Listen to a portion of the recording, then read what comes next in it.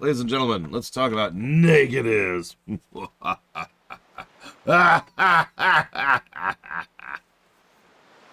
morning, Simple Gamer. Good morning, Walker.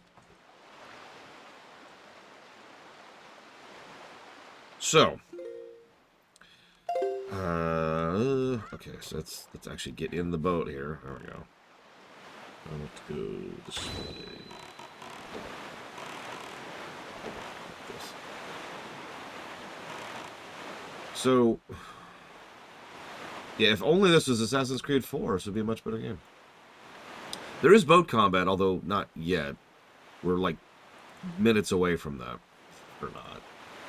But no, I do legitimately want to posit a negative. See, you know how... actually, which game was it? We've already covered a Zelda game where we actively said we're not doing a bunch of that optional stuff because it's not even side quests. It's just like filler, waste of time crap. You remember that? Which Zelda was that? I actually can't remember, and that's bothering me.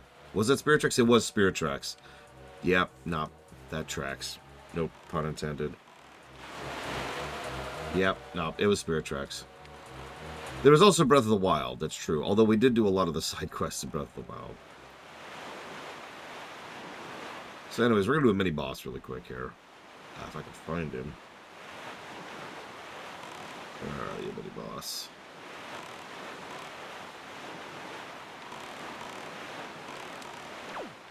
Where are you?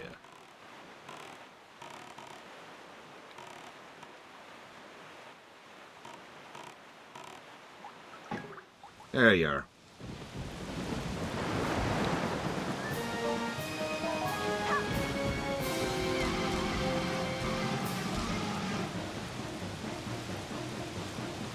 There's a few of these in the water, these Octoroks. This is the kind of stuff that's just out in the ocean, by the way. To further emphasize just how crazy this island really is. Or this ocean really is, excuse me.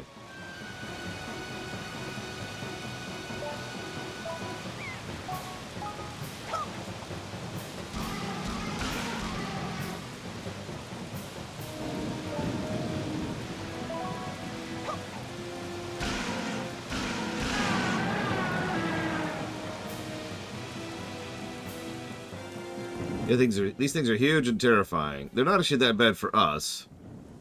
But, like, imagine being just some sailor out here and all of a sudden that shows up.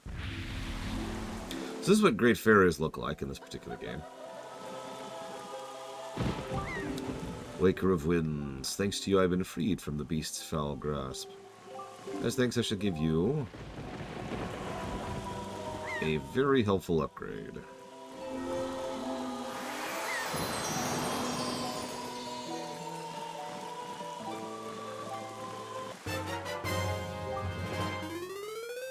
Wong. May the winds of fortune always blow across your bow.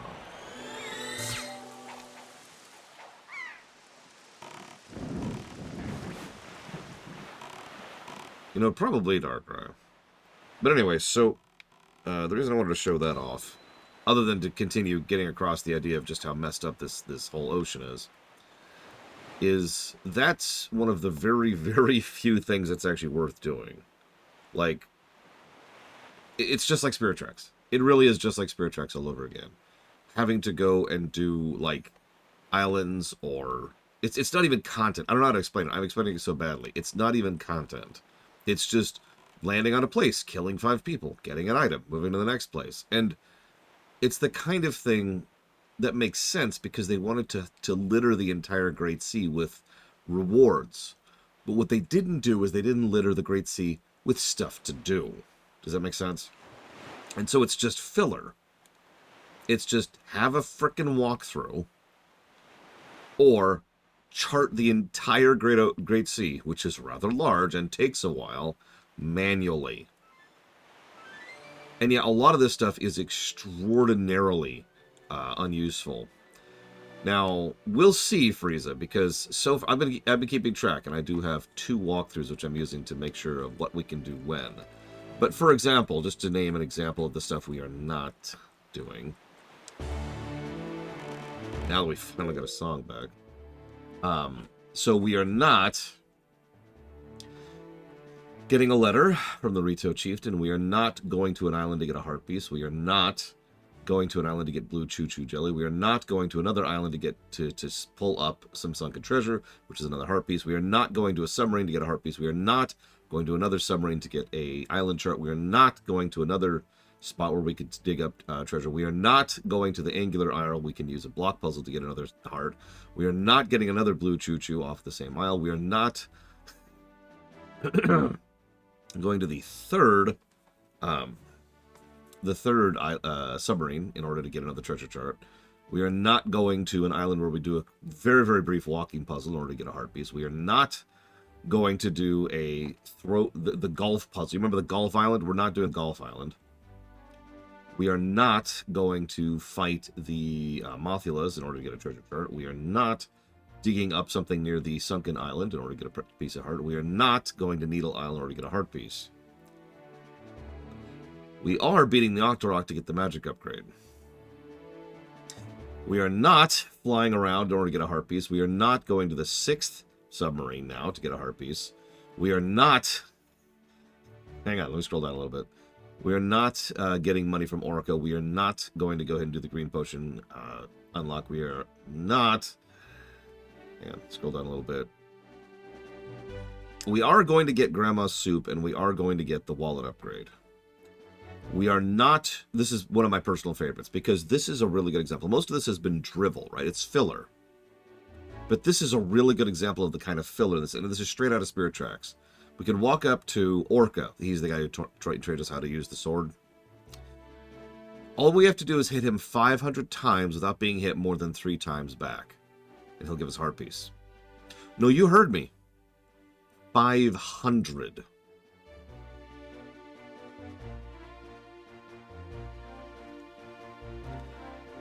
If you hit him 999 times, he gives you a silver rupee. We can also go gather 10 Knights crests. By the way, there's a lot of X of Y quests in this game as well, which is pretty much straight out of Breath of the Wild, or vice versa, I suppose, where you just bring X of Y to a specific person, and that's the quest. So we could get 10 Knights crest and bring to him, which we're not doing. We could go to one of the platform stops in order to get treasure. Oh yeah, when I say treasure, I mean like the treasure items, the stuff you can turn into like potions and stuff. We are not doing another platform to get a piece of heart. We are not doing a third platform to get a treasure chart. We're not doing a second octo fight in order to get money. We're not doing a third platform to get a gold feather. It's another treasure item. There's another octo. He gives a piece of heart. Then there's the barrel shooting minigame. We'll probably show that off. You have to do that twice, by the way, even if you do it perfectly. Then there's another submarine. That's a treasure chart. Then there's something we will actually be doing, which we'll get there. I want to save that one. Then we could go to Crescent Island and dig up a haul up a heart. Then we could go to get another treasure chest there, which gives us a treasure chart. We could get more blue chew jellies there. We could go to another submarine to get a treasure chart. Kill the next octo, get a heart apiece. We could turn in the gold feathers quest I just mentioned in passing to get a heart piece.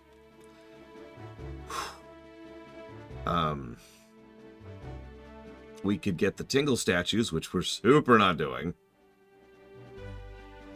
We could go get a purple rupee. Also, this requires us to do an enemy thing. We could get an orange rupee here.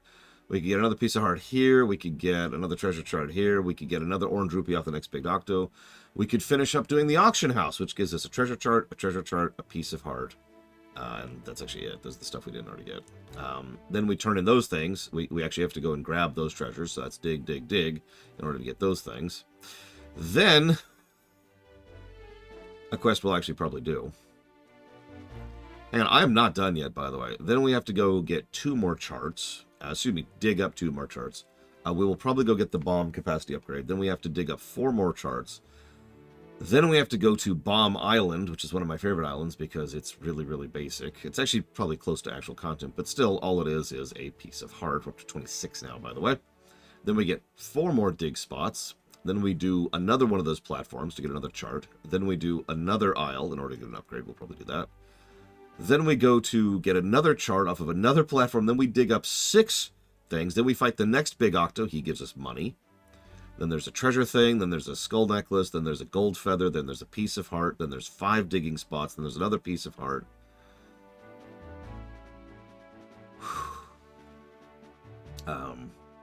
Hang on, I'm not done. We have to get a treasure chart off of the Spire Isle by doing bombing carefully. We have to get another treasure chart by going to Beetle's shop. He'll sell us it at this point. We could also buy an empty bottle from Beetle's parts at this point. We'll probably do that. We could get a piece of heart by digging in a certain spot. I keep saying digging. Salvaging the crane. Then we have 2 more charts to turn up. And then we progress with the story. None of that's hyperbole. It is an extraordinary amount of busy work. And yeah, Dragon Age Inquisition, frankly, is a good comparison for the kind of crap that there is to do in this game. That's what I mean when I say we're not doing any of that crap. Because we're not. That is a colossal waste of time. We will be doing a couple of things on that list. I've been kind of making a curated list of things worth doing, either for story purposes or because there's some actual gameplay. Like an actual honest-to-God minigame, like the... content. We're doing content. Either that or we're doing stuff that's actually worthwhile for the upgrades. But that is a huge amount of crap. And that's my overall point. Because I know that this is one of the more contentious negatives I tend to give these kind of things. Because I know a lot of people are like, yes, there's tons of crap to do. I can't wait to waste weeks of my life doing this tons of crap. I am not one of those people. We have games that have proven that if you're going to put tons and tons and tons of content in your game, you can make it content. Well, you see, Blade Traval, it's clearly Spirit Tracks. So, we're not doing all of that because it is complete time wastiness. And there's nothing worth doing. Like, there's no content. I don't know how else to say it. I don't know how else to say it. There is no content in anything of that list. To actually refine my place here because we're actually doing a specific thing next. Give me 1 moment, please. Okay, so we got the magic meter upgrade. So I believe the next thing is going to be the bombs thing. Yes. Yep. Okay. And something could be gameplay content and not story content. That is something I'm okay with. But like going to an island, climbing a board, walking a board, and looting a chest. Or going to an island, digging into a pit, falling down, fighting 5 enemies, and then getting a chest. That's not content, as far as I'm concerned. That's nothing. And yeah, I was actually going to say, I was going to use some big examples of games that don't have filler in terms of content. I was going to use something like Persona 5 or something like FF7R2. Yeah, we do estimate based on that Blade Travel. Sorry. Spirit Tracks, again.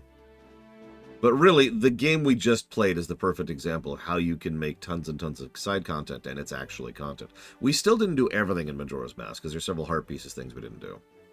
We did a lot of it. We did like a 96% run of Majora's Mask.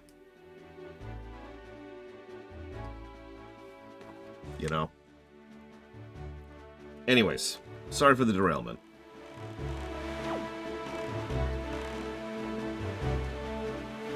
No, that's its own thing, Esri. We are reviewing the HD version, so any differences don't matter, if that makes any sense. This is the version of the game we're playing, let me put it that way. The GameCube version does not exist for the purposes of this review.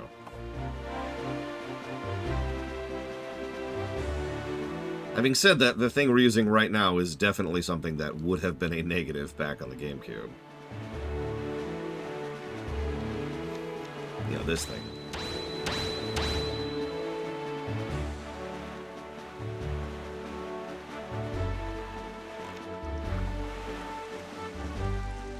Hey. Look, Ash, do you see it? What has happened to this place?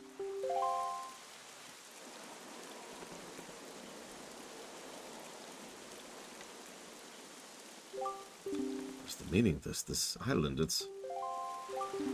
We're too late. I knew we had precious little time, but I never suspected how little. A great water spirit named Jabun once lived here, but no sign of him remains.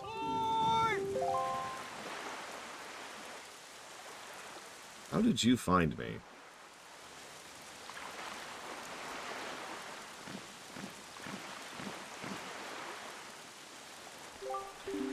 So, you're here. I've been looking for you. Are you, by chance, seeking the Great Spirit Jabun? Sorry to report to you that Jabun can no longer be found here. Just looking at this place has been torn to pieces. I suppose this too is the work of the Shadow in the Forsaken Fortress. But fear not, Jabun was able to flee this island before it was attacked. He's in a safer abode now. Would you like to guess where that abode might be? It's on the island where you were born, on Outset. Yet even if you're able to go to Outset now, you would not be able to see Jabun. Yes, I did, Blato. Off camera. The cave where he hides is sealed with a mighty stone slab that repels all who try to pass it. Why, not even the pirates with their mighty ship could get in. I must apologize, Arsh. I thought if anyone would know of the whereabouts, it would be the pirates. I told them to sail without so much as a thought of the consequences. I don't know what they hoped to get, but they immediately set sail for Outset and tried to break into the cave. It's lucky they could not gain entrance. I have heard they were last spotted on Windfall, but doing what, I do not know. Wish to see Jabun, I think you'd better search for the pirates on Windfall. Eerie isle this is. Everywhere else boasts clear skies and calm seas, but this place suffers under dark clouds and rain. Valu must have been right when he asked me to bring word of Jabun to you. He called this island cursed. I would counsel against staying here longer than you have to, but that is your decision. I have told you of Jabun. My task is complete. And given us our next destination, Windfall. Nice place, by the way. I don't know with total certainty that this is part of the cut content, but if you told me it was, it would not surprise me at all. Because this is essentially a whole island where there's functionally nothing to do here. This is also where Lon Lon Ranch was, back in Ocarina. Trying to find an angle. I don't actually remember where it is, but there's one specific angle where you can actually tell, just by looking, that this is supposed to be Lon Lon Ranch. Quite possibly Esri. Although it's been a little while since I recorded those videos. 8 years now, something like that. You know, Link, maybe you should learn how to swim.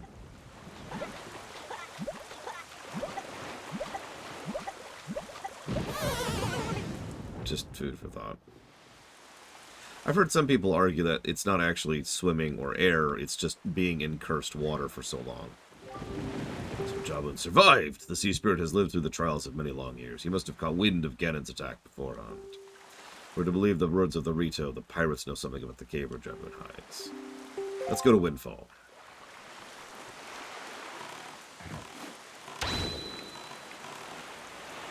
So now the seas are in a cursed state for a while.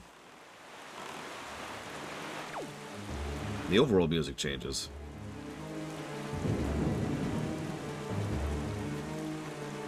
This actually changes the world state a bit, which is why you want to do a bunch of optional stuff before you come here.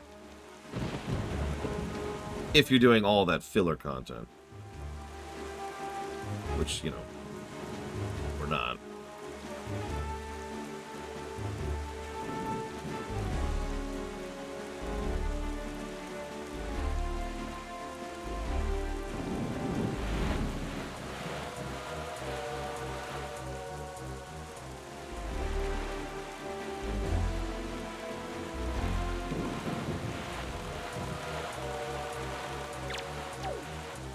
I admittedly haven't heard anything about that act. But I believe you, fully. But for real, I have no idea what you're talking about. The hell is game drift?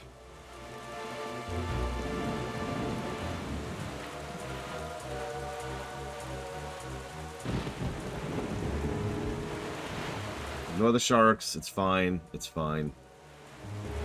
Don't worry about it.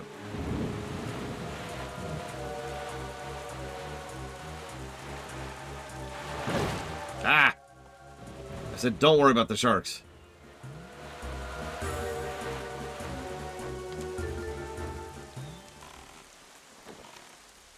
So there's the pirates. I don't know what they're researching, but if they're hoping to get their hands on Jabun's sacred gem, I doubt they'd tell you anything directly if you were to ask them. I think you should try to see what the pirates are up to without them finding out about you.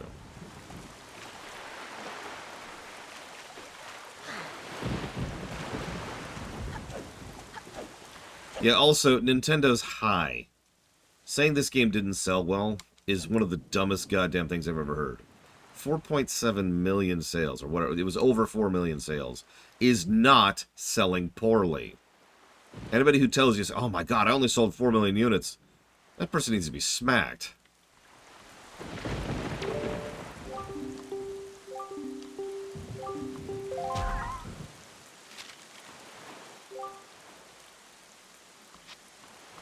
Okay, so there's that. There's another quest we're not doing. I'll take the money.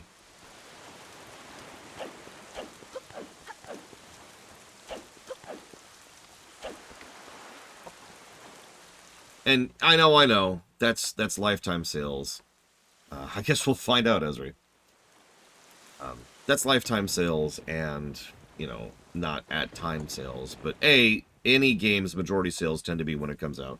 There are very precious few exceptions to that. And B, this is Japan. And if there's one thing that Japan likes to do, and this is true, this is not even me making this up, is they like to say, such and such sold poorly, when they're dead wrong.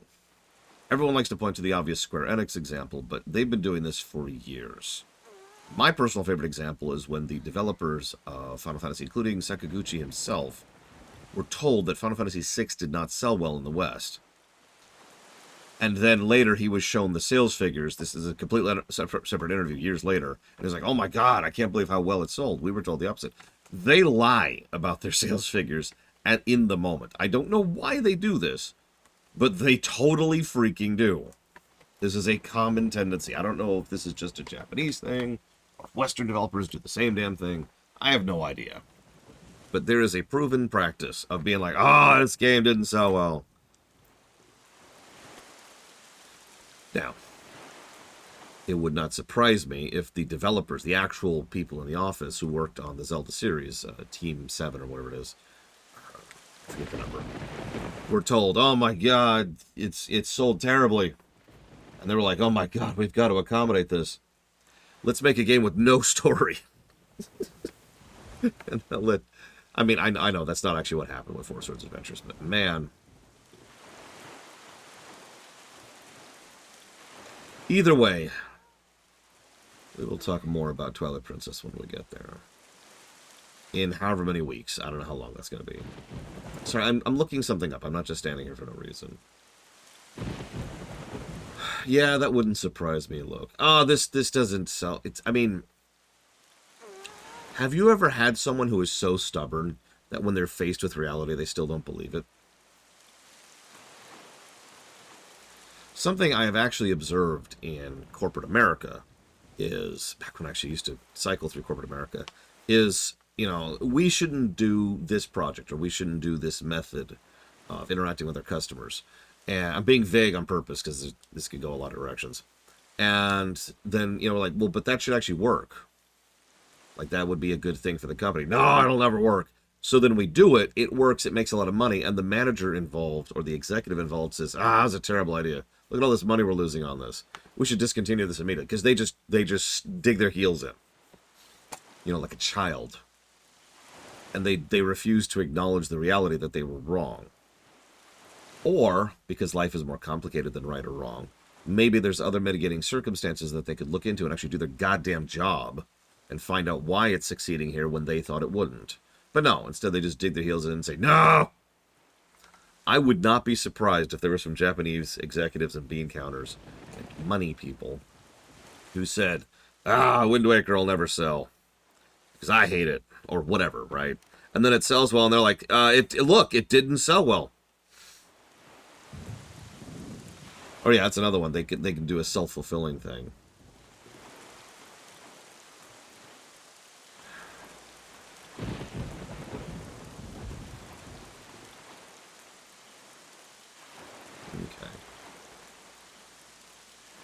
I am eventually going to cover Tears of the Kingdom, yes.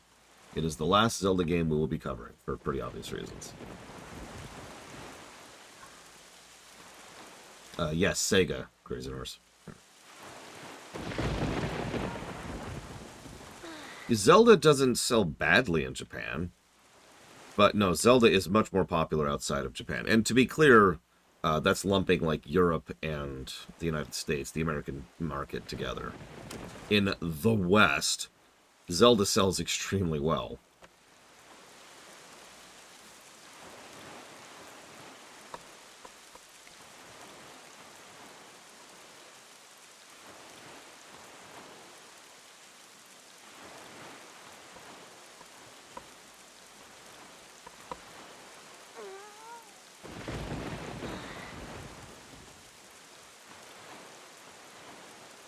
Okay, sorry about all that. Thoughts on the Echoes of Wisdom announcement? Yeah, I need that game to come out like right now so I could pause stream, quit my job, and go play. I'm joking, I'm joking. I'll wait, I'll wait. I'm patient. But, I am rather looking forward to it. If you want more in-depth thoughts on that, you're going to have to watch my live coverage of the Nintendo Direct. But if you are not interested in that, I will say in brief. First of all, about goddamn time we're playing as Zelda. But second, and substantially more importantly, do you notice that it's the third Oracle's games kind of restructured into a new game?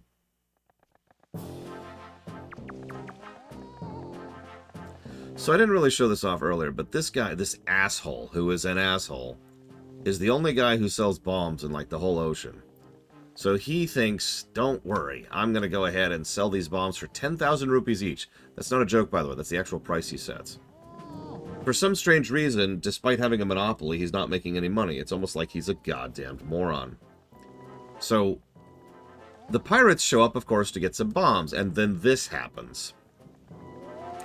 Look, don't be mad at us. It's not our fault we absolutely have to have bombs to get the treasure we're after. How about you just think of it as payback for the nasty little monopoly you've been running here, yeah? But you're thinking it was foolhardy to ask pirates to pay such an outrageous price, huh? I bet you are. You know, Gonzo, I still can't get over that bit of fast-tacking you pulled to get the information out of the postman. Huh? Oh, yeah, that was smooth. I tell you, the minute I set my eyes on Arsh, I knew he was hiding something back at Outset, yeah? So when I saw the postman, I was pretending I was all worried about the kid and stuff. Presto, spills the beans.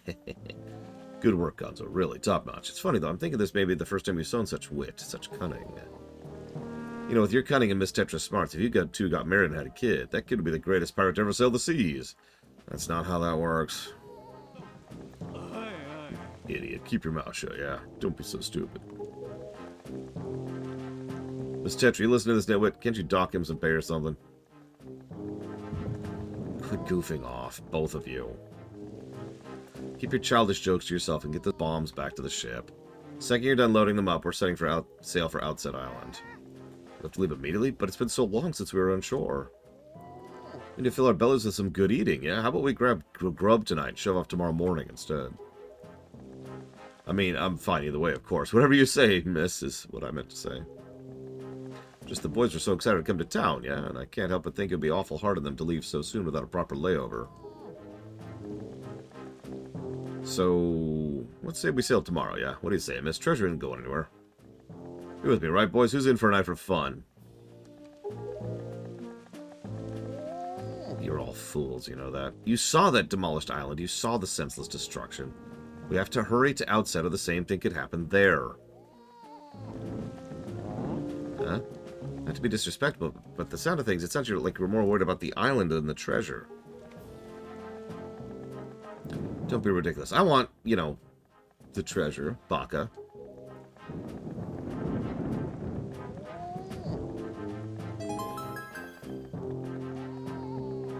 Alright, fine, have it your way. We can leave town tomorrow, you big babies. We're setting sail at first light, so no sleeping in, understood?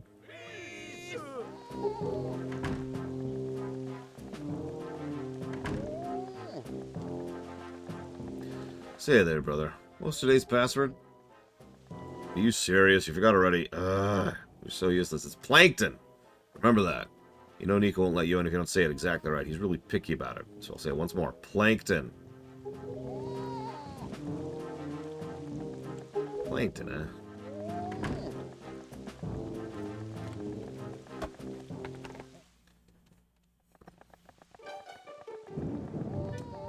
No gods. No masters! Sorry. How you doing, buddy? Hey. Maybe you should have sold bombs to me, huh? So the actual reason he doesn't sell bombs, the more gameplay-y reason he sells bombs for one more rupee than you can carry, yes, it is randomized, is to prevent you from being able to access any of the bomb stuff. It's a knee-high fence, right?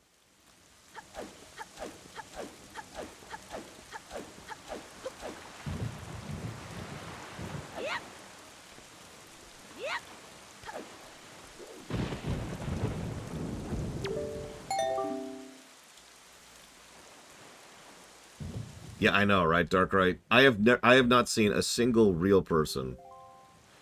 Oh, jeez. Who is actually upset about playing as Zelda in the next Zelda game.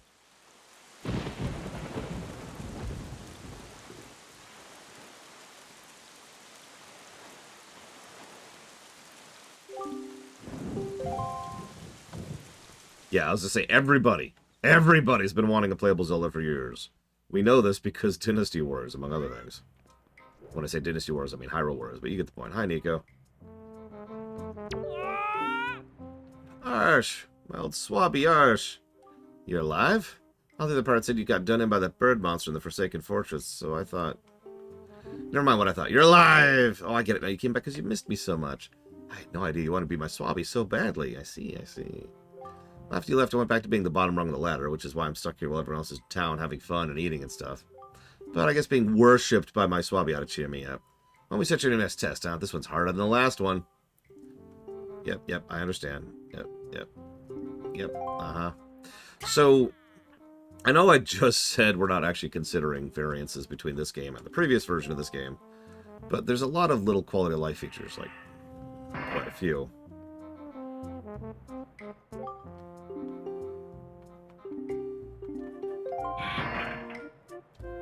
But one of those changes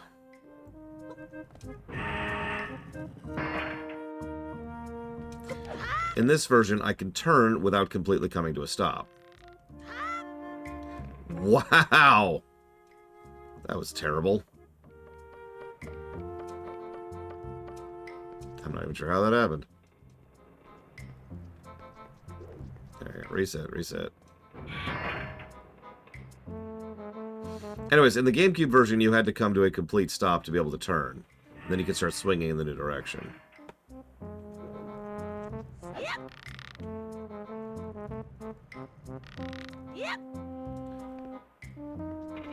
Okay. I'm not actually sure what's happening there. So we're going to have to try this again.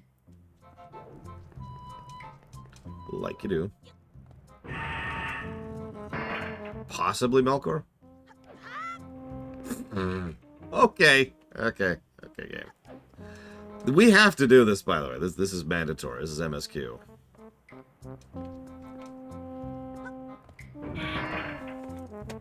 Ah.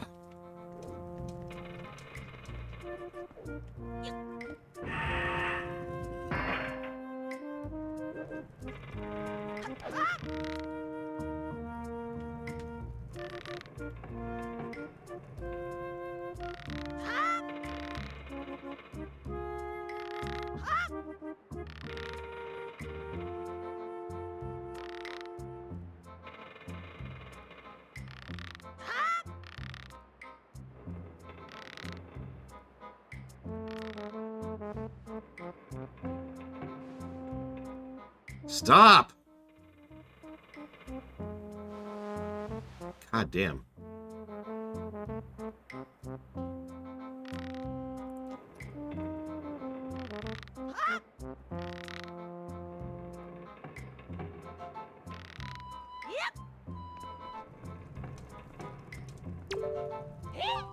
You gotta be... You did already. You're incredible. This isn't good. I've never even passed this test. How can you make it so quickly and make it look so easy? Dude, I did not make that look so easy. If I give this to him, everyone will know for sure. I'll be so busted. Okay. You're the best swabby of all time. I guess I'll give you the bombs. Just don't tell anyone, okay? I'm really serious. Really, really serious. Thank you for the bombs.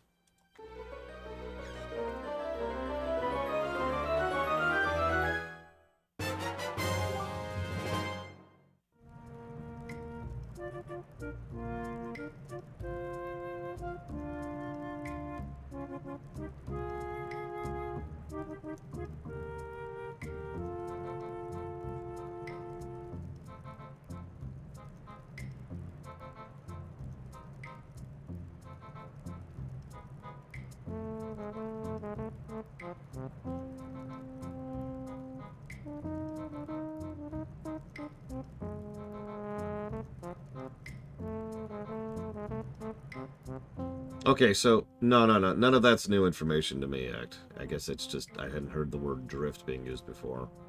So hang on, so what was your question? Because I've lost your question all this now. Because I've actually already talked about this. I talked about this during the Skyward Sword coverage. It's mighty courageous of you trying to steal treasure from pirates. Suppose I should be shocked, but I'm more amazed you managed to survive after being tossed out of that tower. Look on your face, I'd have to guess you haven't saved your sister yet, huh? Don't give things much thought, do you? You just rush in, never thinking how badly things could go for you. Like just now, the only reason you got what you did is because we left behind a simple-minded little rat like Nico to look after things. And no one else would have parted with our treasure so easily, I assure you. Just how do you intend to use those bombs, anyway? Don't tell me you're going after Jabun's treasure, too. Right now he's hiding in a cave in the back of the island you were born on. The entrance is blocked by a giant stone doorway. You can't get in without breaking down the door. We're going to relax and eat our fill of whatever this town has to offer, but we'll be leaving for Outset first thing in the morning. You managed to find Jabun tonight. I guess you win, but if you take too long, we'll come a-sailing. And believe me, you didn't get all our bombs. Better be quick, kid. Bye, Nico.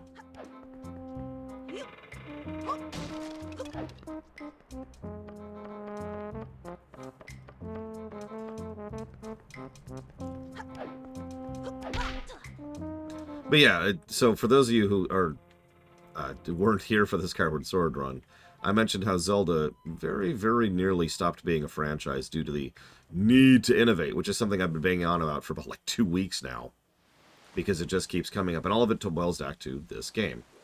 This is the game where they're like, we need to innovate. Yep. And it continues to be a really, really dumb talking point.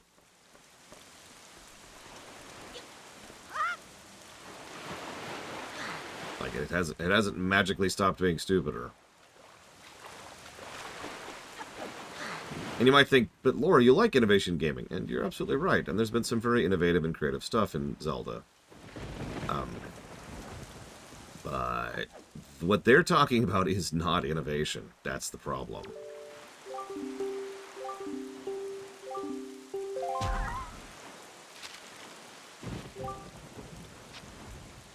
Now you can buy bombs.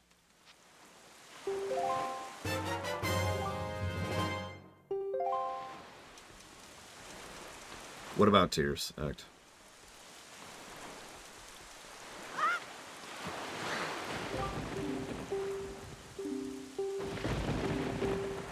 Right, so which Zelda games would I consider actually innovative? Obviously Zelda 1. Map, please.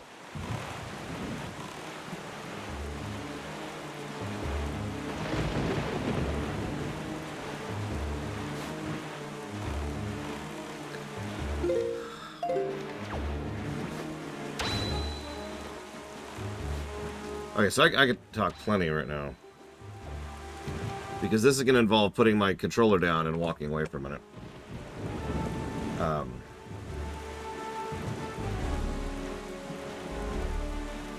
Yeah, see, the problem is...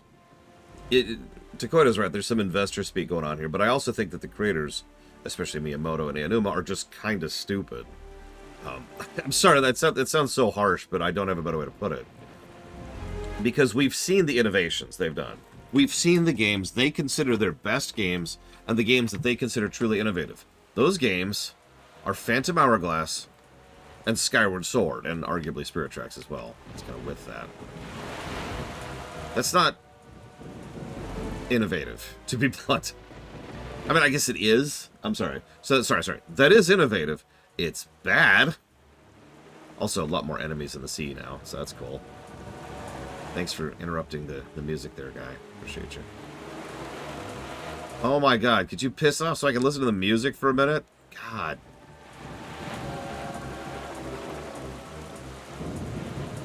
Very true, Bonnie-Punk. That's why I had to correct myself. Sorry.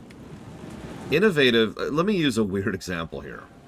Mario Wonder was innovative. And I know that sounds strange, but I mean that. The way in which they constructed the level design, the way in which they allowed you to have other versions, other very dynamic versions of levels, which completely altered how you look at those levels, that's innovative. And it was awesome, for that matter. But that was good innovative. That was innovative, that which pushed something forwards, right? Yeah, you know what, Ed? The DeLorean was innovative. It was also a pile of junk. A little tidbit that tends to go unnoticed nowadays by people watching Back to the Future. But the problem I'm having is not the fact that they want to innovate Zelda, because I'm fine with that. Go ahead, innovate, sure. But actually innovate it. Don't just try to change how we control the game, because that's not innovating. That's trying to get in the way of innovation. I said it before and I'll say it again. Finger to button press is... We've already solved the controller problem. I don't want to go down the rabbit hole in this again. We've already solved the controller problem. We already know exactly how to play a video game. We've arguably known it since the NES era, but we've definitely known it since about the PS2 era. Now, some people like motion controls. Those people are crazy. Some people like being able to do waggles. That's cool.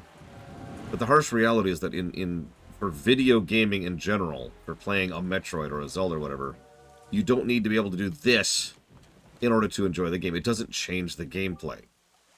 All it does is add an extra step in between you and the gameplay.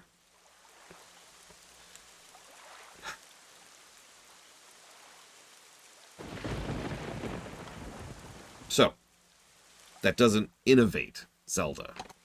Zelda is not innovated. Zelda is not changed. Phantom Hourglass and Spirit Tracks and Skyward Sword are not innovative games. The method by which you control them is innovative. And sucks, but that's unrelated.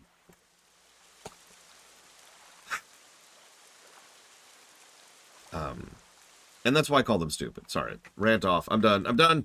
Have you noticed, Arsh? Morning has not broken since we arrived at Great Fish Isle. The land was so ravaged by monsters, it's as if time itself is frozen. Perhaps this is the curse that Baldu spoke of. Whatever the reason, if this night does not end, we need not worry about the pirates overtaking us. In fact, it might not be a bad idea for you to visit your hometown and family again after such a long time away. Well, okay.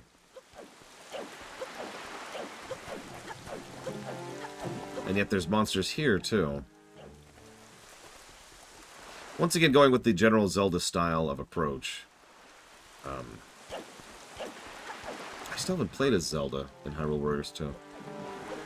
My niece played as Zelda. Oh no, I've raced a DeLorean. They're garbage. They're trash. You know, I'm not sure, Yura. Because I know Ocarina did that, but I doubt Ocarina was the first, right? Anyways. Excuse me. Zelda series has always been big on the idea of darkness being a place where evil can spread more easily. Yeah, pretty normal. And we know that darkness spreads... Whoa! That bridge is out.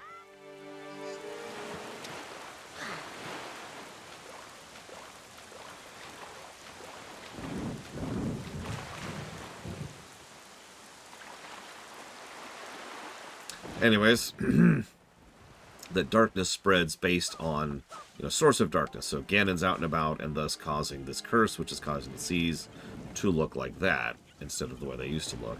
And notice how just a few color filters and the rain and the storms completely changes the vibe of Outset Island. We spent a while here early on, and you can see it feels completely differently, which is awesome. And yes, unlike, say, Final Fantasy or even Kingdom Hearts, darkness is evil in the Zelda franchise.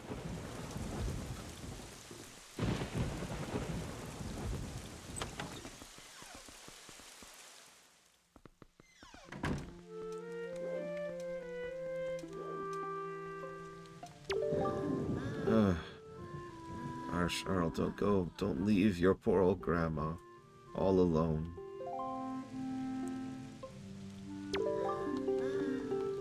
I don't know, Melkorblade. I'm not that familiar with Dogma. So she's probably running a fever or something right now. Either that or she's sleeping. See you around, Grandma. Don't worry, we'll get you a nice new land. And we'll call it New Hyrule. For some reason.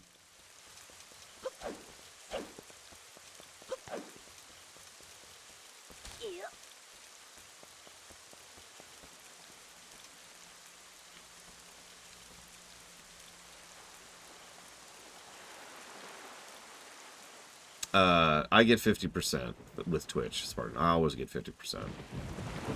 So whatever it costs you, divide by 2. Should Zelda be able to hold a sword? I see no reason why not. She does in Smash, for example. Should Zelda use a sword? No. Frankly, I think Link shouldn't use a sword at this point. I've been quietly complaining about this whole time, but honestly, Breath of the Wild was a breath of fresh air when it came to weapon selection. Well, I don't want to, convince you to give me more money, Spartan, but if you directly donate $30 to me through PayPal, then I will get $29 and probably about 80 cents out of that. Something like that. Wow, that is extremely stupid, Zactaf. Hopefully they won't go anywhere with that. Harsh, you made it back. Nasty things have been happening here ever since you left that boat. You'd better head home early today. Don't come out to play until long after the sun has risen tomorrow. Yeah, about that. So glad you're safe, Harsh. We've all been so worried. Boys will be so surprised to hear you've returned, just as soon as they wake up. Yeah, about that. Yeah, in Twilight Princess we'll see Zelda with a sword.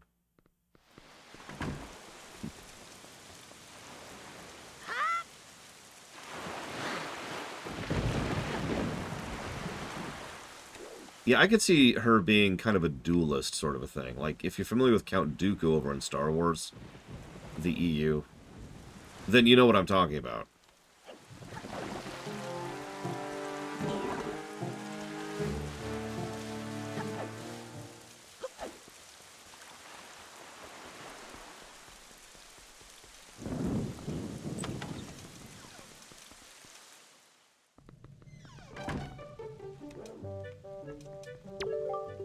Gosh, is that you? Whoa! You kind of startled me there, buddy.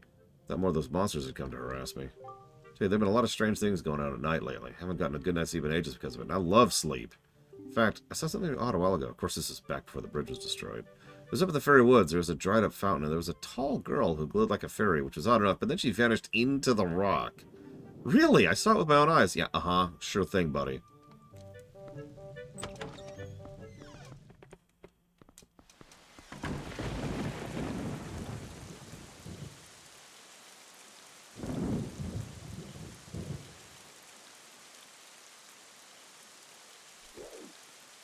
Yeah, Breath of the Wild is its own thing.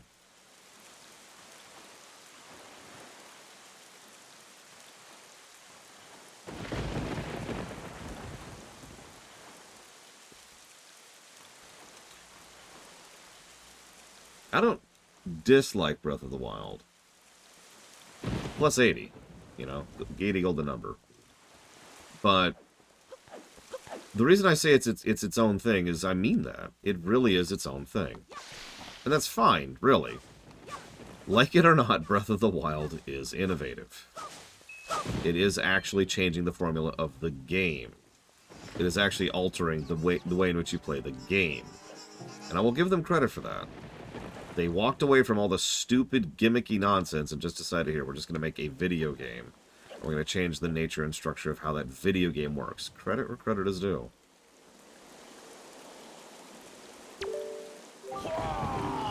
So close, if I could fly to the top of that hill. Yeah, sure, whatever. Yeah, noble name.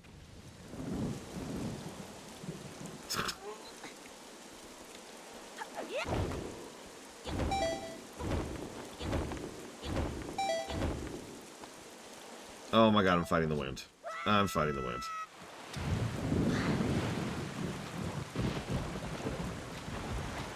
Yeah, we'll see if Tears continues to innovate. I'm going to go ahead and say right now, I think it actually is going to innovate. Like, the building/fusing mechanism alone is probably innovative.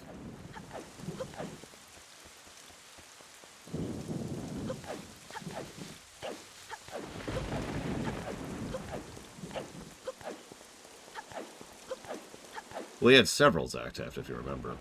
And he was going to have Ryu, but that didn't work out well. Alright, so I need to do this.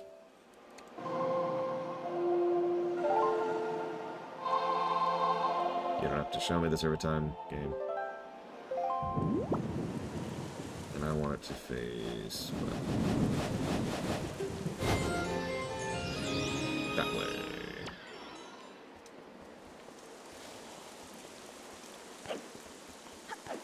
And if it's not obvious, chat is joking. I have nothing against anybody who likes Breath of the Wild. That's silly.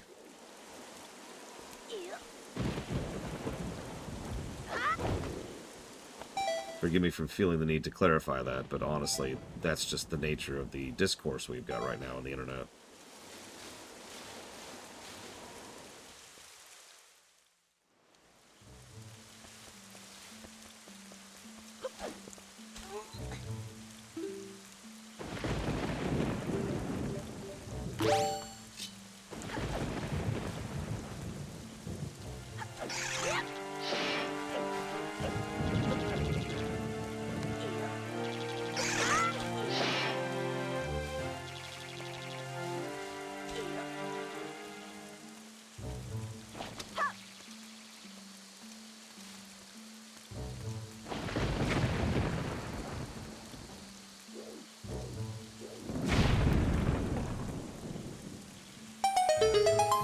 We'll have to see what Echoes of Wisdom does, because that could go in a lot of directions. It could be another Four Swords Adventures. All gameplay, no story. Very good gameplay. But they could lean that direction with it.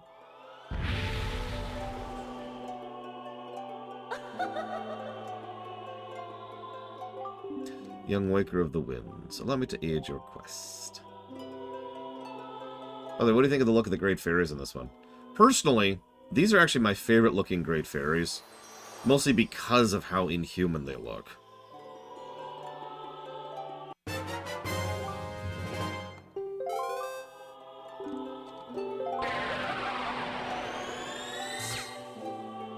And I do want... oh, jeez. No, I already got one. Cool. Yeah, they don't have the shrieking laughs. That's nice. It's always a plus when they're not going...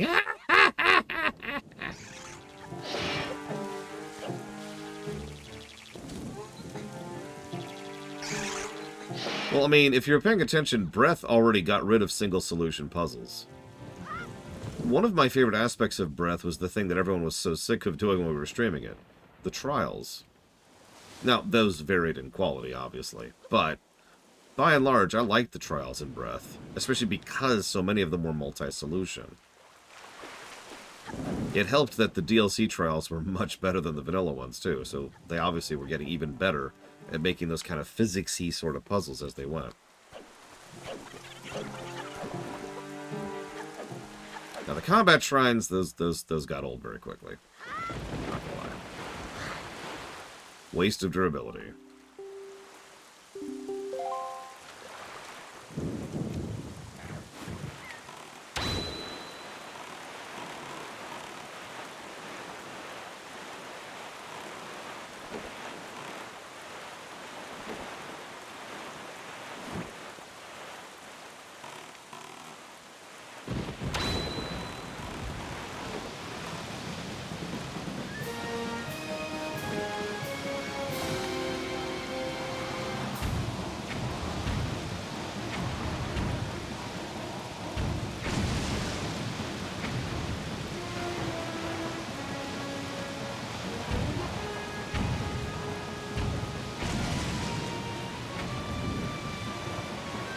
I'm gonna admit I wasn't into the Divine Beasts, but I wasn't not into them, you know? It was an absence of like as opposed to a presence of a dislike for me.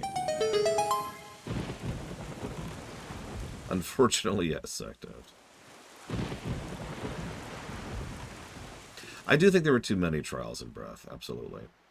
And I liked the trials purely gameplay-wise. There's a reason I gave the trials a negative to story. For brickwork. And that goddamn song. Well met, Hyrule King. Well, much indeed, Jabun. I am pleased to see you are safe. The events that we have long feared seem to have been set into motion. Yes, it seems Ganon has returned. There can be no other explanation. If you have sought me out, it must mean you have found the hero of time, does it not? Unfortunately, that is not so. Then for what purpose have you come to see me? The one I have brought with me has no connection to the legendary one. That's why his name is Arsh, not Lore. And yet I sense great promise in the courage this one possesses. Promise? You suggest I leave the fate of Hyrule up to mere chance? We must have prophecy and reincarnations and bloodlines! Sorry. I do. It is the only way. I see. Then I suppose it's up to the gods to deem whether his courage is true. I give you the god post of the gods. It's totally Jabu. It's Jabu. Come on. If it's not, it's just another one of the wind fish creatures, of which we've already encountered like 6 by now.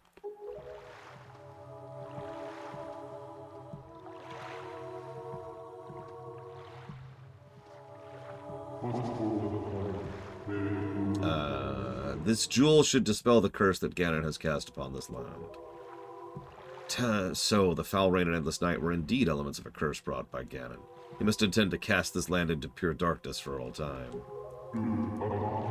Tell me, Hyrule King, have you learned the whereabouts of the one who carries the bloodline of the Princess Zelda?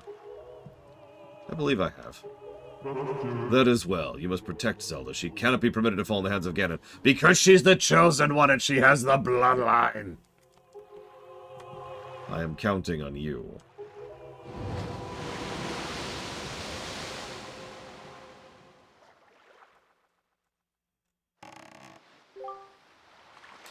Ganon's curse has been broken. Yay.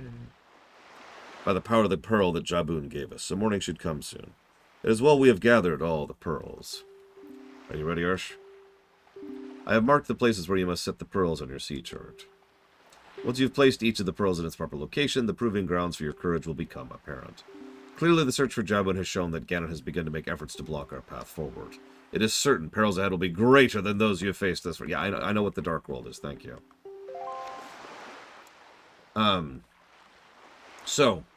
That's Hylian, which is based off of Kana, which is a Japanese text. So you can more or less directly translate Hylian into Kana. It's actually pretty easy to do. If you happen to know Kana, which is, of course, Japanese, which I do not know, but plenty of thoughtful, helpful people have done so over the years, and so I can just find a transcript, which I've got up here on the side of my screen, so I can just read to you what they're saying. However, if for whatever reason that's not good enough for you, when you do a repeat playthrough, they actually just say what they're saying in plain old English.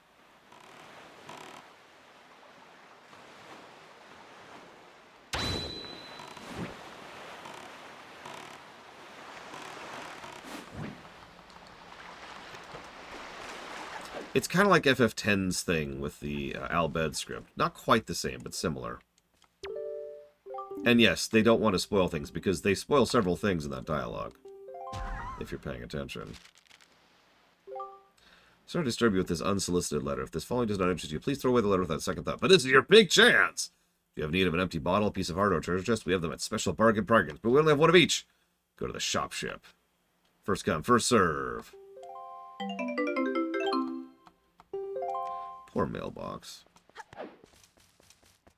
Yeah, making a language that's actually readable if you know it is a really common thing in a lot of Japanese developed games. Like, it's weird how normal that is. Grandma?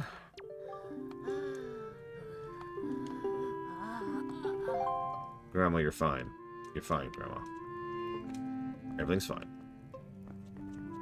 I'm stuck on a wall, Grandma. It's fine, it's fine.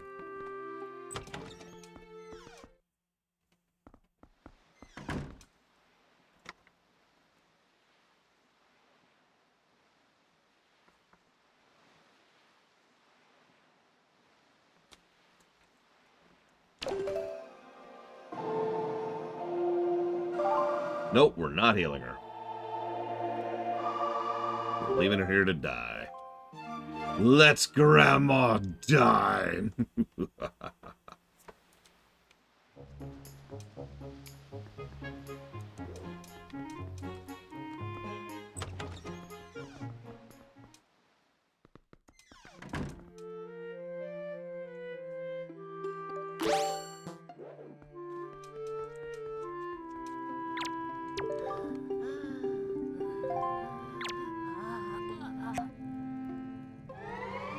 No, not me. Her. There you go. I brought you a fairy, Grandma. I hope that's worth something to you. Arsh? Is that you, Arsh? No, you're hallucinating. Grandma's always happy to see your shining, bright face.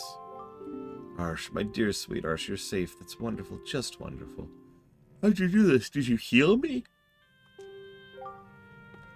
That's right. You and your sister have been trying so hard to be strong. I've just been sitting here moaning and worrying. I'm your grandmother. I'm the one who should be taking care of you. Yeah, where's our parents? I'm so sorry, Arsh. I haven't even considered what you must be going through. I'm a terrible grandma. Here, why don't you have Grandma's soup? It's a full heal, which also fully restores your magic power. It also doubles your attack power until you take damage. You've probably heard me reference Grandma's soup in previous Zelda games. It is unironically the best, like, buff item in the franchise. With the possible... Oh, yeah, by the way, it has 2 helpings per bottle. The only possible exception here is some of the really ridiculous stuff you can make in Breath of the Wild. And you could just come back here and just get it.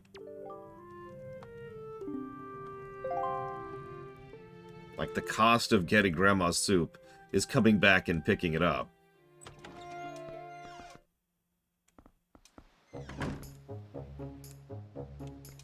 Anyways. So, now I gotta skip ahead a little bit, because there's a lot of stuff we're not doing. I already gave you the gigantic list earlier.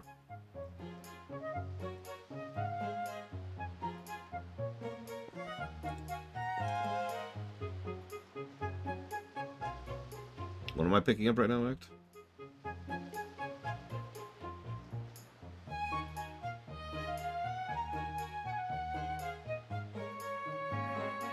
Just one soup that I'm aware of. One soup at a time, I should say.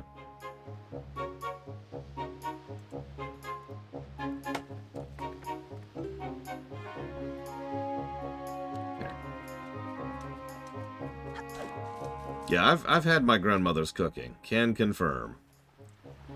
I mean, let's be honest, in our current era, most of our grandmothers learned cooking, like, right after World War II.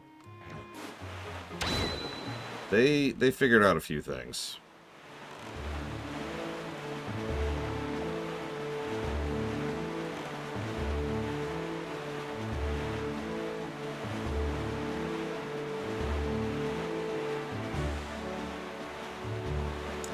I don't know how many bottles are in this one. I have had fake apple pie.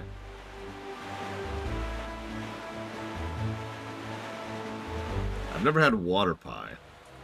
I don't think I want to have water pie. I did know that era. That was actually a really common thing in Europe in general. Sorry, I keep forgetting to do that.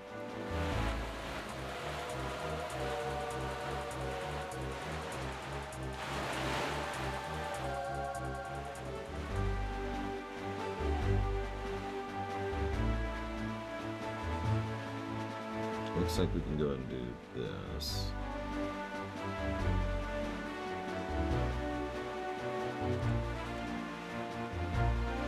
God, there's so much stuff we're not doing.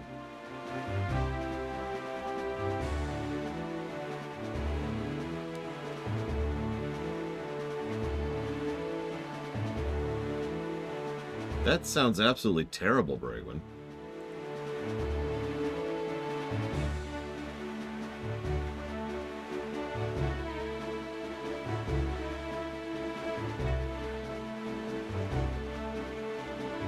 As I say, that's a Great Depression meal right there. I mean, stone soup. Although that's kind of different. I shouldn't equate those. Yeah, we came up with some fun things to make in the Great Depression. I mean, have you ever had mud pie?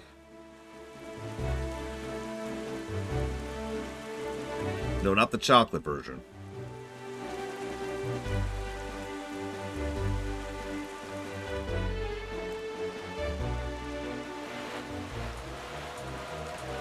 I've never had dandelion salad.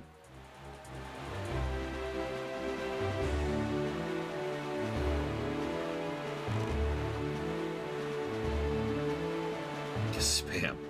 And yeah, beans on toast is not actually a joke. Go figure. I don't like spam because it's too salty for me. Yeah, there's a YouTube channel I follow, which is all about cooking in colonial times. What are those, like 1200s, 1300s, whatever that era is. And it's actually fascinating learning about how they would cook and preserve and what kind of ingredients he would use, stuff like that. I think it might be Townsend's. It's a cool channel, I like it. I like those kind of gimmicky food channels. Okay. Oh yeah, lots and lots of salt. Like, they took every Dark Soul fan and squeezed them as hard as they could.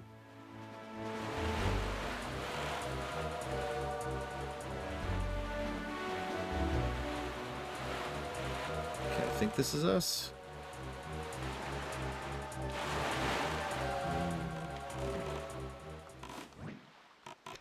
This doesn't look quite right.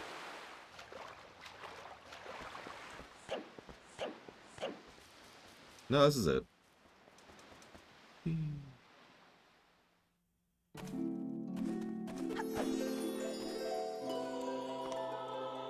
So now we can refill. Oh no, yeah, okay. Yeah, okay, 4 bottles, by the way. I can actually verify because it shows us here on the HUD. So 4 bottles. Good morning, Evo. Real quick, what do you think of these fairies in terms of design? The Great Fairies. Exactly, Jolly Leprechaun.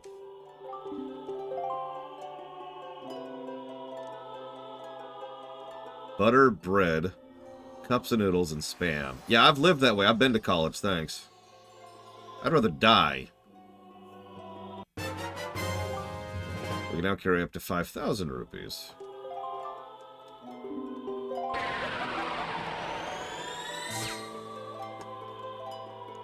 I mean, they are wonderfully terrifying fairies. Oh man, corned beef hash is so good. Easy to screw up, though. It's very easy to put too much salt into it, and that just completely ruins the flavor. Alright, so we did that. Dragon Roost.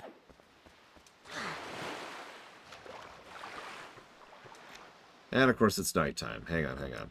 I don't like it being nighttime.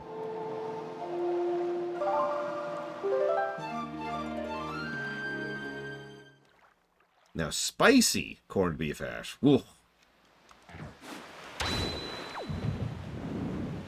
Okay, so I want to go...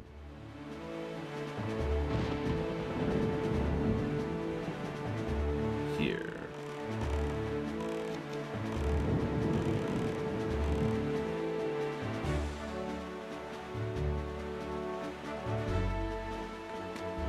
Oh yeah, no, it's so good, Yura. Especially if you get some good one. Get a little egg with that. Oh. I do like sexified fairies, that's true, Evo, but I'll take the alien fairies over that.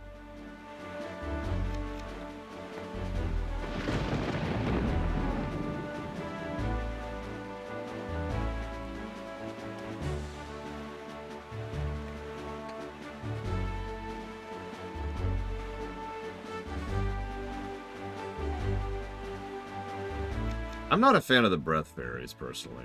But, you know, duh, I suppose.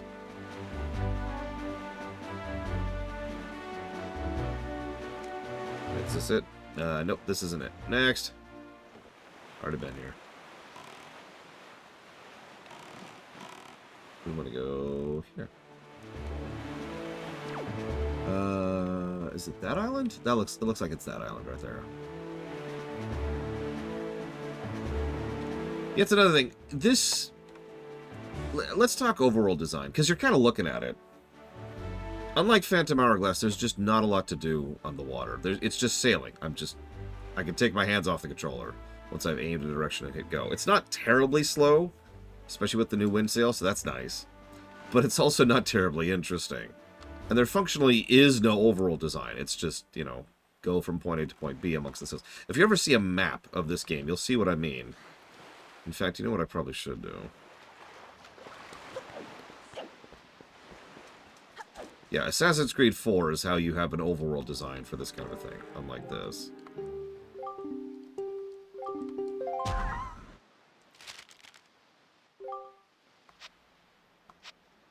Are you hungry? You keeping warm? You haven't injured yourself, have you? You always work so hard, Arsh. Do you have enough rupees? Your grandma doesn't have a lot, but I'm sending you everything I've saved up. As long as I have you and Errol, I don't need anything else. I want you two to return home safely. 20 rupees. Grandma! So here's one of the trees we could do a side quest for, which we turbo or not. To explain that.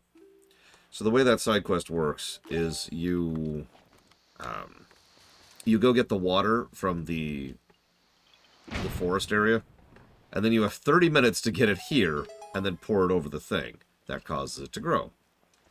That's the tree quest in a nutshell.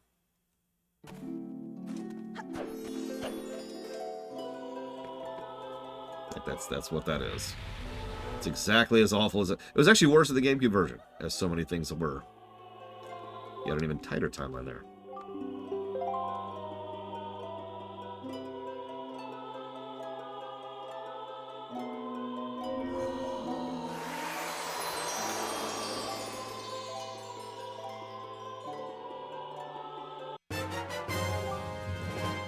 We can now carry 60 bombs.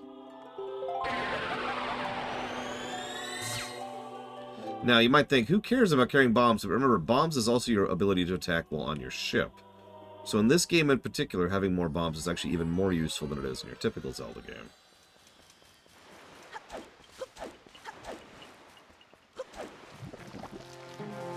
Speaking of ship, there you are.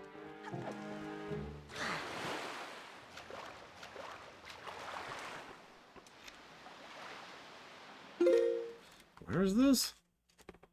A harpoon gun? Listen, that's too innovative, okay? We can't have anything innovative. That's not allowed.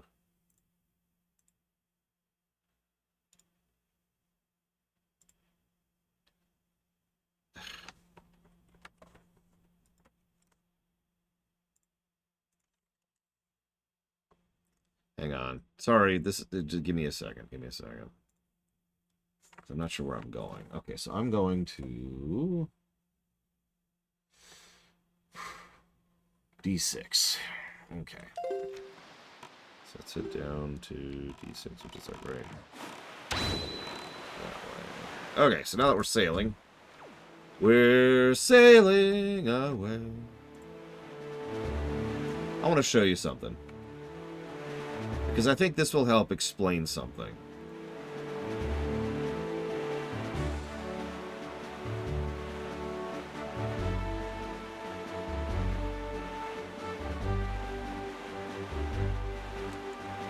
Listen, I'm not playing Assassin's Creed music. You can't make me do it!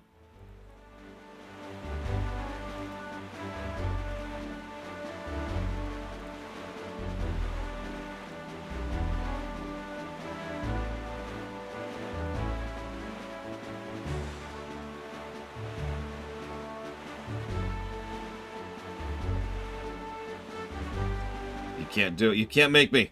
You can't make me. No amount of money in the world. I'm joking. Give me a minute, because I want to show you something.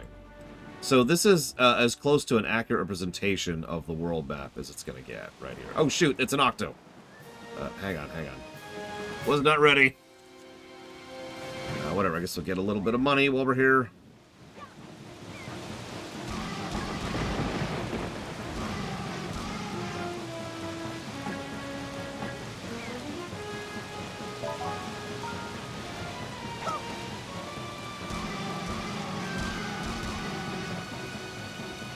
I've also felt, and this is just pure speculation, that several of the creators at Nintendo have that, well, I don't want to call it the auteur problem, but You know the problem.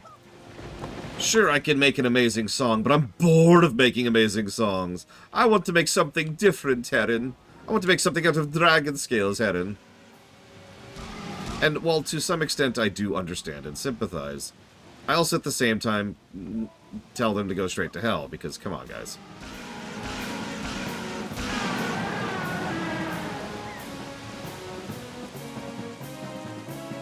Like, I get the really strong impression that they're just tired of making good games.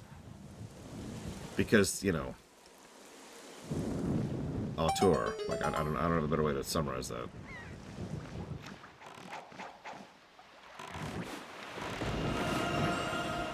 Oh, Jesus. Okay, hang on.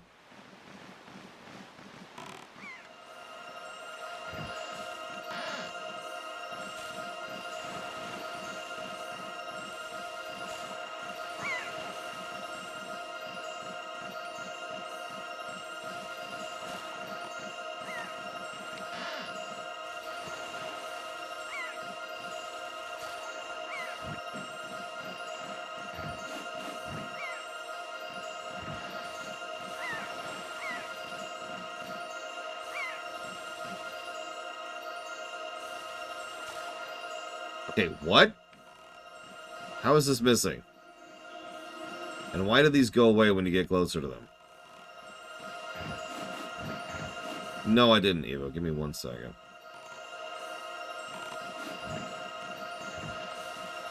Like, I should be more than close enough to grab this.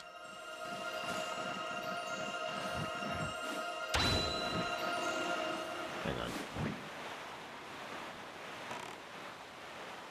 Oh god, is it gone now? I think it despawned. Oh, there it is, there it is. Jesus Christ. Okay, hang on.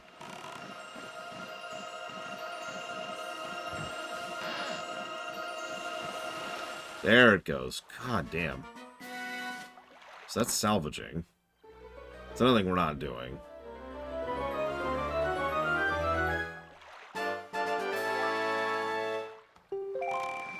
I'll take that, because Lord knows we're going to need a bunch of those. Alright, now. Sorry, so Evo had a question. Evo's question was, Lord, why do you suck so badly? I think there's a difference between malicious compliance and asshole genie mentality. So the implication is that malicious compliance is like fighting back against something that otherwise you have no power to fight back against. That's not necessarily true, but that's the way it's usually used. A genie being a dick has plenty of power and doesn't need to be a dick. They just choose to because they're dicks. Having said that, otherwise, no.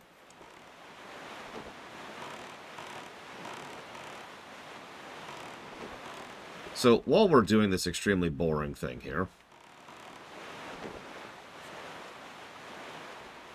which we're almost done with, because it took me so long, I want to show you a representation of the Great Sea. You ready for this? Now, I want you to picture Hyrule in Ocarina for a second. It's important, because Ocarina's Hyrule is directly laid under the map I'm about to show you, which is this. Now, you might look at this and be like, okay, but I really want you to process this for a second. Really. Because do you see those tiny little specks in each of the quadrants? Those are the islands. Like, even the larger islands. Like, if you look at Windfall Island, which is up there at D2, which is one of the bigger islands. Or Forsaken Fortress, which is huge, which is way up there on A1. That's it. That is a tiny speck in a gargantuan sea of water. And I know what you're thinking. Of course it's a giant sea of water, lore. That's why they call it the sea. But the problem is, you've decided to make a game around this. So now that you've successfully made a game around this, what you've successfully done is made a gigantic swath of empty nothing.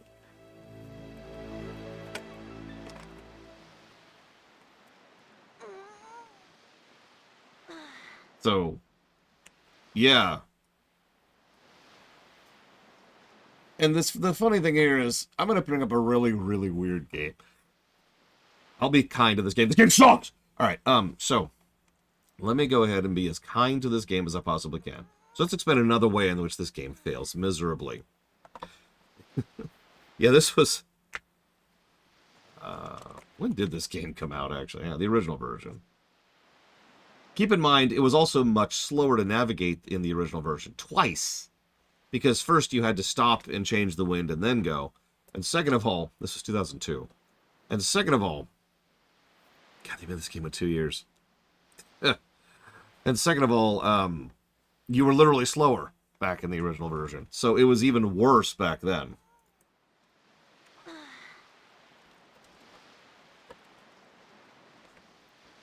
So how many of you have heard of Starlink Battle for Atlantis? Now, the answer I overwhelmingly expect here is none of you, but we actually streamed that game. In fact, we have a current review of that game. Now, the reason I bring up Starlink is because of all the many, many, many things that game did wrong, and trust me, it was a large amount, they did one thing very right. They realized they were making a video game. And so, when you would switch from planet to planet and go across the solar system, it would take a very short period of time. Because it was like right there. Because it was all video gamey, right? Because the size was not correct. So that was a good thing. They actually recognized that you shouldn't actually spend 5 years going da da da da da da da da da da in order to get from point A to point B. Then there's this. Anyways, what I'm trying to say is negatives to Overworld. I'm just deciding how many at the moment. I haven't processed how many negatives is getting yet. Oh, hi. That's okay. I have a bomb. Now, Freelancer is a game I remember very, very fondly. But I don't know if it's actually a good game or not, so I can't speak to that. I haven't reviewed it. I might remember it too fondly, because first of all, I named the entire genre after it, and second of all, games of that genre are ridiculously rare. So it might be one of the Star Wars Rebellion things, right? Not actually a good game, just the only game that's scratching a particular itch.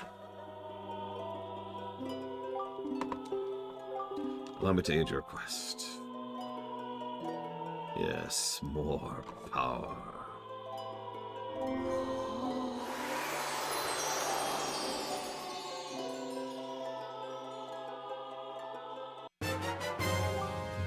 Now we can carry 99 bombs, which may sound excessive, but again, that's our ammo.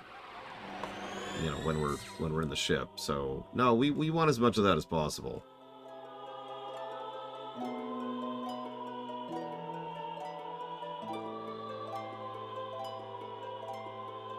Sorry, I'm double checking something. Looks like we should do that too, but we can do that later. So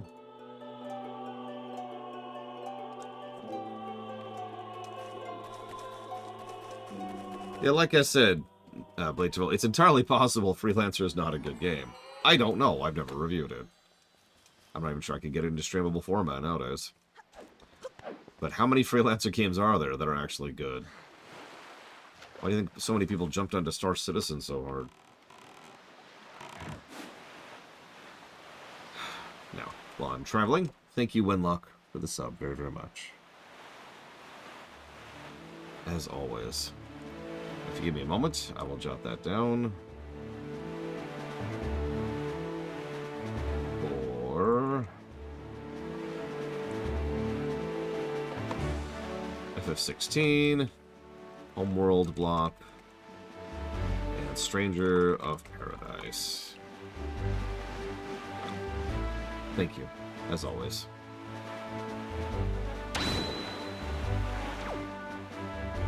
I don't know, Star Citizen might come out the same way that, what was that, Ubisoft scam game that just came out? I can't remember the name of it.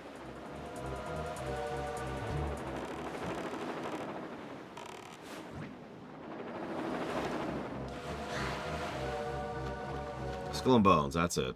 It might come out the same reason Skull and Bones did, because the government literally sued them into making it finally come out.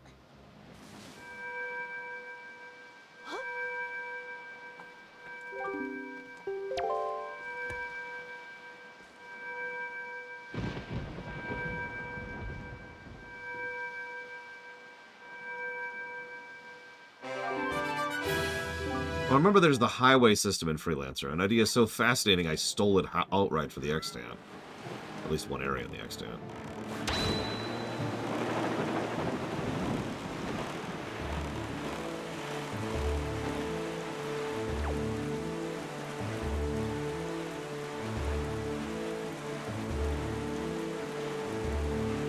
Which is funny, because 2 of those have come out by now, Darkrai. We need the trifecta.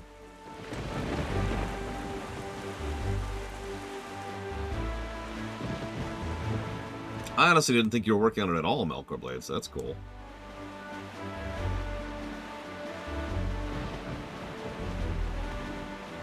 A Max Ocean game. That sounds terrifying. Hope you've got a good fleet going.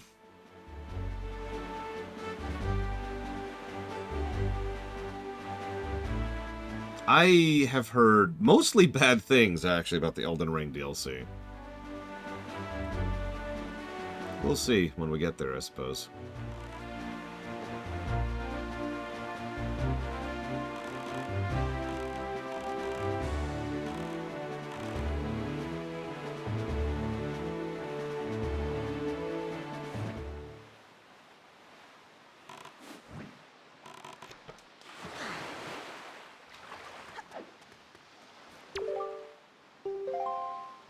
Here's how you get to Bomb Island.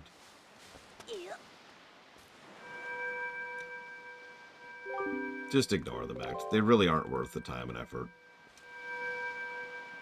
Remember the rule 1. Rule 1 of the internet. Do not feed the trolls.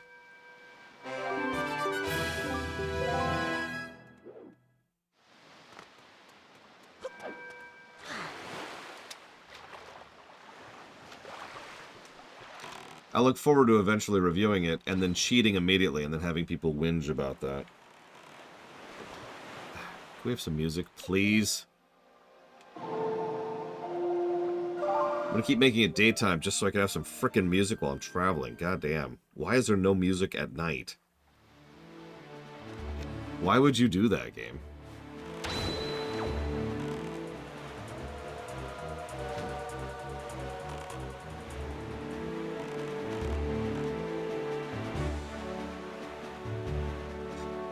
Yeah, I know. The problem is, it's just like Breath of the Wild. It looks better at night because they get rid of the bloom. Or at least they tone down the bloom. But there's also no music at night. Guys! Game design. Do you speak it?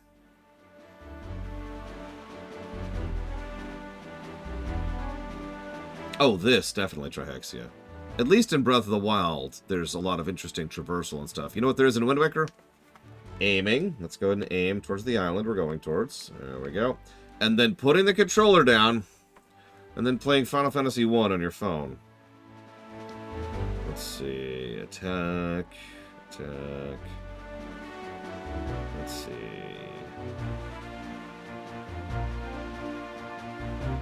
Sending super secret messages to my extremely real Canadian girlfriend.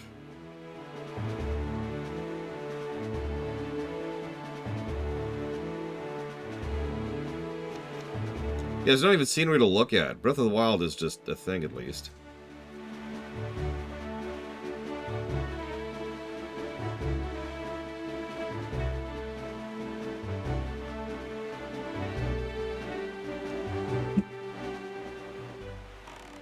Whoa, whoa, whoa.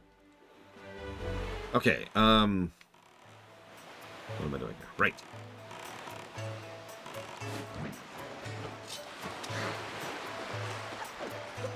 Yeah, meanwhile, Euro's over here. Look at how they massacred my boy. Actually, I want to go up, don't I? IGN was right. Too much water. Hey, Otherworld Nebula. Nope.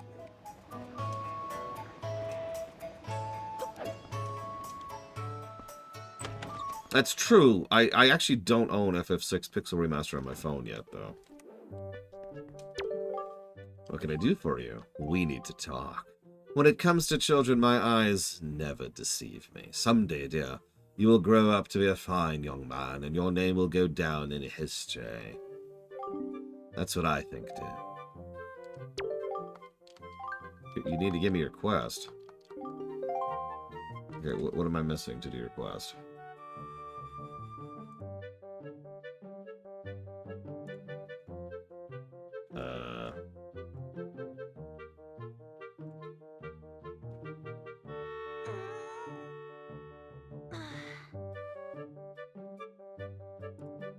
Hang on.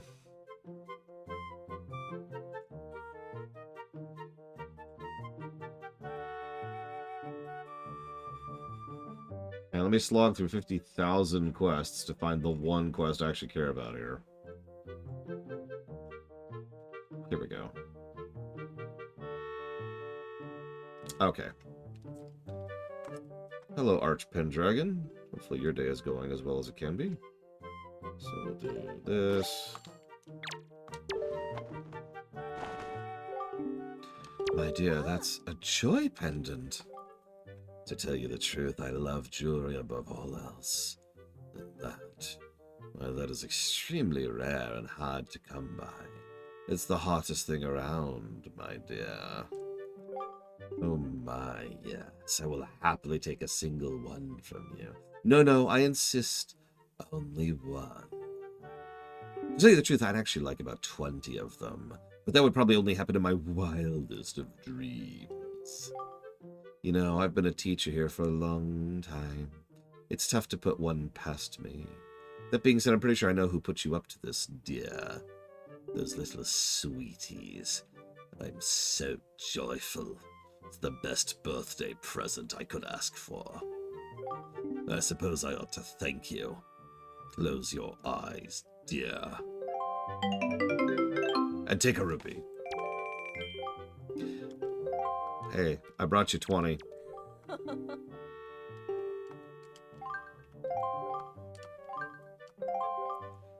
Yes. You have a flare because you have jewelry.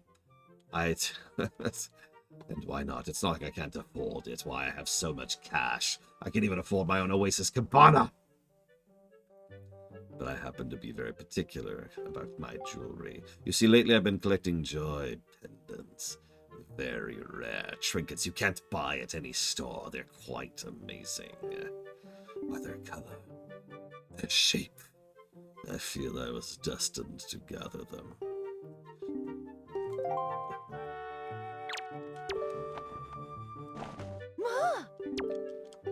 Yes. To think a child would pay such a large tribute to me.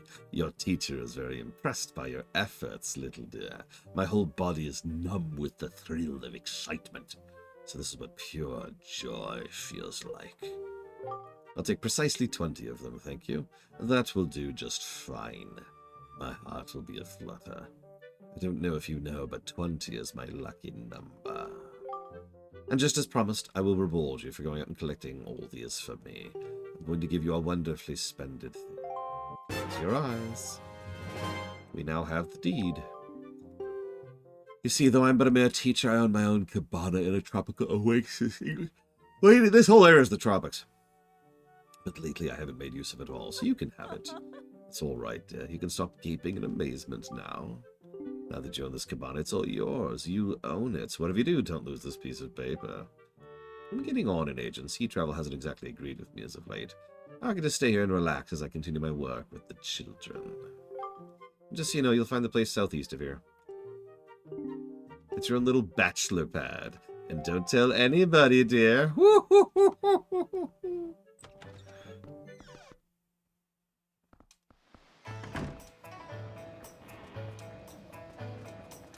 Yeah, I have a coastal property.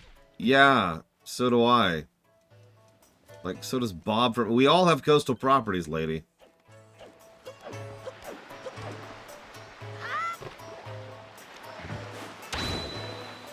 It's pretty normal.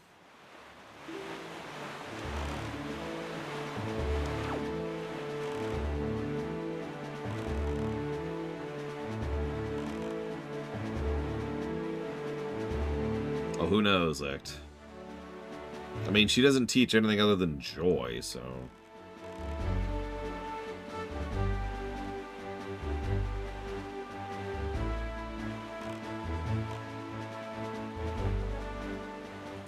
Yeah, I imagine, like, mountain property would be the hot thing here. Oh, no. It's drawing me in. No.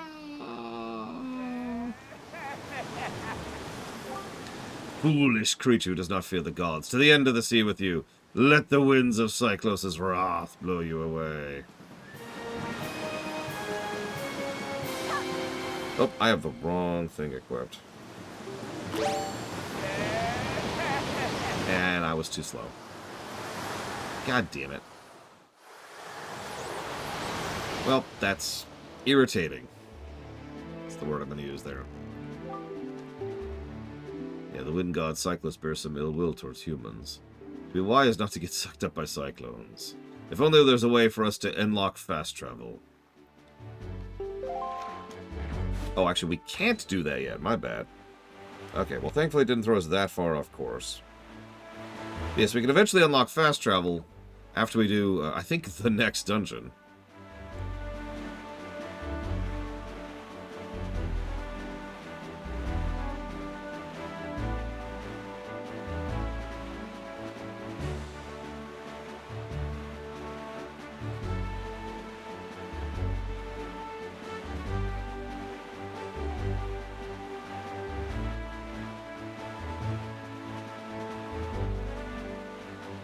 Nope, not this time.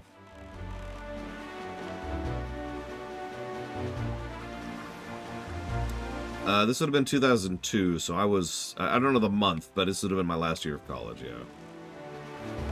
Right before I went up to Pennsylvania. All of them, Trihexia. They all died. All of them.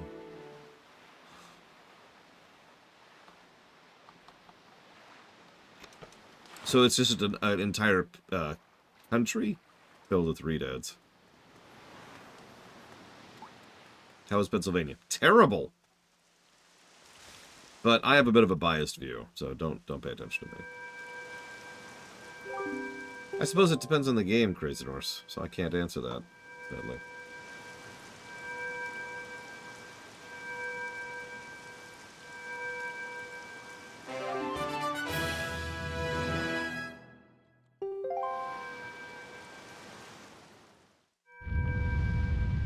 Well, see, that's an interesting question, Nobleman, because once again, it depends on the type of game. I feel like I just said.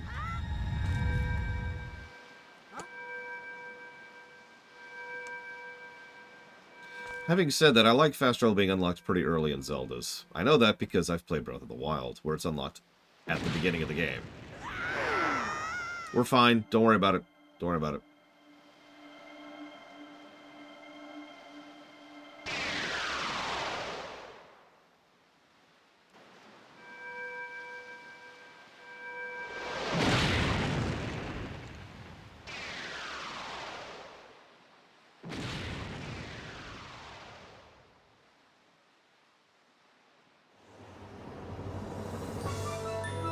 I feel like I've seen that symbol before somewhere. Eh.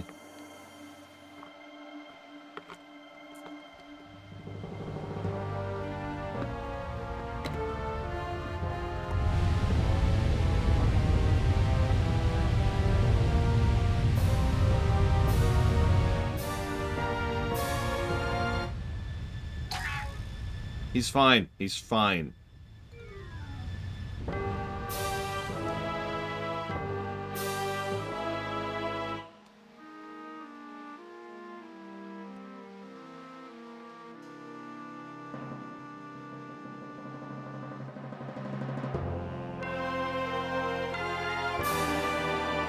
This is our next dungeon. Hyrule Castle 2. You know, there's usually an in-between dungeon to these kind of things. This tower which the pearls of the god have caused to appear is a place that the gods of the ancient world prepared so they might test the courage of men. Only one who is able to overcome the trials that await here be acknowledged by the gods as a true hero. Only then will the hero be permitted to wield the great power to destroy the great evil. Believe in your courage, which has led you to triumph over many hardships, and you must triumph once again. While you're paying attention, yes, this is the third dungeon. As mentioned several times, there are two large-scale dungeons we know were cut from this game. And we're not 100% sure about their exact placement or what they would have done with them, but a lot of people speculate that one of those dungeons was supposed to happen before this.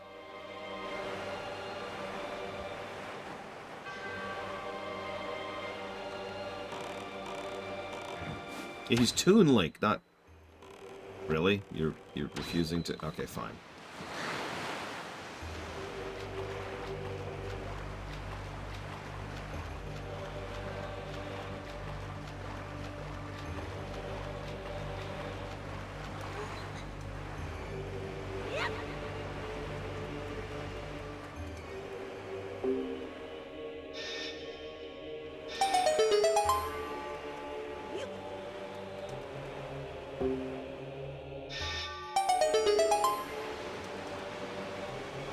I mean, that sounds like a cool builder game, Cyclone. You ever play Dragon Quest Builders 2? Or 1, for that matter. Imagine playing a game where your job is to build the facility to test the hero of the next generation.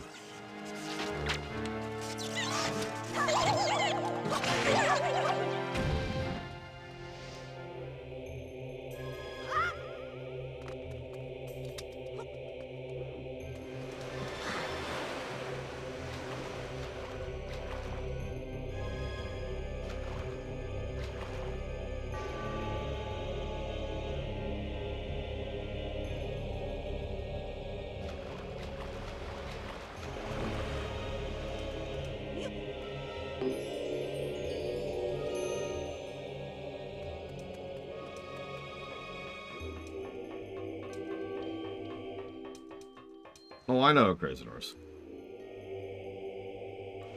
I'm not saying we have to completely copy it. I'm just saying similar concept. Rather than gathering the legendary items of Walk 2, you're building them.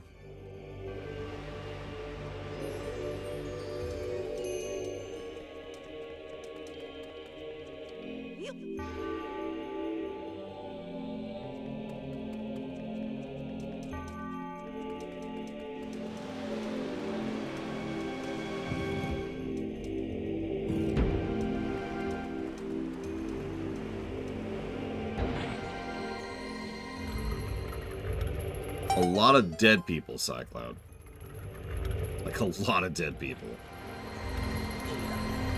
Many Bothans died to bring these test facilities operational.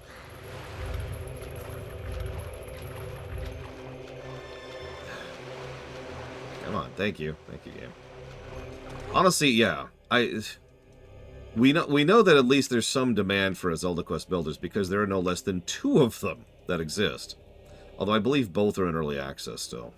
And, you know, filed off the serial number, so they're not literally Zelda, but they're Zelda. A lot of us thought that when they were testing the waters with that, the dungeon thing they did in the Link's Awakening remaster, that was a sign that they were going to go somewhere with that. They never did. Yeah, legally distinct Zelda.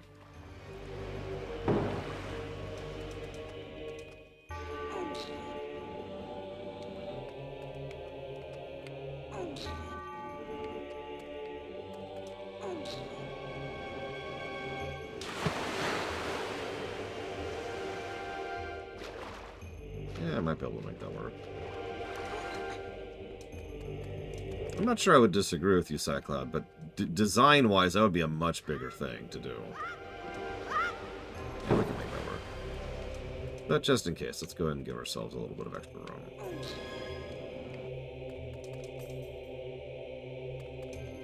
True enough, Blade Javal. True enough. And I don't want to sound complainy, since Echoes of Wisdom sounds exactly like the kind of Zelda game I've been wanting for a long time. So I'm with it. On a timer. On a timer. Oh, come on!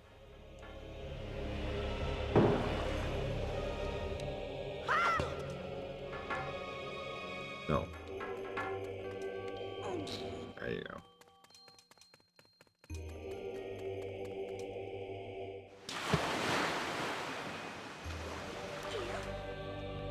Yeah, no, isn't Tunic a Dark Souls game? Last I checked.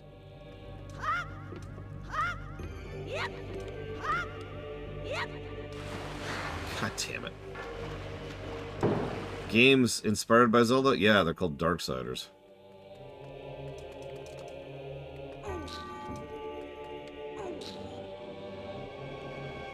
I do not, Bregman, but that's why I write stuff down. So while I wait for this to cycle again, riveting dungeon design here.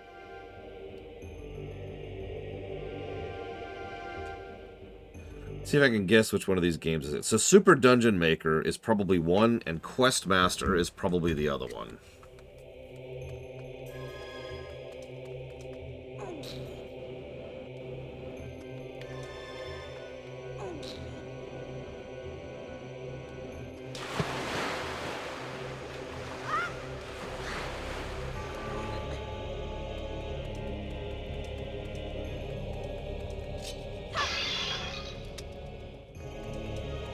We're gonna wait.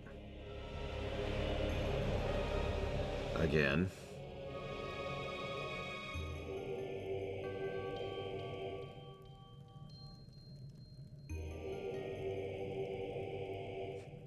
Are either of those out yet? Do you mind checking while I'm doing this stupid puzzle? I don't want to miss another cycle. Like, god damn it! By not being able to go forward. That is like the 4th time I've missed a jump because I can't go straight. Stick soon here.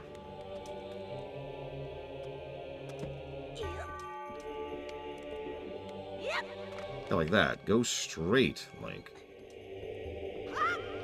Oh my god!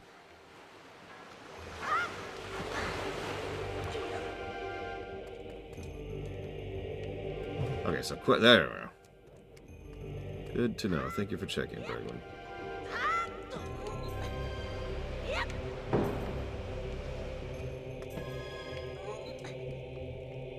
We're just gonna wait here.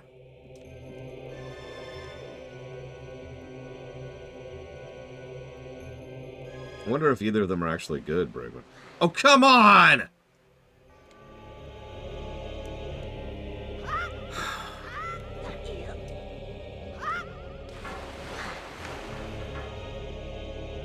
So there's a concept I've talked about a few times. It's called time to conclusion, or at least, actually I have no idea what it's called. But I've been calling it time to conclusion because I don't know what else to call it.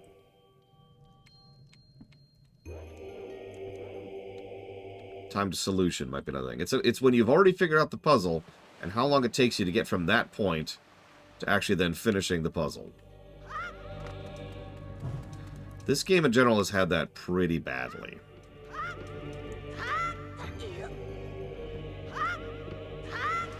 Oh my god.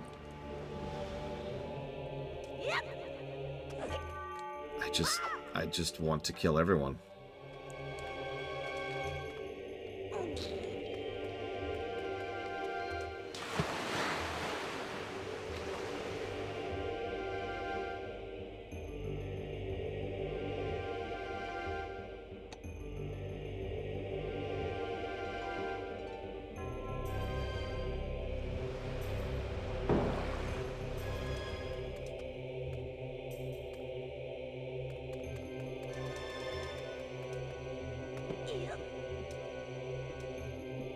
It also makes you wait for this nonsense, too.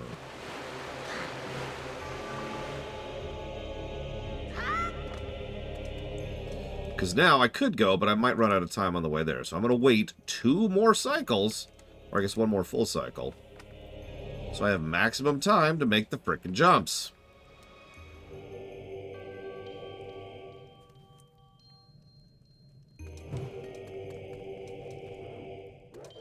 We're going to try to go straight this time. Link, I know you're queer, but that's okay. But right now, I do need you to go straight. That's okay.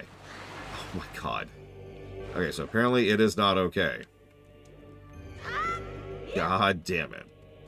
There's no more sticks up here, which means now I've got to wait to go down. Got to pick up a stick. I've got to get on the platform. I've got to wait.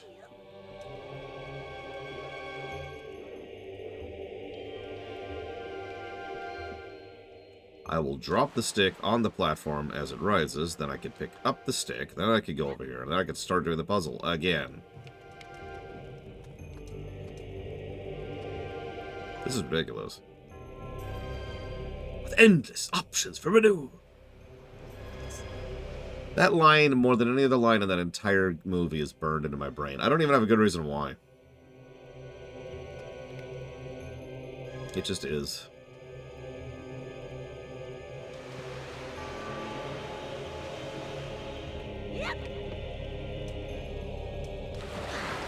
Oh my god! And this is it. This is just the end of the game. We will never be able to beat Wind Waker because we couldn't complete the most basic ass, boring, nothing burger puzzle in the universe. This is the 4th timeline right here. This is what leads to Link to the Past.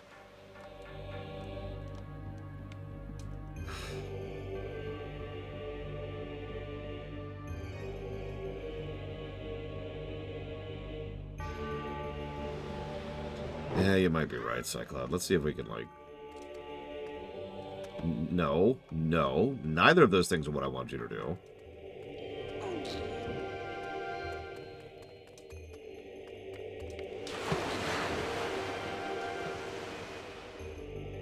I'm giving this room its own negative. I really am. This is bad design. Like, ignoring the issues I'm having for just a second. This is insanity. Having to wait to be able to move the things is stupid. Having the actual jump itself have to be done on a timer is stupid. Penalizing you for not doing it quickly enough while at the same time forcing you to redo entire sections of it is stupid. Having a limited number of sticks up top is stupid. See, because like right now I have to sit here and wait for it to go back down. There's nothing I can do. All I can do right now is wait.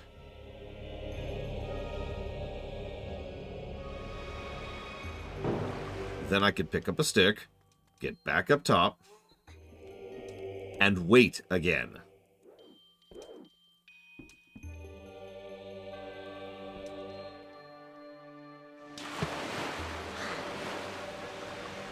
Then we pick up the stick, we jump, we light it on fire, we turn around, and then we wait again. And again, consequently.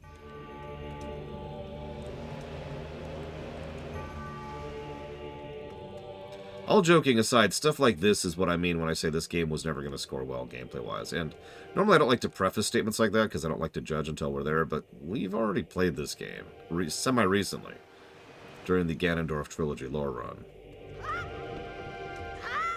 So this was kind of recent in my mind. How did that...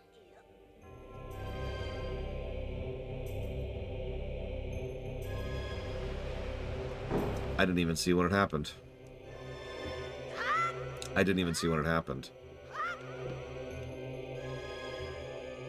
At some point, the fire, like one of my animations, made me dip the stick below the water. Because the moment it, like, grazes the water, it goes out. Yeah, it's physics. It's physicsy. This whole game is a little physicsy. Probably because, in many ways, this is built off of the Majora engine, which is another game that has some physicsy problems. Which makes sense since Majora is based off of Ocarina, which is based off of Mario 64. And there's a physicsy game for you.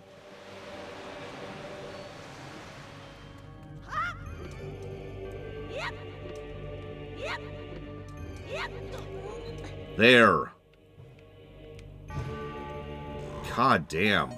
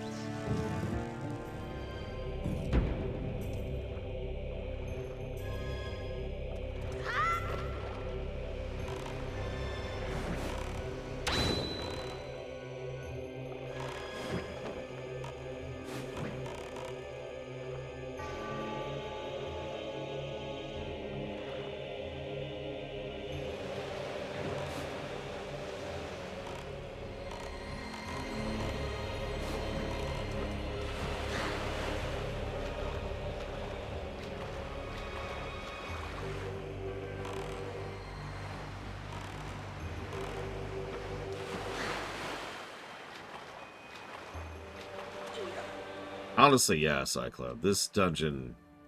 I do not have fond memories of this place.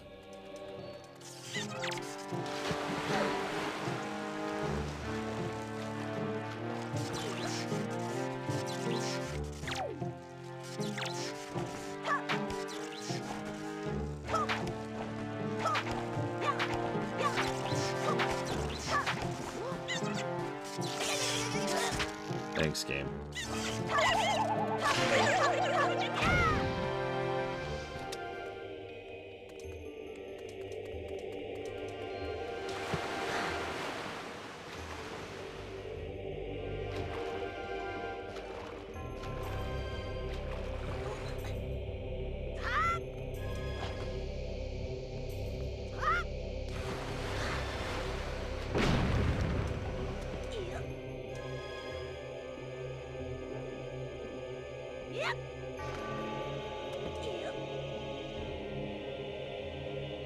That's a good question, Otherworld Nebula. Who knows? Who can say? The whims of the lore runner are fickle. And he gives away negatives when games do not deserve them because they are pretty. Pretty games do not deserve negatives. Neither do unique games. Nor games that I happen to remember fondly from when I was a child. These games are perfect in every way.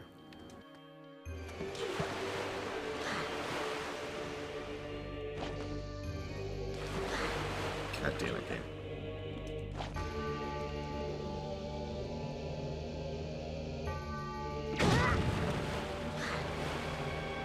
Was I not close enough? Oh my god, I wasn't close enough.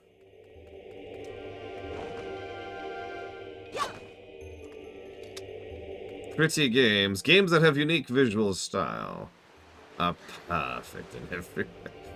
I can't even do it right.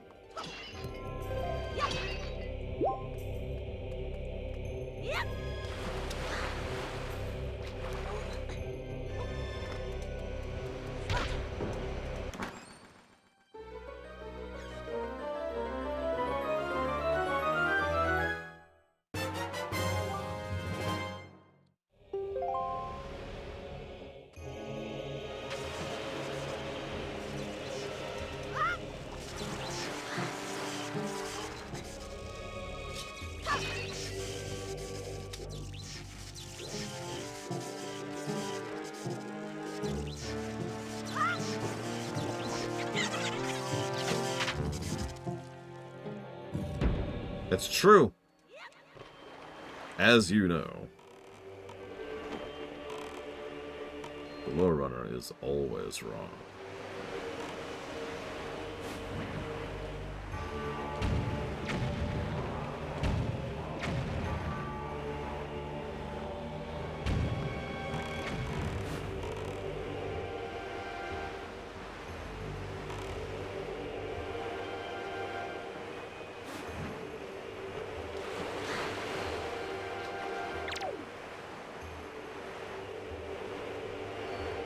Of course that's completely valid, Otherworld. See, that's the thing. I tend to push against the nostalgia argument pretty hard, but that's because I'm a reviewer, right? Nostalgia doesn't make a game better. Nostalgia can make you enjoy a game more. That is a key but critical distinction there. If you enjoy a game because of nostalgia, there is nothing wrong with that. If you tell me a game is perfect because of nostalgia, then we have issues. If you tell me there's something wrong with me because I don't like a game because of nostalgia, then we have even more issues, and so forth and so on. You get it, right? Yeah, we have a whole concept for that. We call it sushi.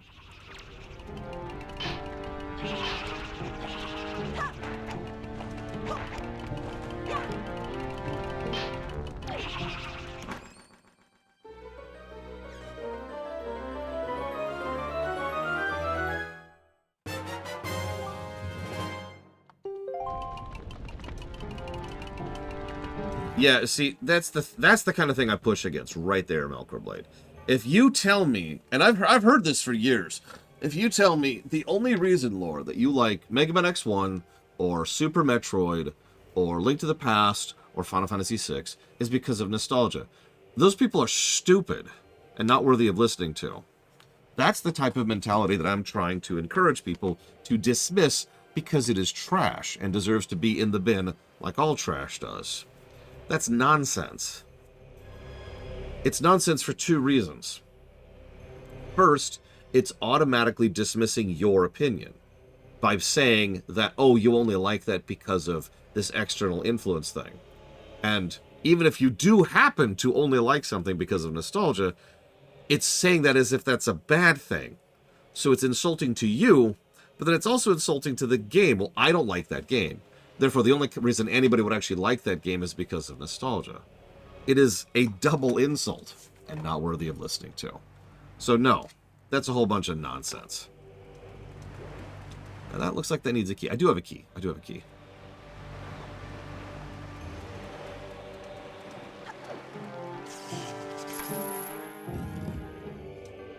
My biggest nostalgia sin? Audio. I've actually talked about this before. I have tremendous audio nostalgia.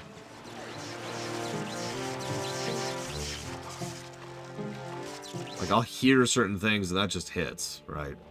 Like Wandering the Market in Asheron's Call, or Morrowind is another big example there. Not music, sorry. Sound, right? Like sound design stuff.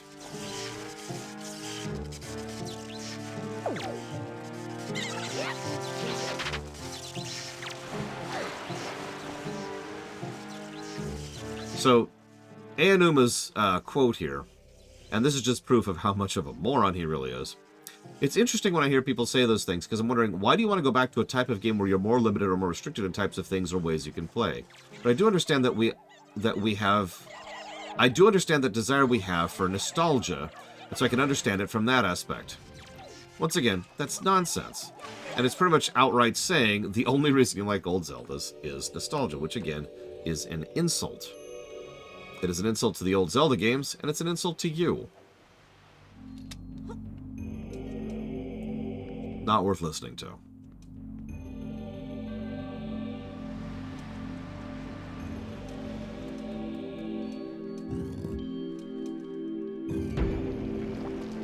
Excuse me. Biggest game I love, mainly from nostalgia. So, I'm guessing you haven't seen me talk about that recently, Crazy Horse. Yeah, no kidding, Bella. I could dissect that quote, but it's not worth my time to do so. That's just an idiot. Like, I'm sorry. I shouldn't have to explain to anybody how limiting what you can do can actually lead to better game design.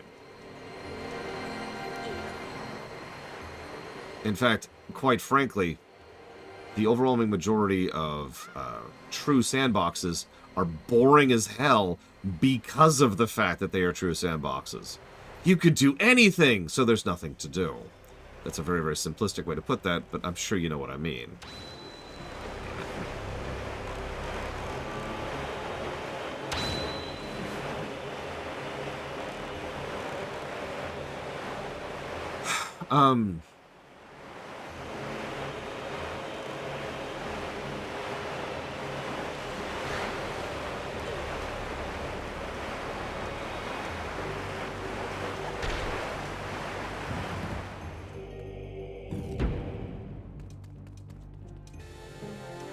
There's our Beamos for the dungeon. Lovely little guys. Oh yeah, no, they're very dumb, Melkor. Interesting. Yeah, Minecraft, I had fun making my little, underwater sea place. My little place. And then I made, like, my minecart rail, and that was fun. And then I was like, alright, I'm done. So I ran out of things to do. Now, granted, I don't like sandboxes in general, so I will admit to that flaw there in my logic, but point remaining. Yeah, I know, right? Like, can you believe how weird it is that some creators just want to delete their old YouTube videos? Bizarre, honestly.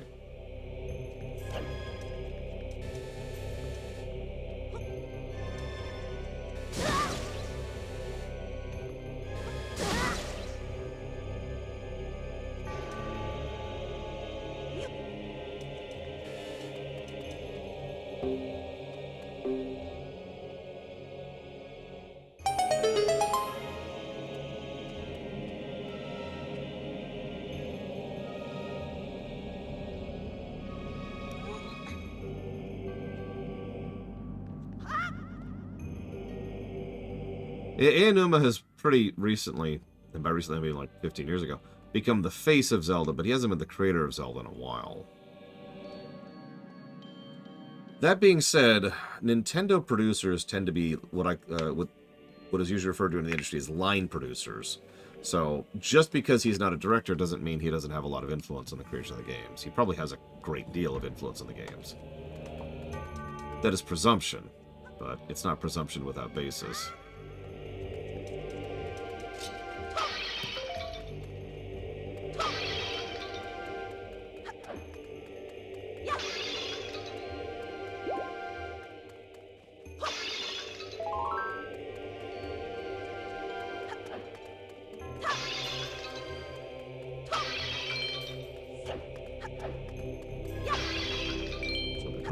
But whatever. I'll live with it.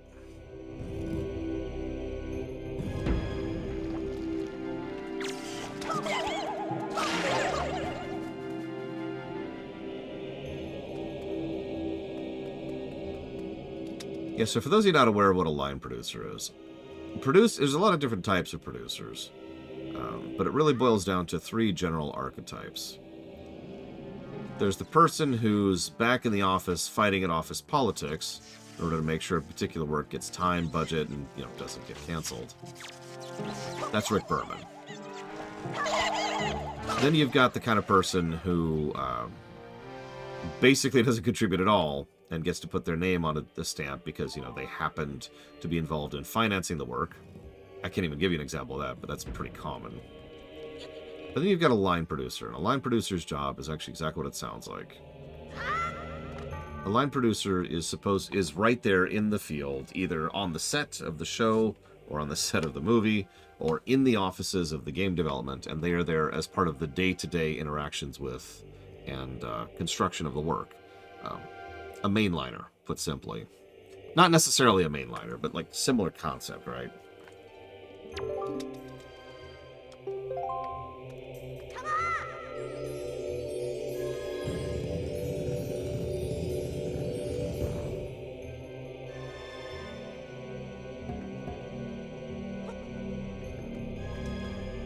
I suppose, Bella, I just have absolutely no sympathy for them at this point in my life. I'm sorry.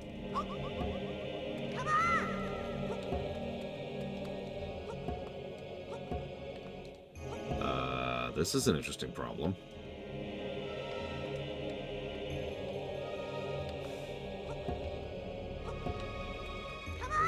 Can you come here, please? Thank you.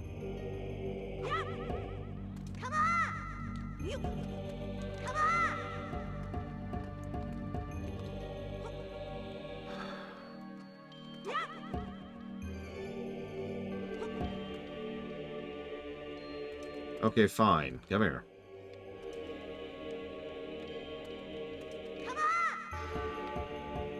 Come here.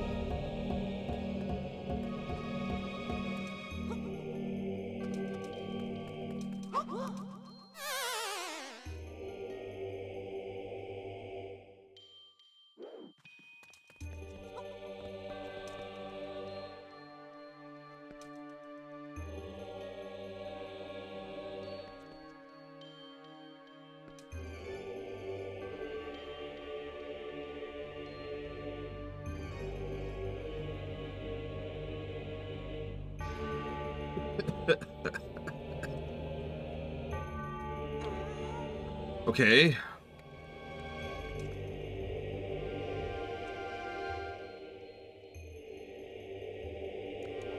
Yeah, I was gonna say, I dropped the statue, and it just puts us into a sleeper hold there.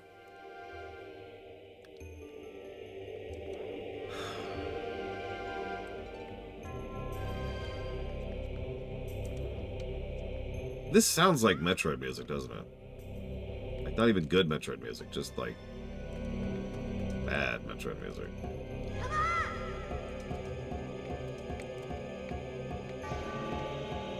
Like, I swear, even the sound font sounds Metroid-y.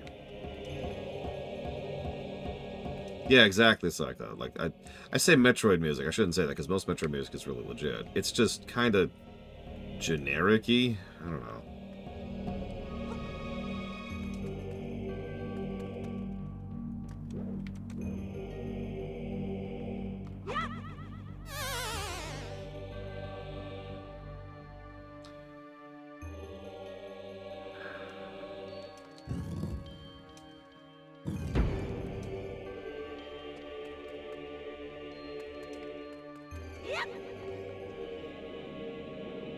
Yep, nope, that requires the bow.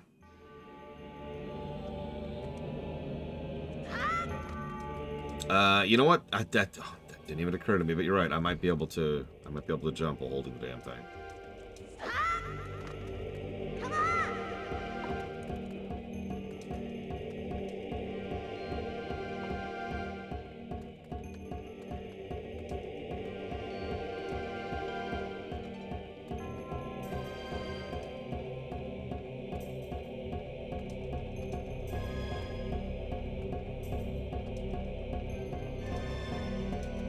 Listen, you're not allowed to dislike things. You just don't get it, okay? You just don't understand the sheer brilliance of that terrible, terrible ending.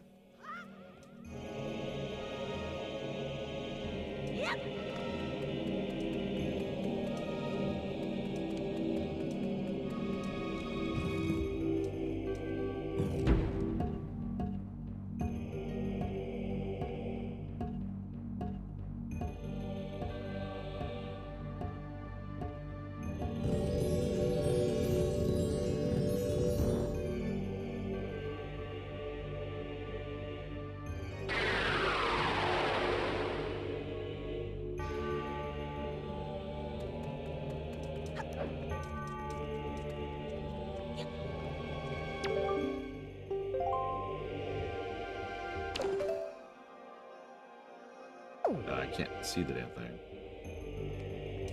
Okay, left center, right center.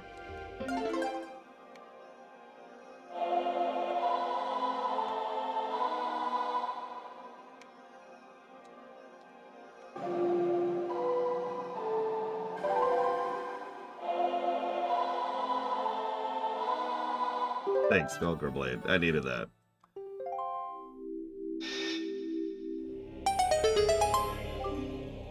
My kin wait beyond the doors. Control them and guide them to their places of truth. Yeah, by the way, I do kind of like that this is a temple that is actually designed to be a trial. It's kind of rare in this franchise. Most of the time, these places are, you know, actual places repurposed. But no, this is an honest-to-goodness trial. Are you worthy? We shall see. Oh no! Oh no! Run! Go north? You cannot go north. Okay. Who built this? Well, you see, there's this game called Zelda Builders, right? Not yet, but there will be. And then the first quest will be build this temple. All right.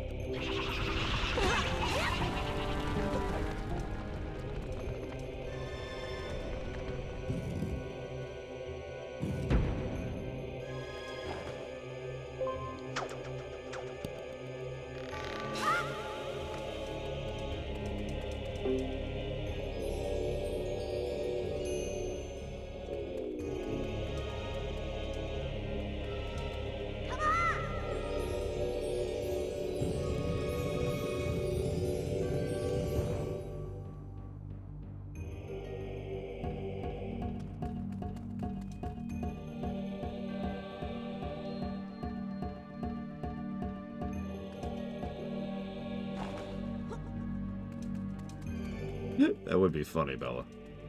Oh god, what kind of puzzles would See, no, that's not true. See, speedrunners would come with really, really easy puzzles because they want to finish it as quickly as possible. But it would be interesting to see, like, you know, challenge run puzzles, right? I mean, you've seen those Mario Maker tournaments, right? Although some of the levels they come up with are total bullcrap.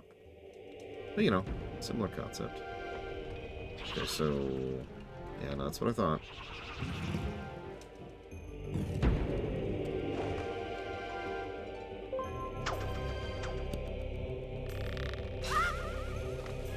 Well, let's see what happens. Let's go over here. Then let's do,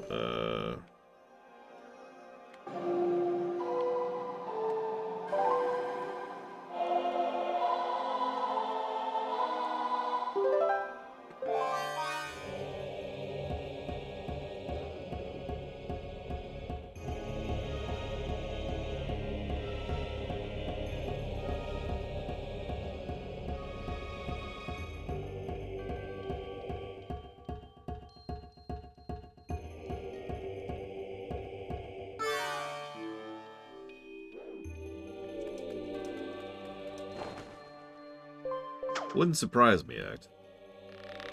Although, by this point, Kondo had mostly bowed out of the Zelda series in terms of making music.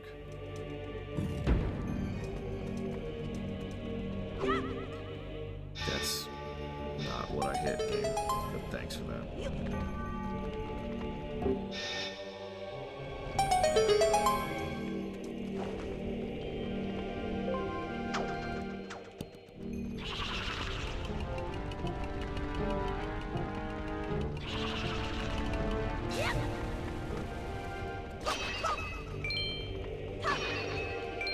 Why 1 rupee? That's just insulting at a certain point.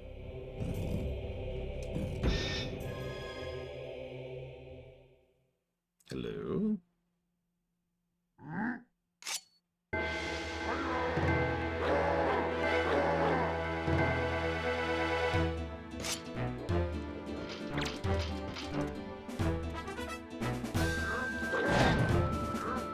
Okay, apparently I need my sword out for this.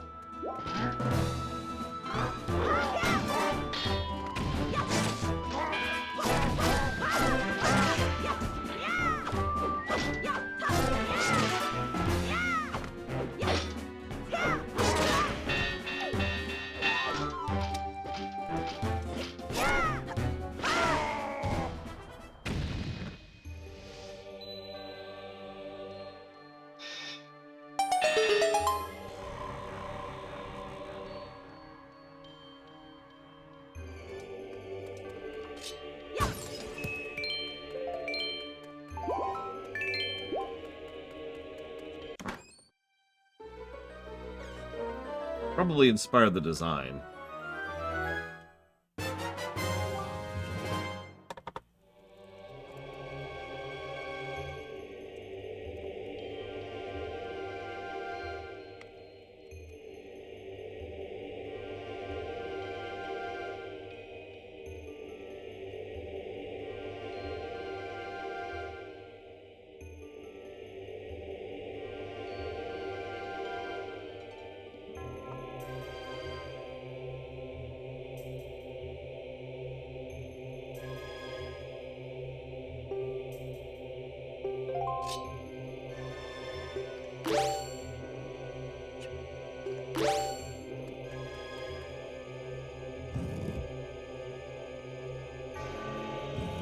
Hey, off the deeper end. I'm sorry that you're watching me.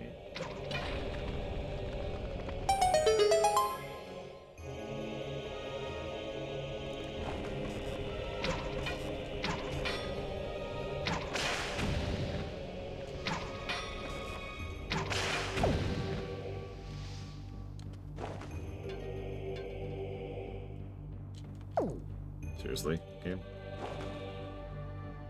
There we go. I was gonna say, platforms are over there. Although I actually want to go this way. Yeah, could you imagine just spending 10 minutes trying to get 1 room done? That would be crazy talk.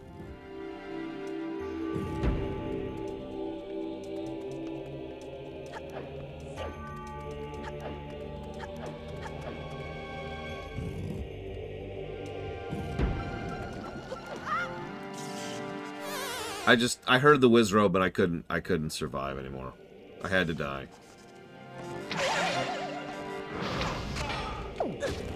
Yeah, those are Wizrobes, by the way.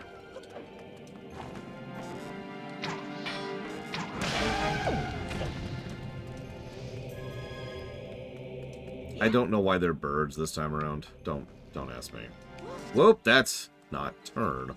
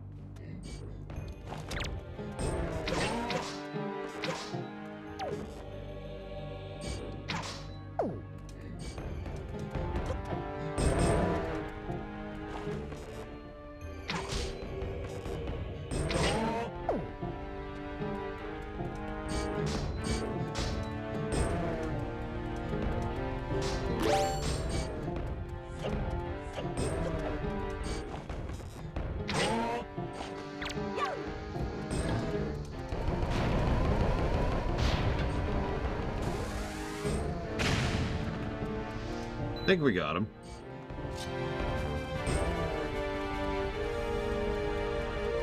God damn it. Go away, I need to get my loot. I need my arrow refills. Okay.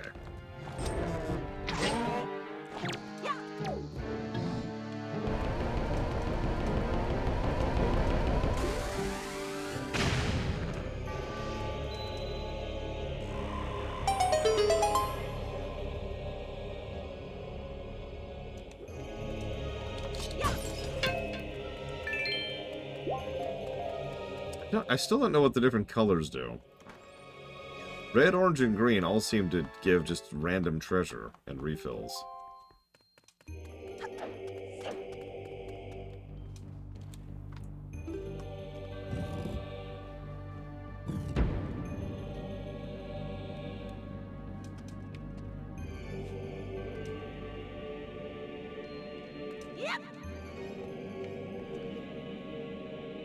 Good afternoon, J. Palmer. Welcome to the dungeon that time forgot.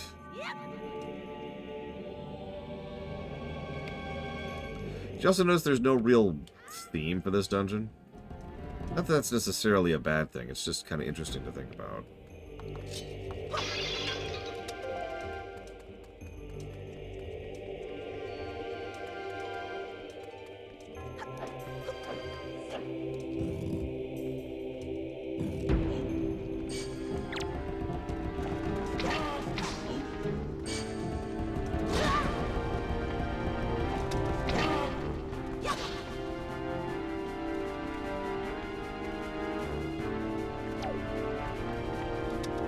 Okay, so I'm not putting up with you. Go away.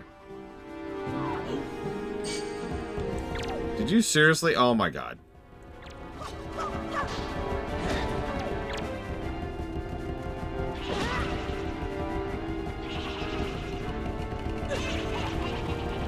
I do not have time for you. Oh my god. Oh my god. Screw off.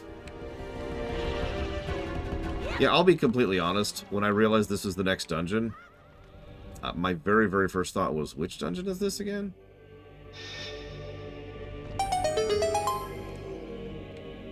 That's not me trying to dig on the dungeon. I really didn't remember, like, any real details of this dungeon.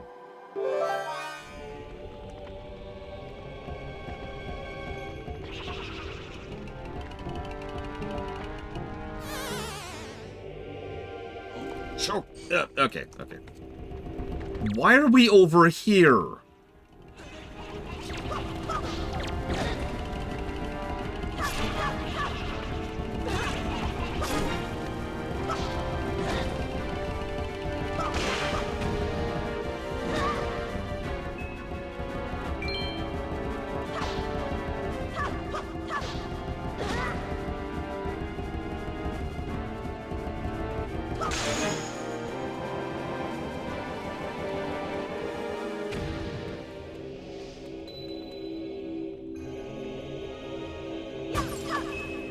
Yeah, that time orange was just a bunch of money. I do not get these colors. Whatever. Whatever. Whatever. Whatever.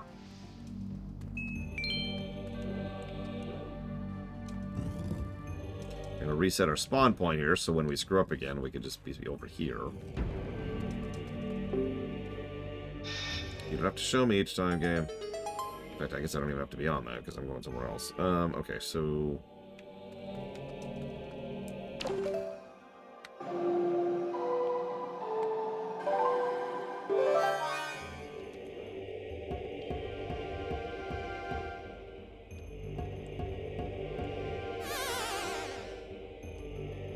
God damn it.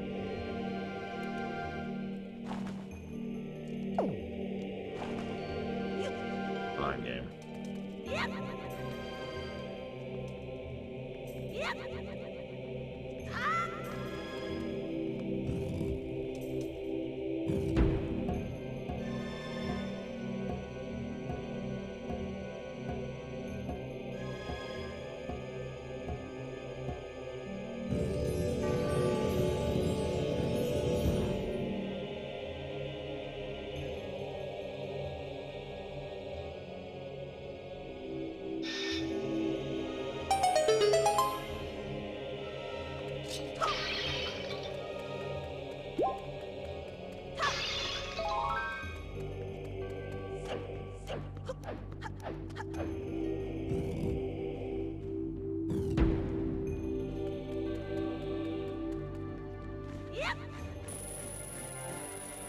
You like weight puzzles, right? We'll come back to that.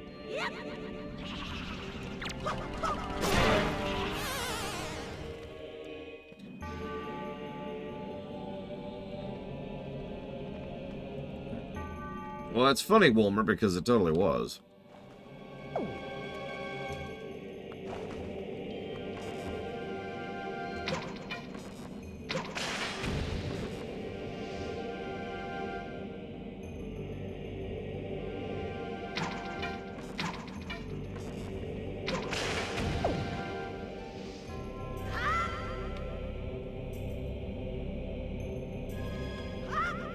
The former, J. Palmer.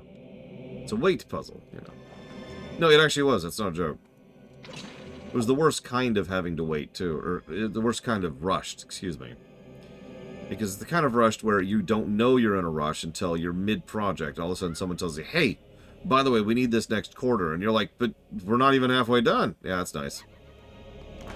And they were told many times they could not move the release date. Absolutely, 100% could not move it. We need to show that big bad PlayStation 2 just how much better than we are. And that naturally means putting out, like, the worst possible quality content we can. Because how else are we going to prove that we're better than someone by putting out crap? It's such an obvious thing in hindsight. I do not understand how people think sometimes. Alright. So, hear me out. There's this burger joint across the way, and they've got these really good burgers. But we're going to prove that we're better than them because you're going to go to McDonald's, and you're going to get some of their burgers. And then once you've got some of their burgers, it's going to be great because you're going to be able to sell your burgers as your own. And you'll call them steamed hams.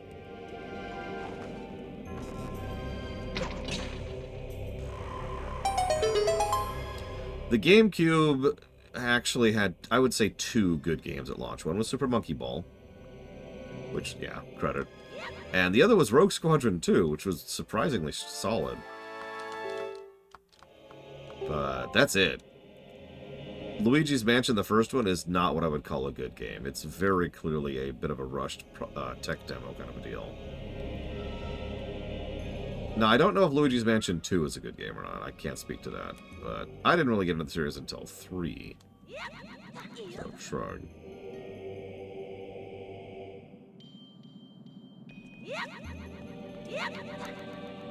Okay, that was an interesting sequence of events.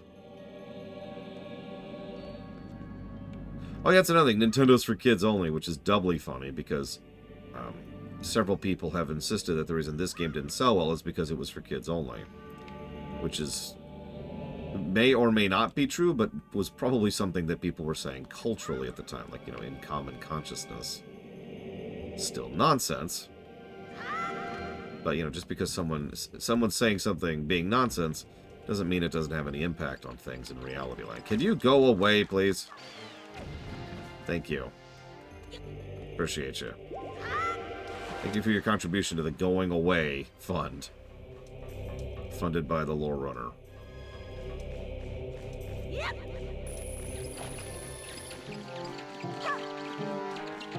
Go away. Thank you.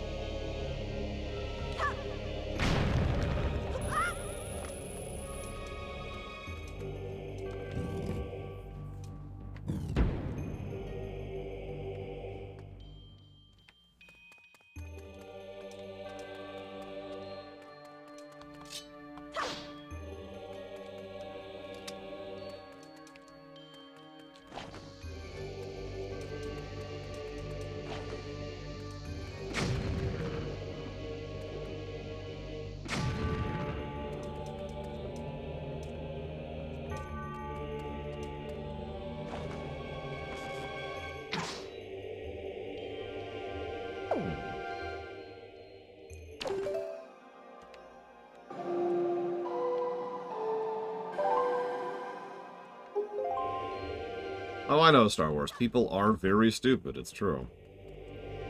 It's doubly funny because that rating is just so nonsensically terrible on so many levels. Like, the more you look into how little thought is put into the ratings that go on the ESRB, the funnier it is.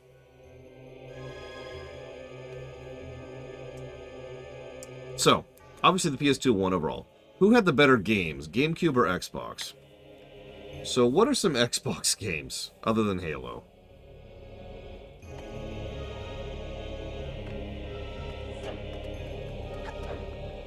Ninja Gaiden, okay.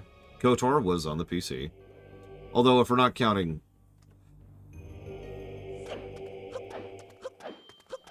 If we're not counting I'm saying this wrong. If we are counting non-exclusives, that changes the equation a little bit.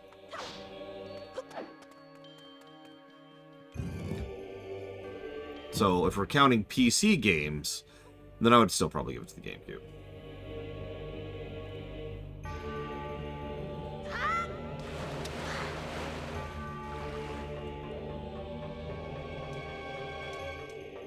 Because, yeah, how many exclusive games did the Xbox have?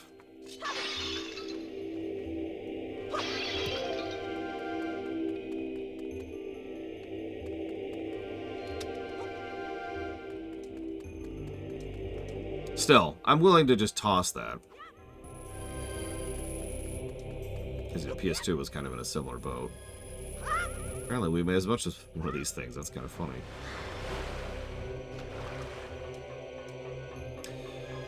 Still, I would still probably give that to the GameCube. No bias intended, but like, well, the GameCube has a lot of stinkers, including Mario Sunshine, for example. It also has some really good stuff on it, too. There we go. The Xbox had a few good things, too. You know, it had good stuff. I mean, all three of them had good stuff.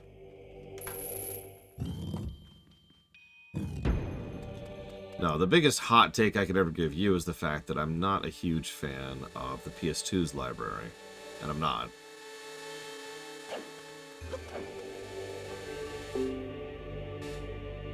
I think early PS2 has the same general problems that most of the early consoles had. Like early PS1 or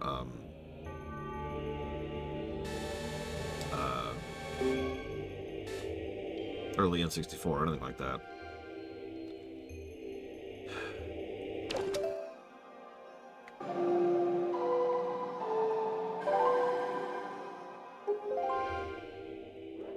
No?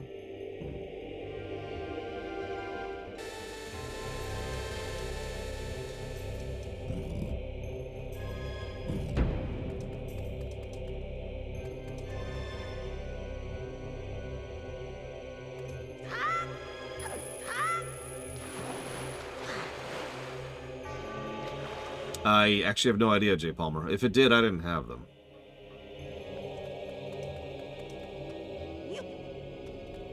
That's a good question, Act. I'm not sure. Because we haven't covered the Final Fantasies, we haven't covered the Kingdom Hearts. Which is the stuff that would really push the PS2. We have covered Mega Man X7 and Mega Man X8. Which didn't do them any favors.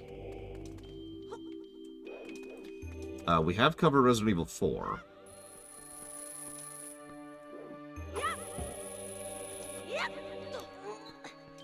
We have covered Ace Combat 4, 5, and 0. Of those, I would say one of those was a really good game. Damn you, game. At least it respawns. Sure, Act. That's going to be a lot of extra work, but I love doing extra work. Why am I doing all this extra work, exactly?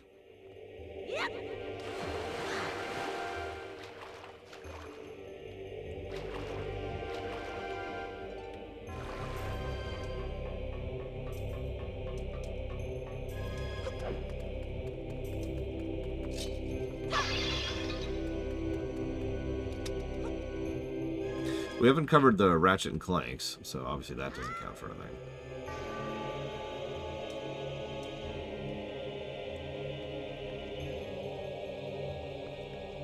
We have covered Jack and Daxter. I thought that was a PS3 game.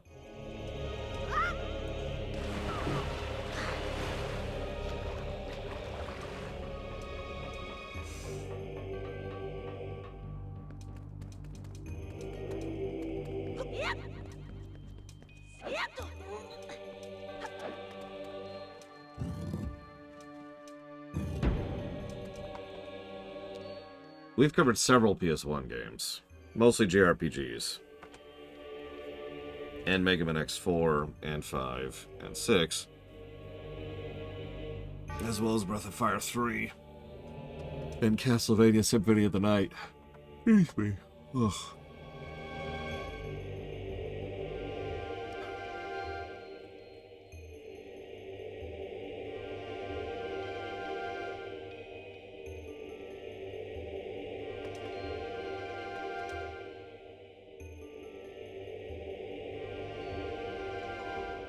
Oh my god. Not you guys. I hate this game so much. This, once again, did not look doable.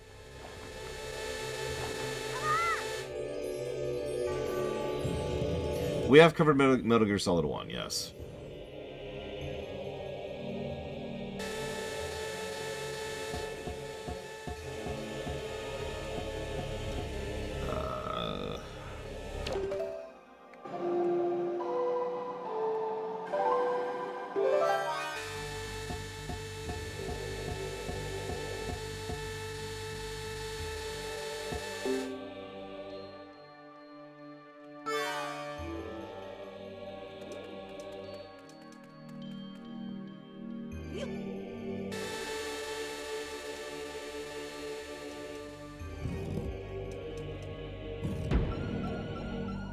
Damn whiz ropes. Go away. Nobody likes you.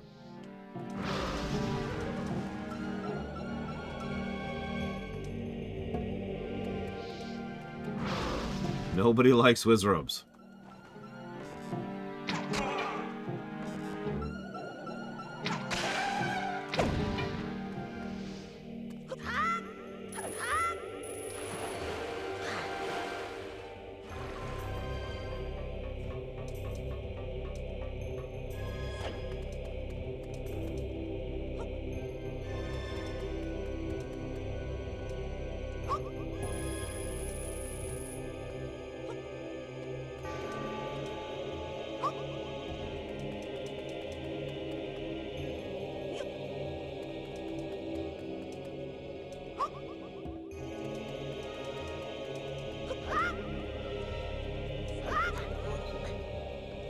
He probably does, Blade Duvall.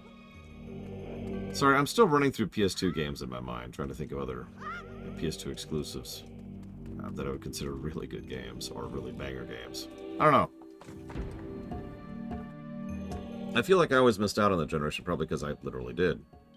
Because yeah, there's God of War 2. There's Kingdom Hearts 2. There's Final Fantasy X and Final Fantasy X-2.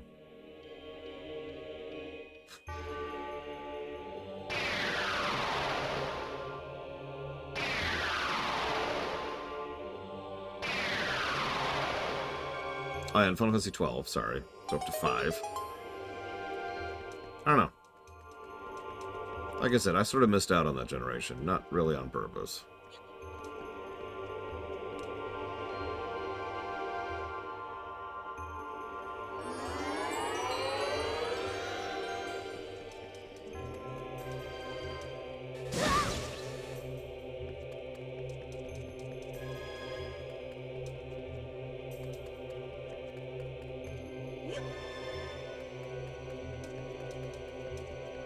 What, the army game? I can't think of the name of it right now. Which I keep confusing with It Takes Two. Oh, the actual military one. I don't know what that one is. Unless that is the same game, in which case, ignore me. I guess Metal Gear Solid 3 was a PS2 game, wasn't it? As with all generations, there's a pretty big gap in between early PS2 and late PS2. Because honestly, early PS2 games kind of suck. Just like early PS1 games, just like early N64 games, just like early SNES games, just like early NES games.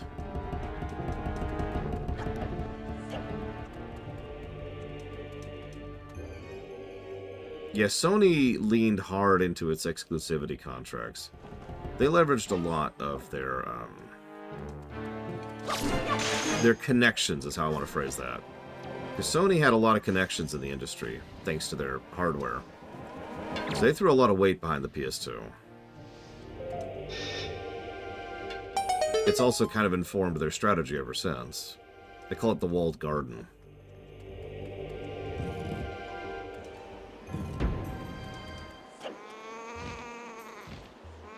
We're kind of high up here, aren't we? The Bouncer.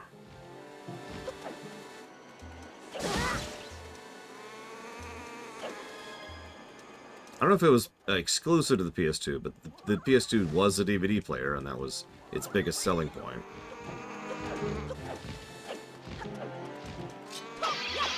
That's not me being hyperbolic. That really was its biggest selling point.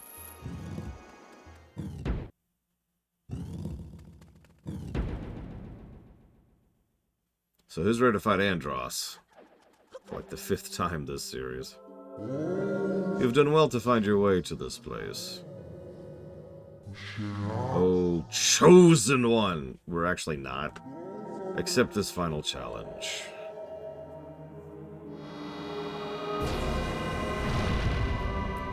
Yeah, no, they pretty much repeated the trick with the PS3. Whether that worked or not is a little debatable. The PS3 was certainly a mixed beast. Arguably had a better library than the PS2, though.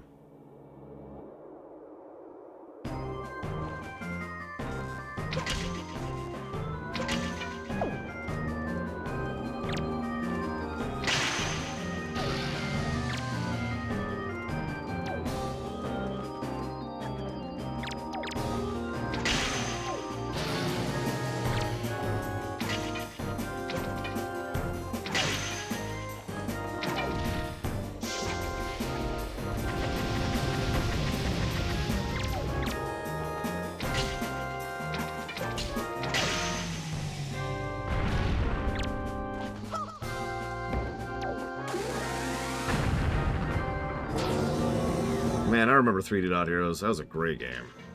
My memory.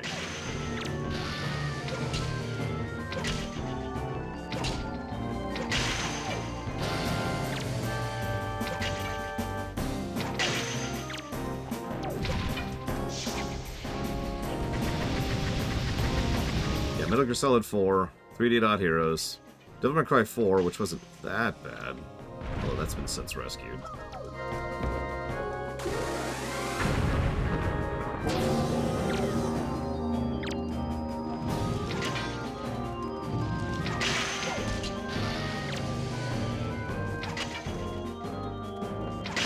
I actually still have my copy of 3D Heroes too, believe it or not. I want to do a review of it someday.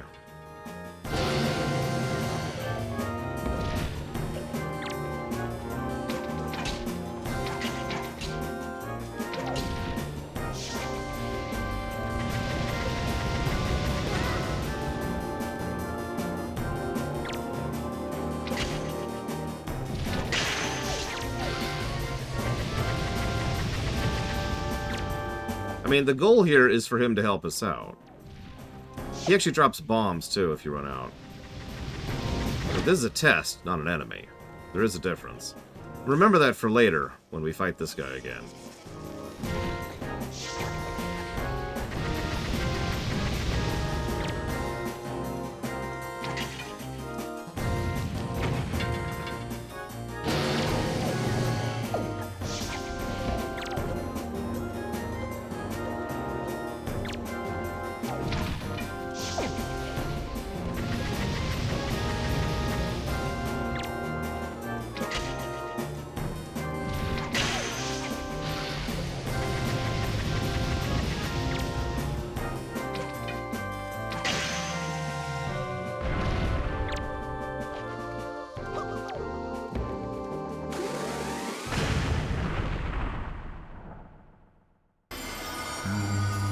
Path can now be opened. Oh, not chosen one. What will now come to fate is pass is tied to your fate to the path you have chosen. Go forward with caution.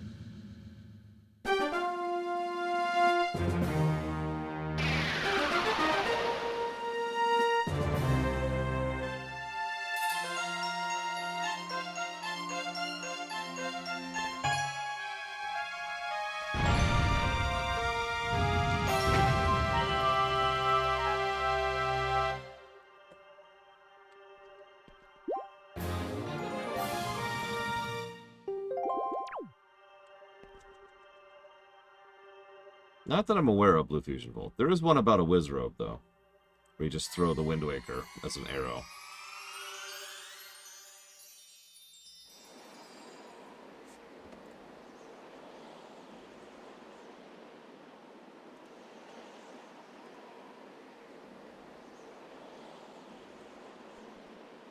Damn it, Cyclone, no!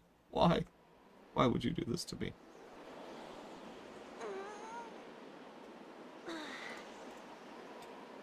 One moment.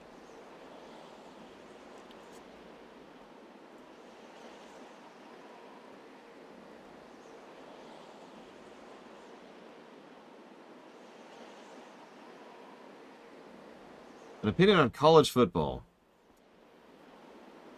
I think we should probably focus a little bit less on it.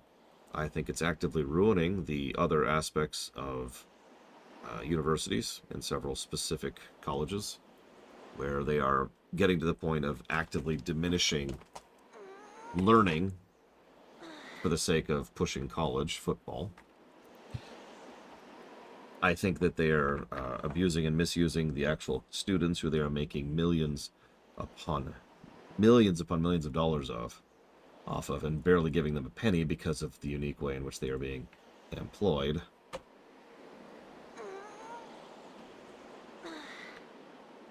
Other than that, no, I have no opinion on college football. Thank you, Cyclone, as always.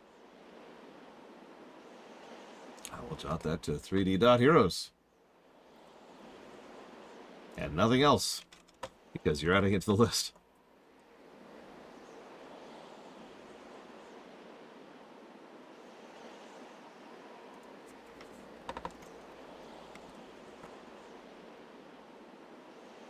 Yeah, that's a very recent change, and thank God for that, Blade of All.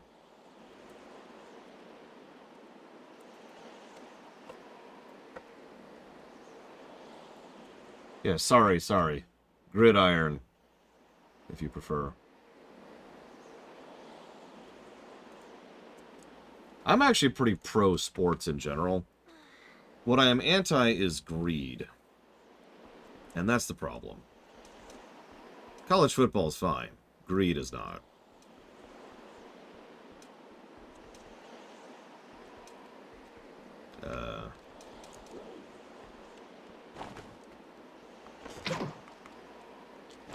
have the wrong thing equipped. Put that away. No!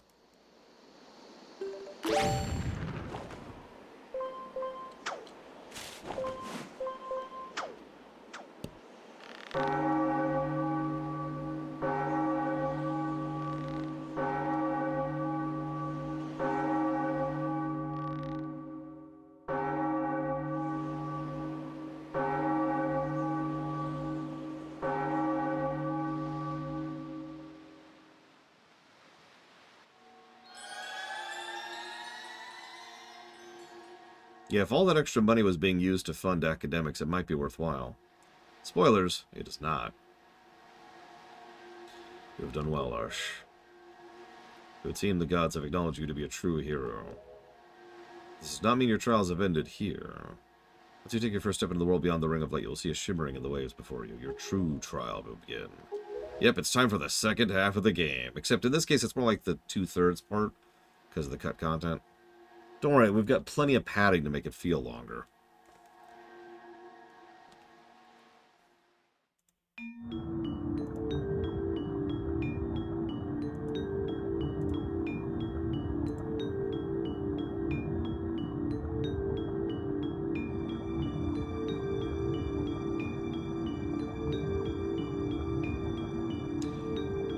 Now, I know there's a bit of a graphical limitations thing, but this is on purpose. Remember, this is not a sea in the strictest sense of the word. This is a magically contained bubble of water.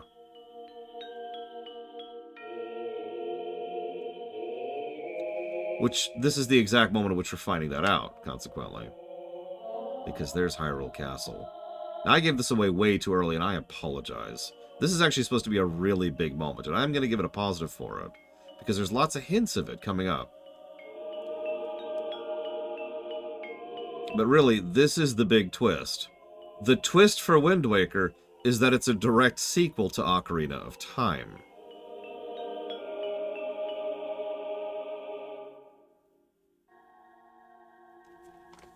I know that's kind of hard to think about in hindsight because it's pretty much the biggest talking point of the game. But this is the big one right here. This was a huge twist at the time. So, yeah, no, this gets a positive. This is well built up, well established, and it ties in perfectly to everything.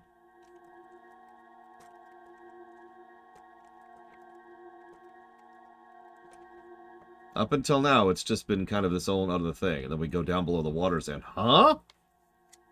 You're probably wondering where we are. Unfortunately, there's not enough time for me to explain to you now. But you're able to strike down Ganon with the item you obtain in this castle, all will be made clear to you. Trust in my words. See what awaits you in the castle. I'm sorry. I actually feel bad about it. Pretty much, Blade Jabun. I usually try to dance around these kind of twists, and I completely screwed it up, and I have no excuse. This is a nice moment, though. So here's Hyrule Castle. Frozen.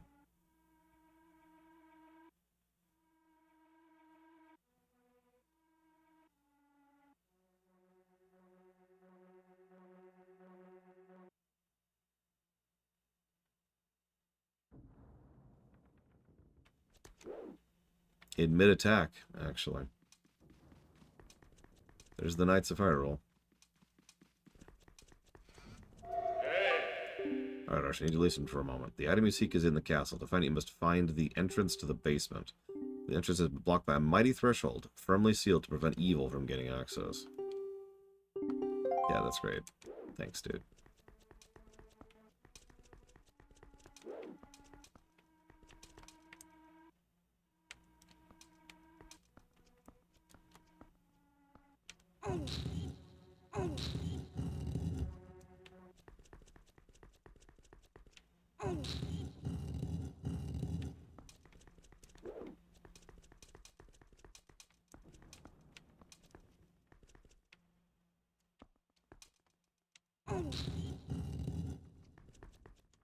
For once, the no music works in its favor, too. Oh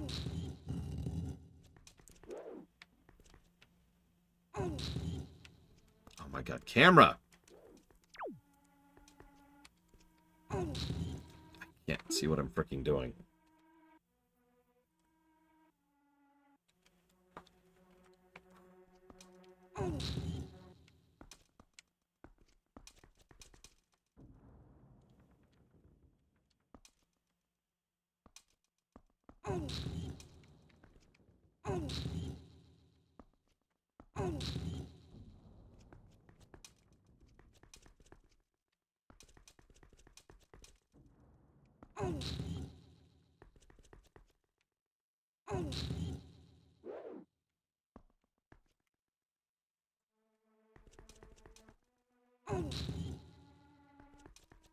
And yes, Awkward Zombie has a comic for this. Of course they do.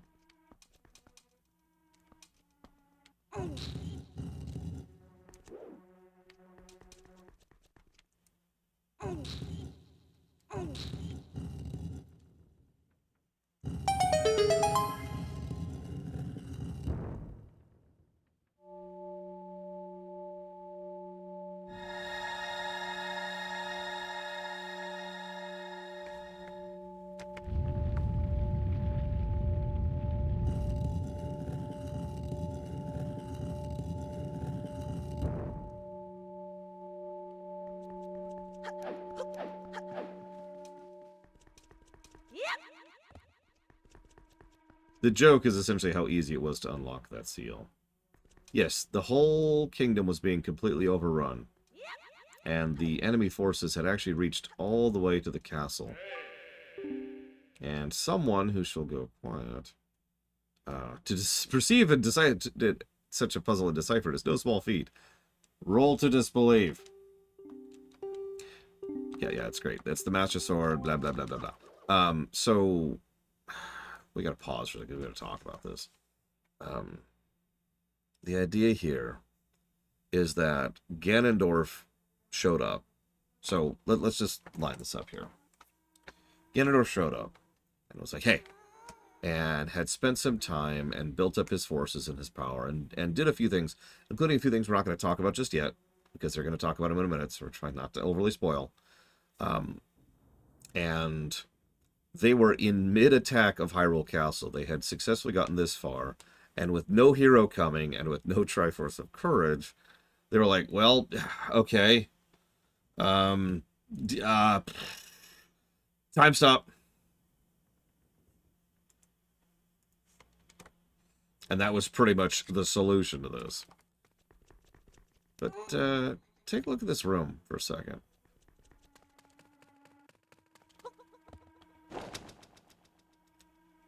Okay, so we got the Triforce. That's kind of cool.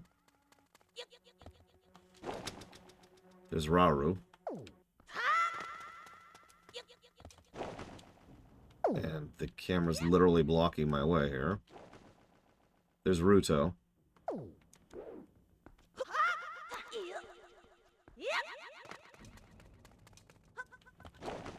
There's Ganon, even with his two giant swords.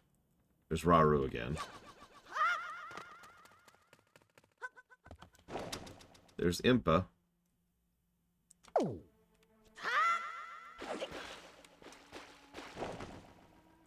There's Darunia. And there's Naburu.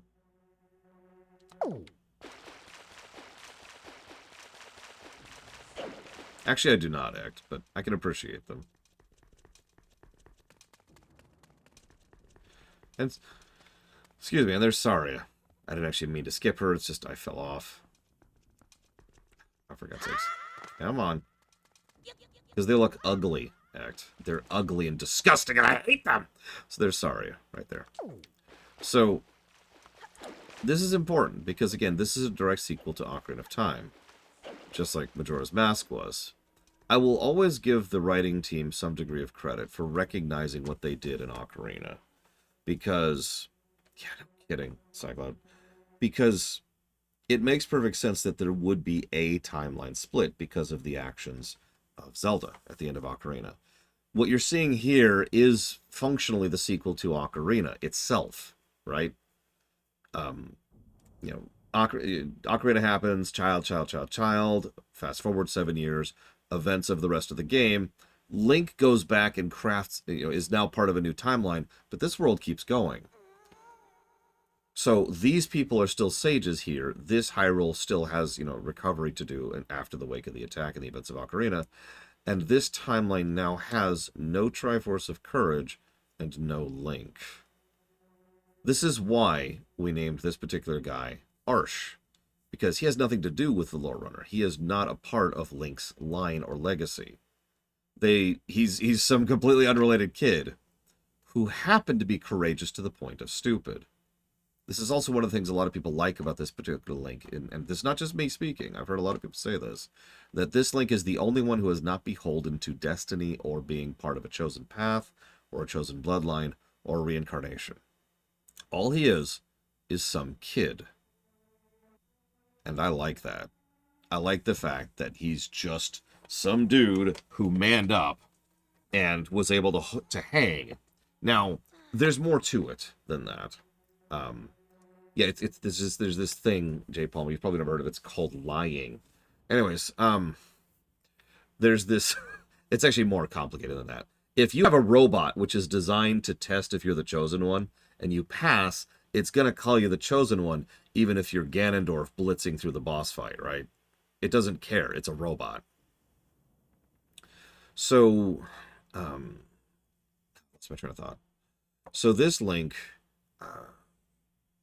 he was being manipulated. He's been manipulated this whole game by the boat we've been interacting with this whole time. You've probably noticed, it's pretty obvious, even for a first-time view, that the boat is just the King of Red Lions is shoving us, kicking and screaming the whole time around. Now, he's doing it for the purposes of stopping Ganon and saving, the world. So, okay, we're willing to let it go, but he's being really manipulative, and he's been deliberately going out of his way to not share information until he absolutely has to. He's also been doing something else, and I'm sure you've noticed it if you've been paying attention. He's been doing the same thing that they always did back in the day. He hasn't adapted. He hasn't adjusted. He hasn't moved forward. He is stuck in the past. He sees Ganon, who has now returned, Ganondorf has now returned, and his reaction is, okay, we've got to find a hero who's going to represent courage. We've got to get that courage kid the Master Sword, and we got, once we've got the Master Sword, we can go use it to fight Ganon. He's been doing the same beats they've been doing this entire time. That's one of the major themes of this work, is the past and how we interact with it, how we're stuck in the past, how we deal with the past, how we move on from the past. It is everywhere in this game. In virtually every even side quest I've been showing you, it's been this constant undercurrent of how we move on, or need to move on in many cases.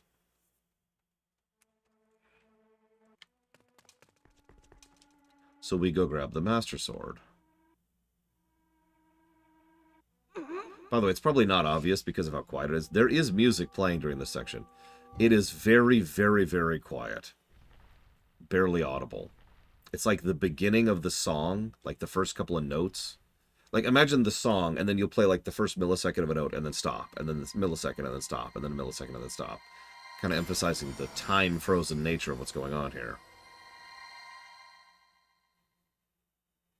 But of course, when we pull that out, the music starts up again.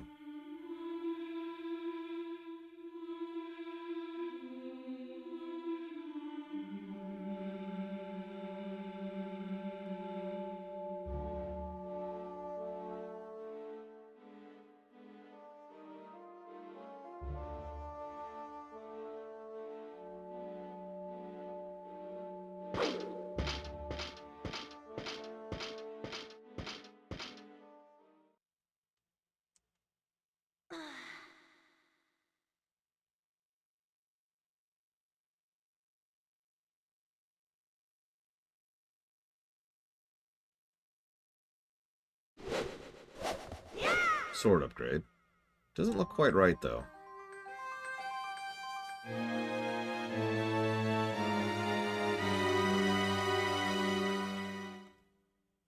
Once wielded by the legendary hero himself. Nice. And this makes sense. The Master Sword was left behind, after all.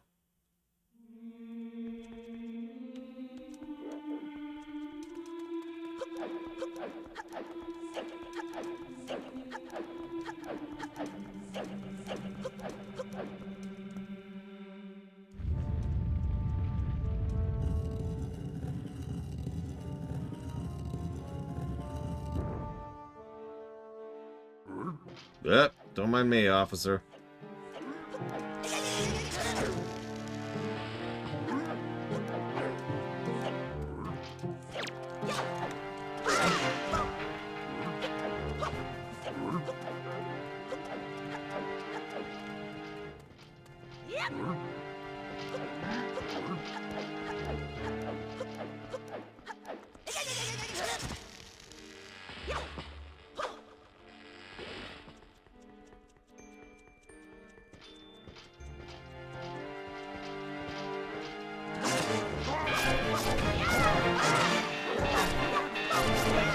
I mean, that's been true in all the Zelda games, It's kind of disgusting how common it is.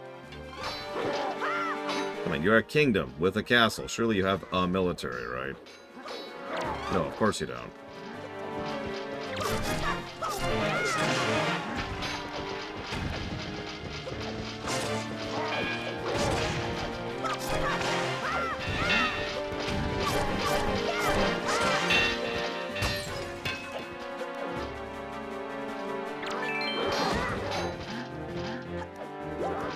I mean, there's a concept which comics usually do the most with, which boils down to relying too much on superheroes, to the point where it's actually a bad thing. My Little Pony, of all things, actually covers the same general concept. And it's entirely possible, based on some of evidence we will hear about in the future, and what I've already told you. It's exactly what was happening here. They were so reliant on the hero coming to save them all, they didn't bother.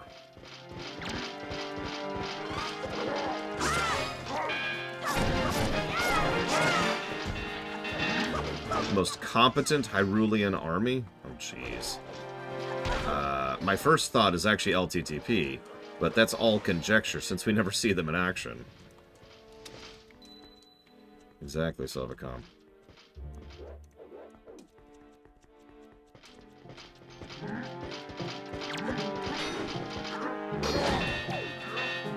Yeah, fine, come here.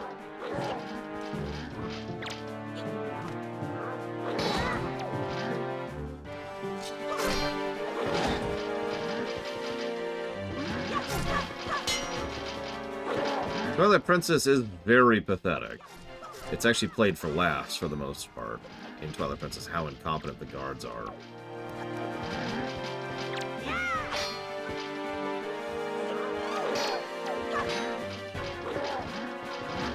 Probably Zach Teft, overall.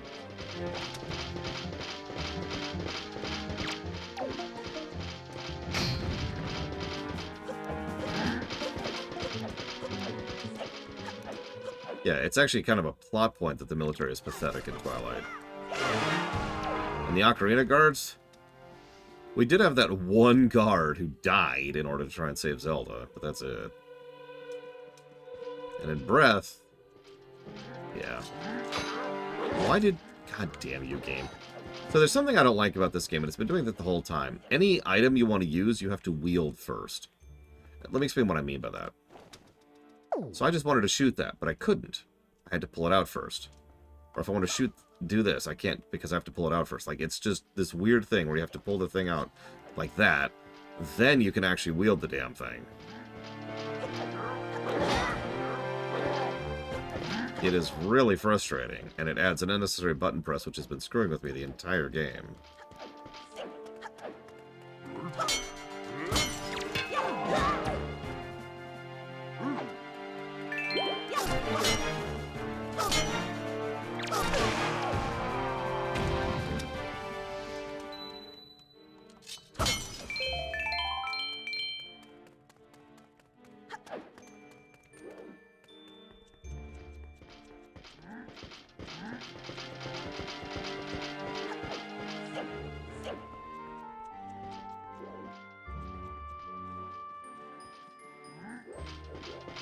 Okay, fine. 1-on-1. Let's do it.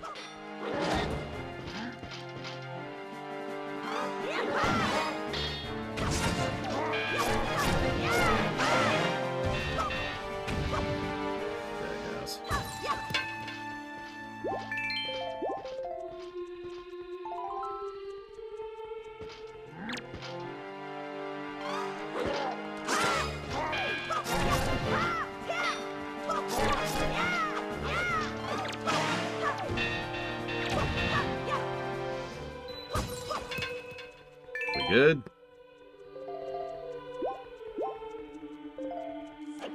Can I leave now? Oop. The belt's one of the loot items, which are usually for X of Y quests, which we're mostly not doing.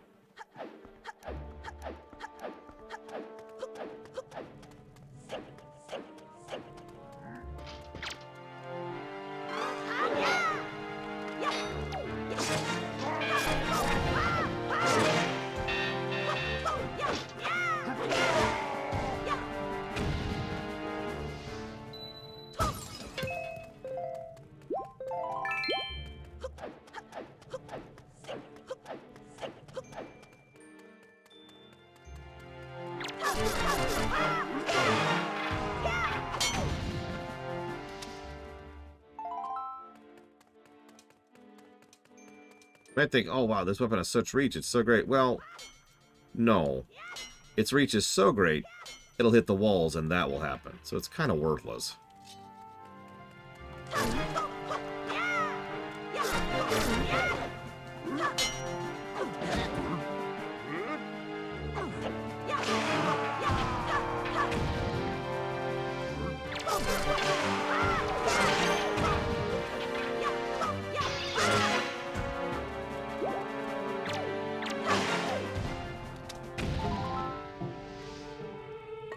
Now we good?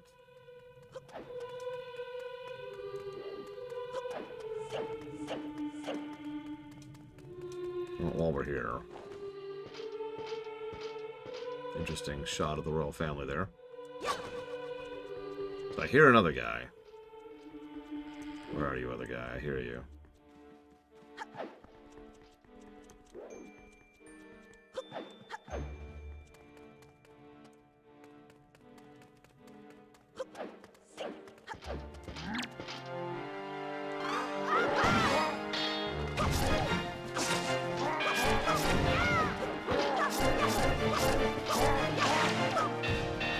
I will say this, I have a lot of complaints about this game, but combat's actually not one of them. It's a shame the AI is so brain dead. Oh, trust me, the AI is completely brain dead. The AI only knows how to do one thing. Advance on you in a direct line regardless of all of the consequences. I've tried to show this off a couple of times, but the AI will literally follow you, or rather beeline to you, like, into a cliff, because they don't recognize that that cliff is there. There is no pathfinding whatsoever.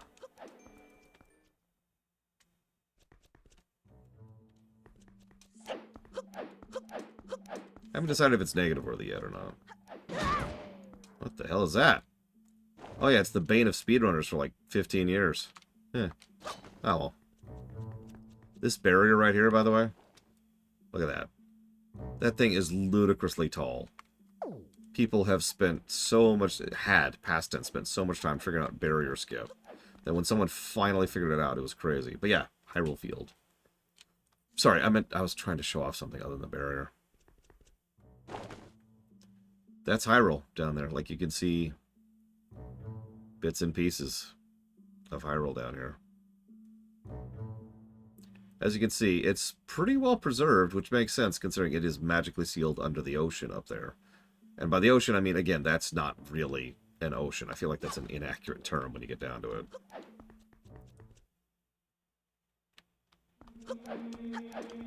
We are in a stasis shell that happens to be made of water.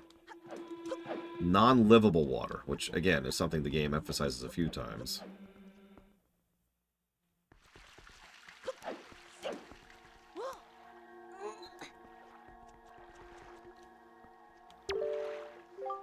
At long last, our preparations are complete. We must return to me, so I can return. You must return to me, so I can return by the same path that brought us here. The time has come to save your sister from the Forsaken Fortress. Well, let's freaking do it.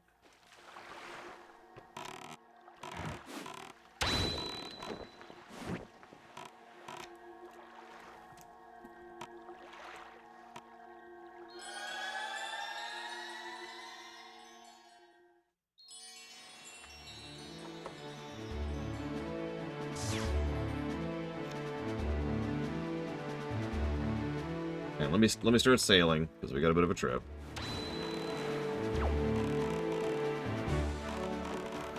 Where are we? Oh, we have the bow. Hold on, we have the bow. Let's get fast travel really quick.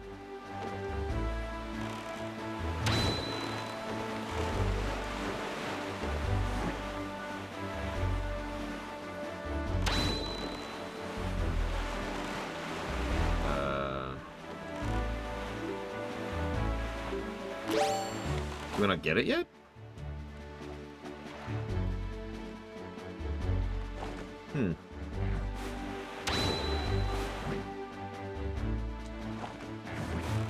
Alright, whatever. No fast travel for us. Moving on. We'll go this way.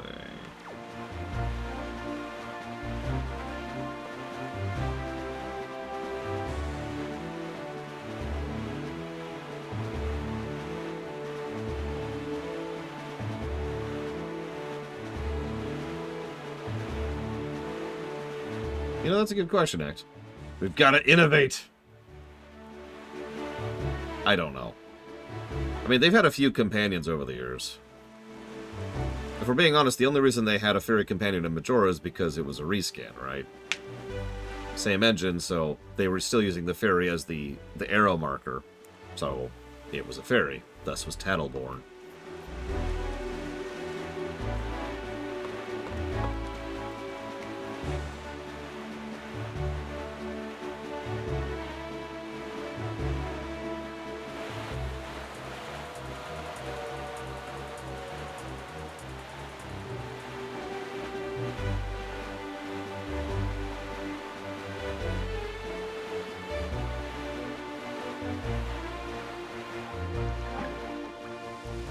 What? Ah!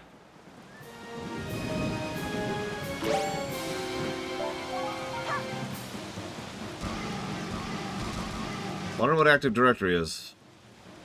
Except, unless you're talking about programming, in which case I agree with you completely.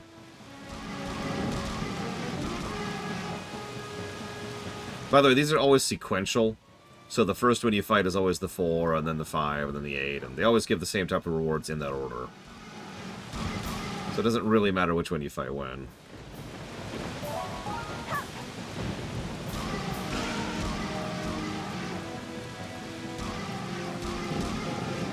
Thank God for magical boomerangs, or this fight would actually be really frustrating.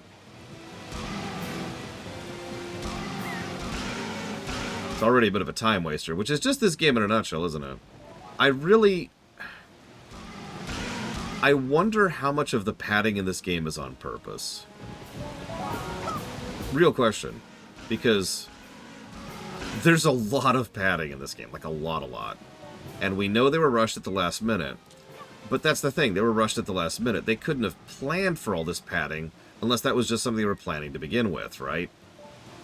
So, is this just bad game design? Because again, the next two games, Phantom Hourglass and Spirit Tracks, are padding extraordinaire, right? Like, it's probably one of the biggest problems with both games. And they were made by the same team that made this immediately after they made this.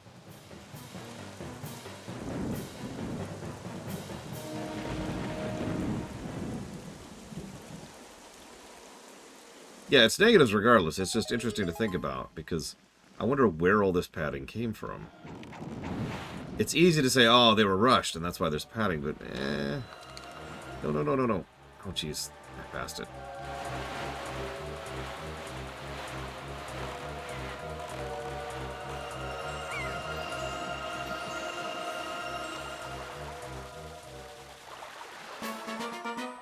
I'm glad you're liking it, Spartan. I'm curious what you're liking in particular. Like, what's the variance? Oh, the built-in cheats. Yeah, I can see that. Piece of art. Sure. Executive meddling's an easy thing to point to, but again, I'm not really sure if that's the thing. It is, once again, very possible that it was just a very padded game to begin with.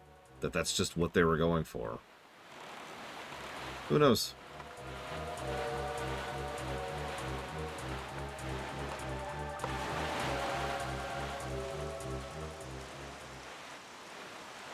I don't know, Gimtriox.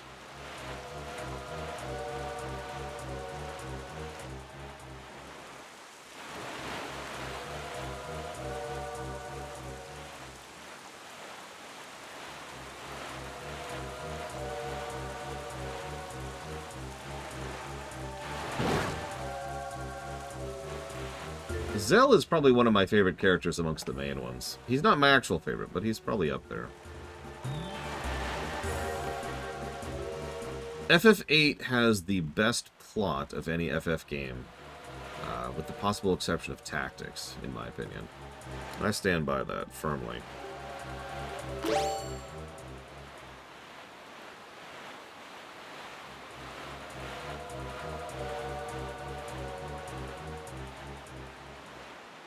We could get fast travel right now.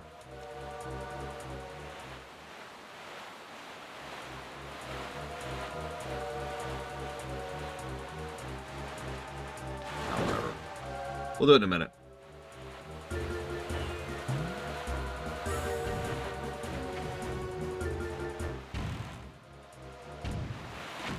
No, FF6 has better story than FF8, but FF8 has better plot. By quite a margin, I would say.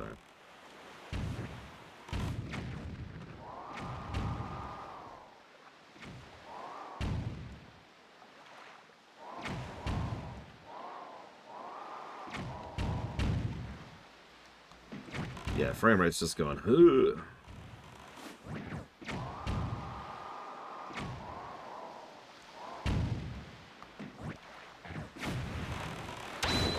I'm not going to synopsize the plot of FF8, because doing so would be massive spoilers.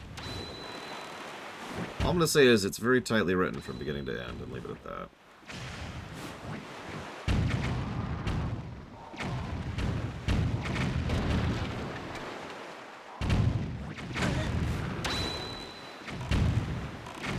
Oh my god, this frame rate. Of the FFs, I would guess that 6 probably has the best overall story. And I mean that. 9 suffers in several ways. 7 has localization issues which get in the way of it. 12's story is very good until it just sort of stops. 10's has several stumbling points and its execution is very lackluster. 10-2's has both problems. Yes, you have the Master Sword, the sword that shines in the darkness, casting back evil. With it in your hands, none can keep you from rescuing your sister. Yep. The boat is absolutely certain we can win this because we have the Master Sword. After all, it's the Master Sword, right? It's gotta work. It's gotta. Summarize Final Fantasy Tactics' plot in one sentence. War of the Roses. I can go down to one word if you prefer. Politics. By the way, tennis. Had to get at least one tennis in there.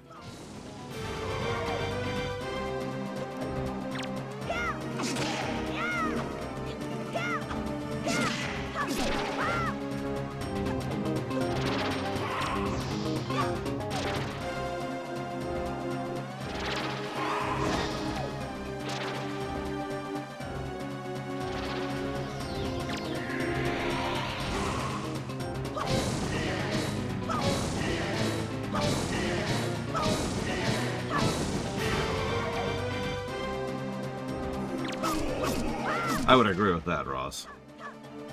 Tactics does still have a couple of issues, but it's really solid. It's also the only challenger to FF8 in terms of plot, I would say.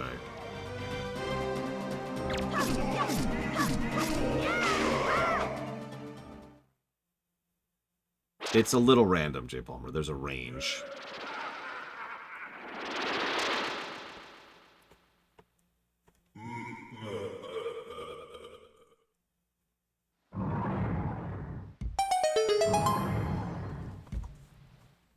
Well, we're not done yet. We just fought Phantom Ganon, Kitten Fan.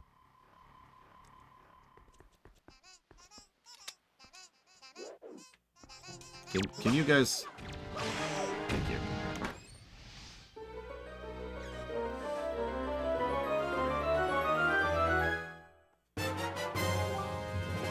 The Skull Hammer,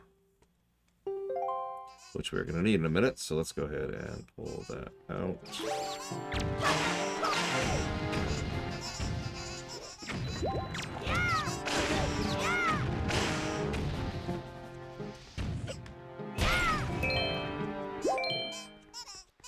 Oh, FFT is totally worth playing, 100%.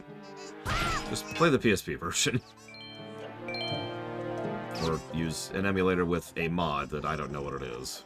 But there probably is one somewhere.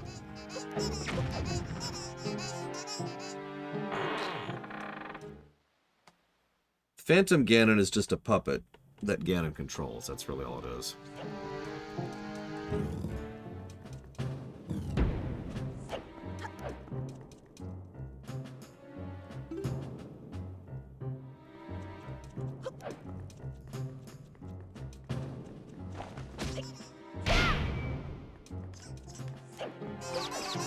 What makes Tactics' gameplay so bad? Hey, Takota, you want to take that one?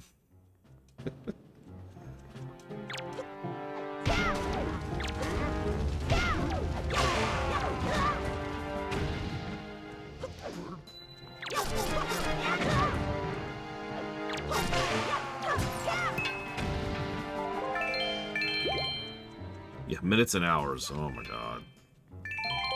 Yeah, that game is arduous to play. But actually, I think there's other problems with it, too. If you put a gun to my head, if I had to think of the biggest negatives right now, just off the top of my head. I would say... No? Okay. So yeah, interface and controls. Padding, obviously, that's the seconds and minutes problem. Grinding. It is an extraordinarily grindy game if you want to do anything with the build system. A common problem amongst games with really cool build systems. FF5 has the exact same problem, for example.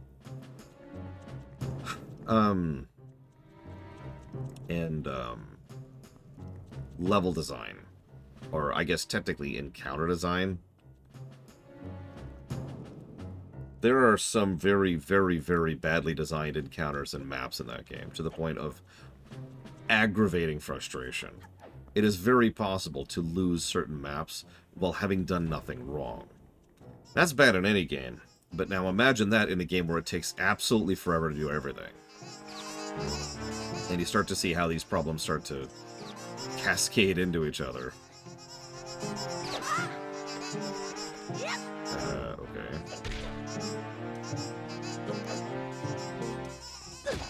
Yeah, no, there's no one change to fix FFT.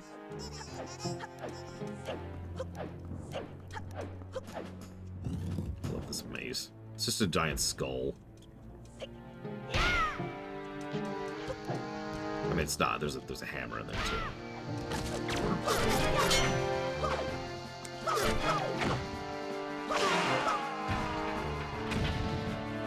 Yeah, that's another thing. Alright, you've lost the map. Congrats. Start over from the beginning. And also, that's like an hour and a half of your life gone.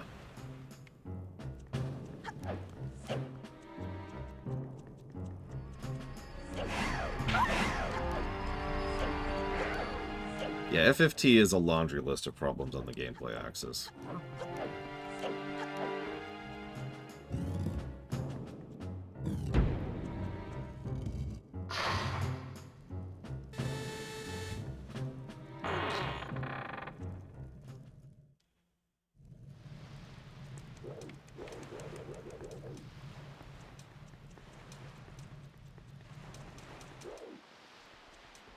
Okay.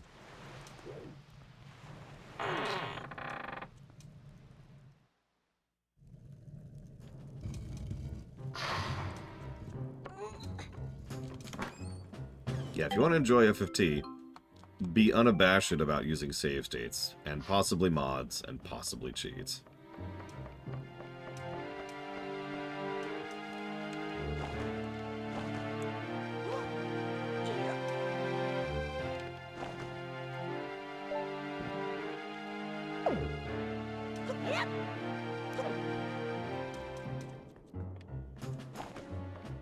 I have actually lost maps in FFT while cheating. I can attest to that personally. That was on the PS1 version. But some maps, actually quite a few maps, have a fail condition of if certain person dies, the map is over. You have failed. As with all escort missions, that makes sense. You're there to protect someone, to defend them. But from a gameplay perspective, God, that sucks, because the enemy will absolutely beeline the crap out of those people that they are trying to kill. They will ignore you suicidally. The last time I played Final Fantasy Tactics was on stream, actually. When we were doing that playthrough. This is for the marathon, I believe. Might have been for the low run. I forget when it was exactly. It's one of the stream playthroughs, and that was the PSP version. Prior to that, I also played the PSP version, just for my own recognizance, just for fun. Which is when I discovered the joy of monks.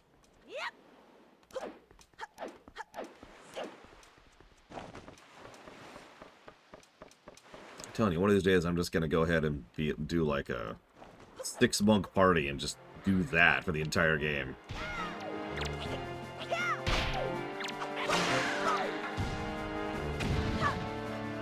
So biggest changes for the PSP version. Probably not act. There's some new cutscenes. The translation is very cleaned up, obviously, I suppose. And I don't remember anything else off the top of my head. But I know those are the big things that I remember that are terrible. I feel like there was a bug that the PSP version introduced. Or maybe like just a loading error that made it run a little bit slower. Does that sound familiar to anybody?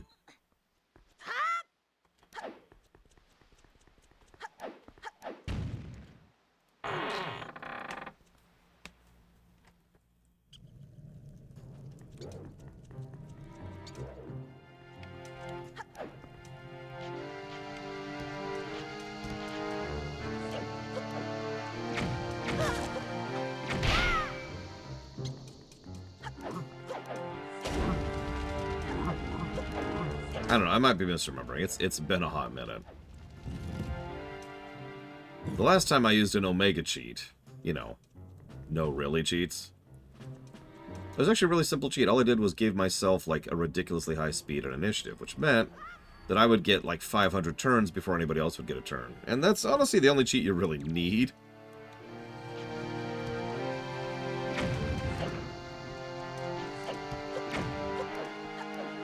You're just running around like the Flash the entire time.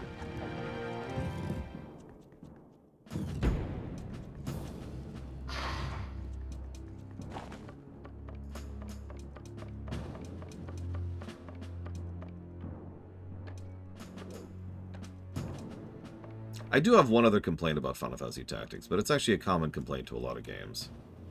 A lot of your characters stop being characters the moment they join your party.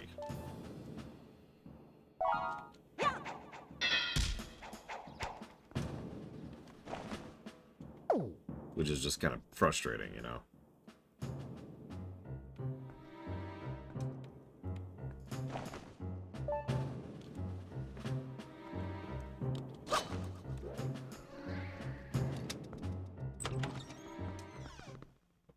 And yeah, lots and lots of games have that problem. Like, when I say, who's your favorite Final Fantasy Tactics, party member, a lot of people tend to default to what's-her-face. I can't even think of her name. Who's definitely a character until the moment she joins your party, which point she has, I think, a grand total of 2 other cutscenes in the entire game, both of which are optional little flavor cutscenes. And that's it.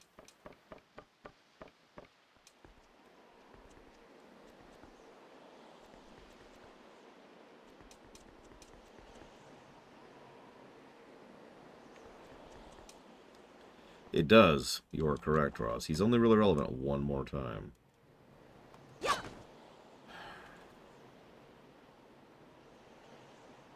I'm actually lost. I don't know how to get where I want to get to.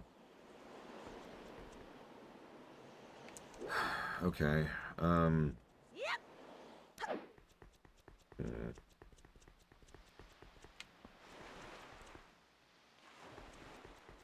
Alright. Well, I'm also trying to figure out how to get to the second story, which I believe is what I need to do. But all the old routes don't exist anymore, so... FF6 is pretty good about keeping characters relevant past when they join the party. The problem with FF6 is not every character gets the same level of time and attention. There's an oft-quoted comment about FF6 where they wanted every single character to feel like a main character. And, they don't. Not all characters are created equal in that game.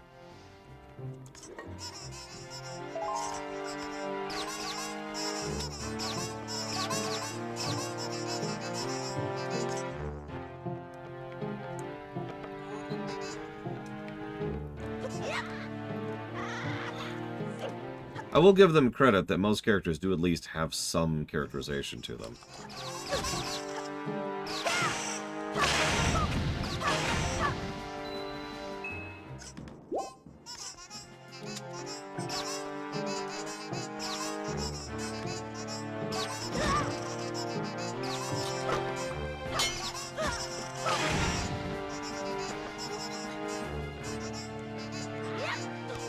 There we go. Okay, we're up. We did it. We got up.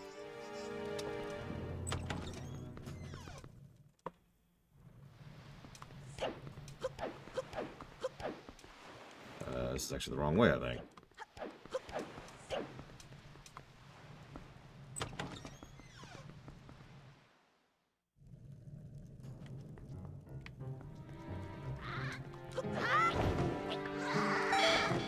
I actually considered getting rid of a few characters in RFF6. Because so many of them are just kind of unnecessary, like Umaro.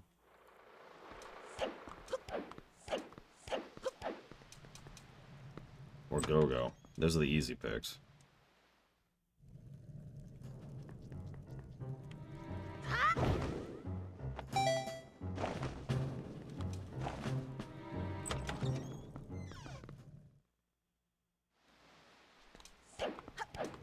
Yeah, it's a shame. Umaro's actually, and Gogo both, are really good gameplay positives. Gogo probably more so than Umaro, but still. But yeah, story-wise, they might as well not even be there.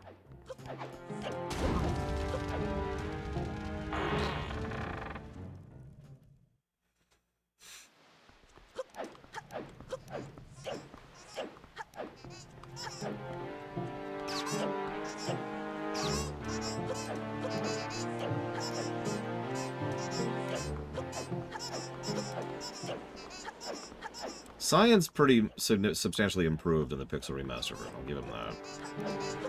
I still think his gimmick isn't great, but it's better than it used to be.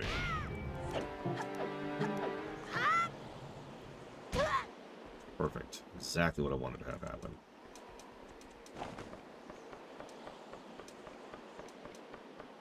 What a thrill.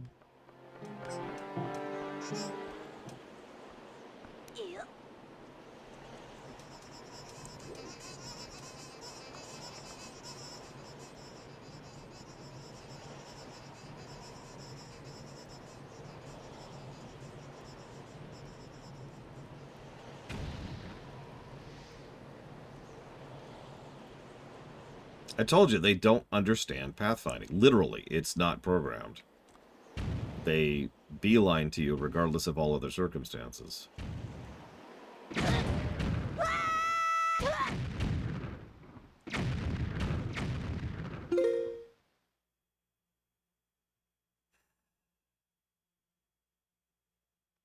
So one of the things they got rid of for the second attack on the Forsaken Fortress is they got rid of the shortcuts, so there are no shortcuts to get back up.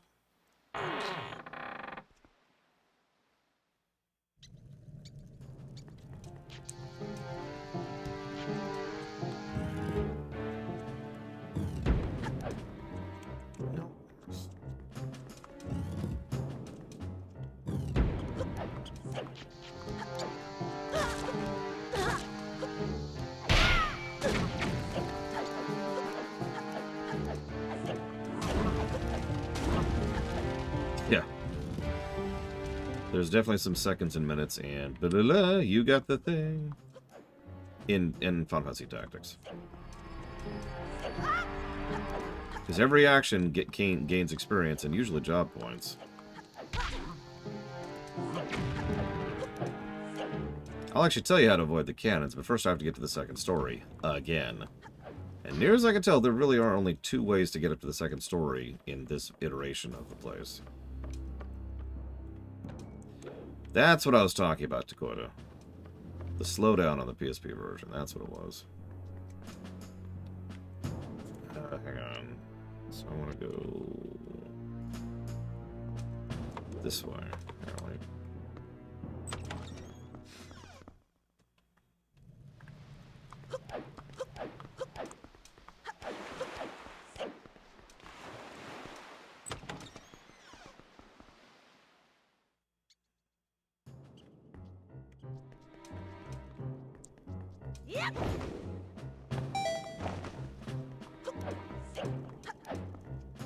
No. Apparently I'm just being turned around. Don't mind me.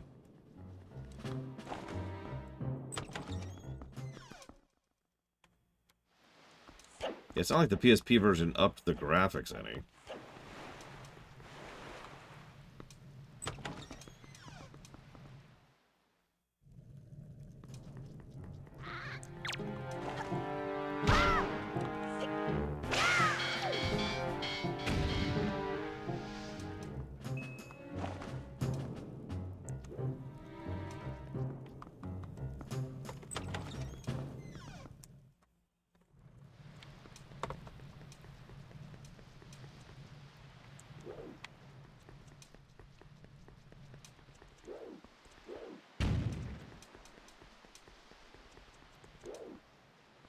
Okay, other side then.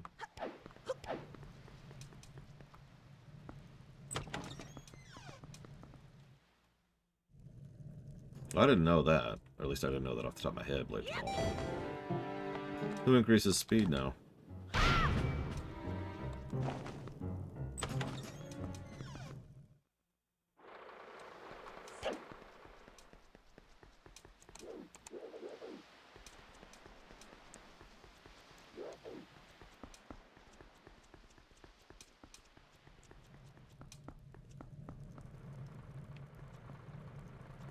I mean, what would that change, Trihexia? Like, oh my god, the whole world's a simulation! Okay, and?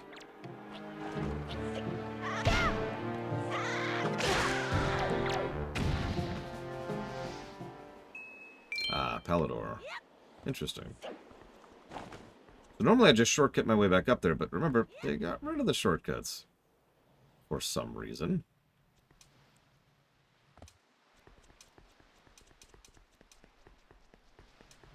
No, I don't know why.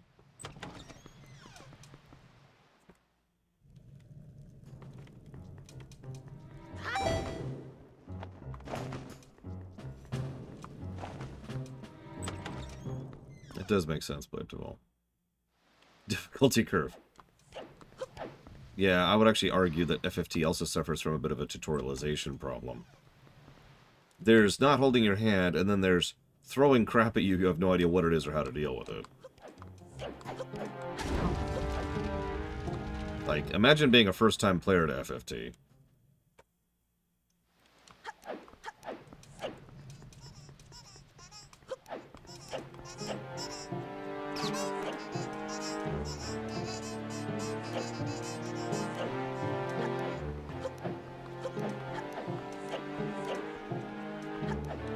Yep, aliens totally exist. Wink, wink. Definitely for realsies.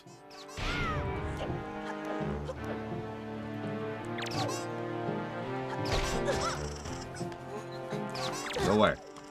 Go away. You are not worth my time.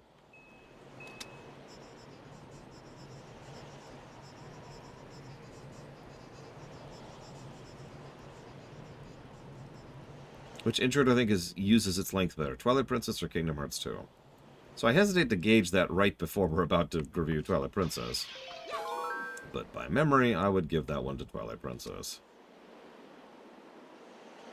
I've never wanted to skip Twilight Princess's intro, but there are many times I've wanted to skip Kingdom Hearts 2's.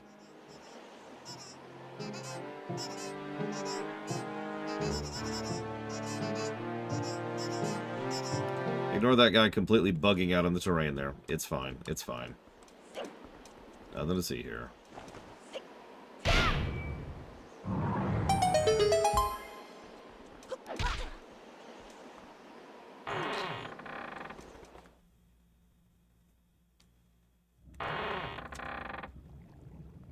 Worst intro to a game ever. That's a good question. Probably one of those really, really terrible games nobody's ever heard of. Like Secret of the Stars.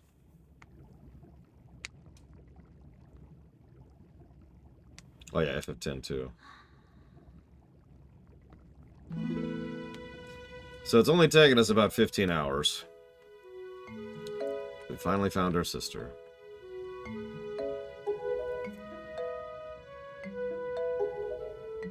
Yeah, how are we going to get you out of here? You can easily fit through those bars.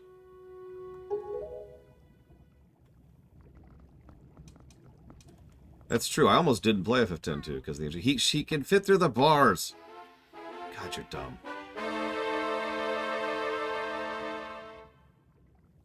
There you go, acting before you think, as usual.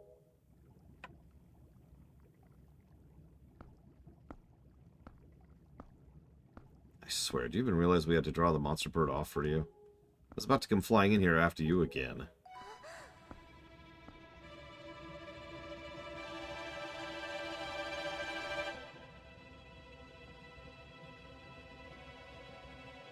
That sword? Where did you get that? This would make a lot more sense if metal was more precious, I'm just saying. Just pointing that out again. Are you... Is it even possible? How could it be? Well, never mind about that. For now, let's save these girls. I'm sure their fathers back in town will pay a handsome reward for their return.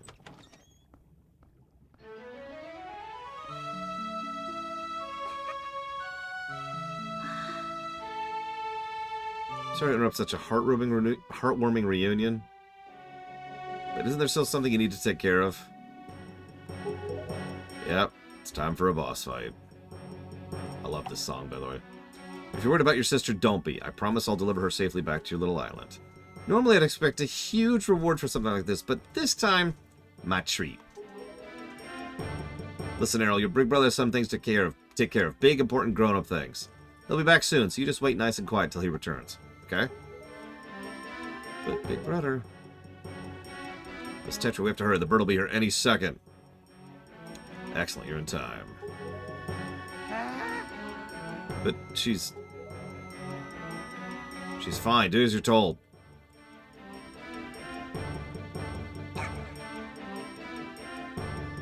Big brother. Bye, little sister. Harsh, we'll be back. I swear it. Hey, Helmarok. Long time no see.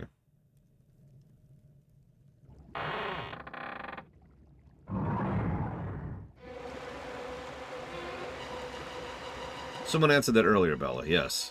FFT is the PS1 version. War of the Lions is the PSP version.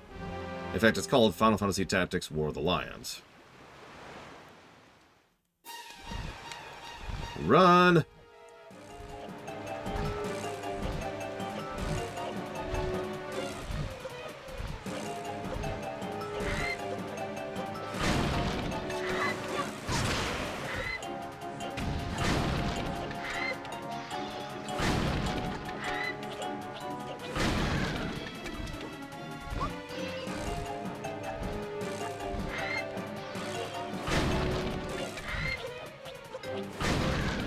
You can fight your way up. There's not really a rush here. Not really. You see how far ahead of the water I am.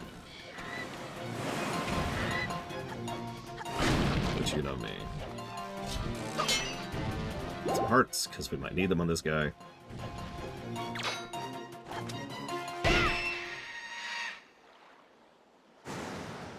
If this guy looks familiar, we've actually already fought this guy in Four Swords Adventures.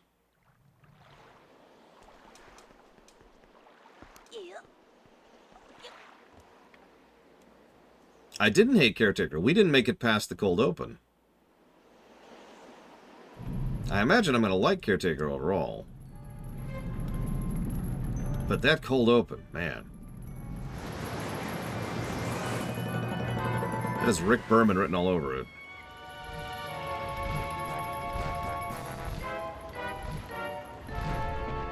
I think Helmarok's kind of pissed.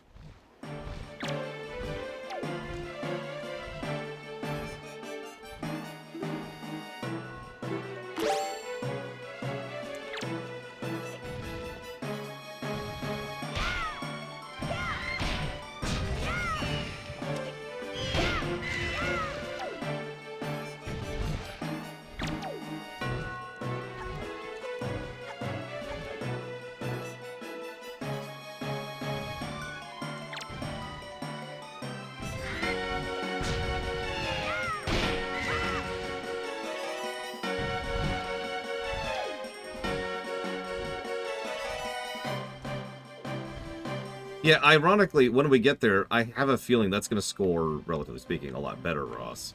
Because it's a much better... It does a much better job of being a cold open. It's part of why that initial action-y sequence is so unnecessary. It doesn't do anything. That initial title crawl of the narration does more than the entire 4 minutes of people yelling at each other inside of a shuttle pod does. I'm sorry for sounding so derisive, but this was literally last night, so it's extremely fresh in my memory. Like, I was just like, holy crap, I don't even remember this sequence. And I didn't either. Probably the same as you.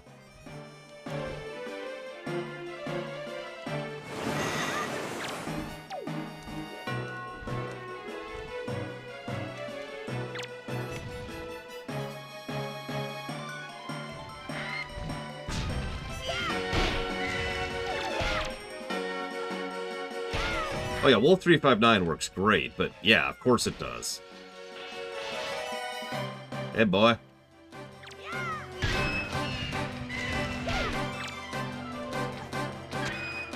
Yeah, guess who's not immune to arrows anymore, huh? Huh? Huh? Little asshole.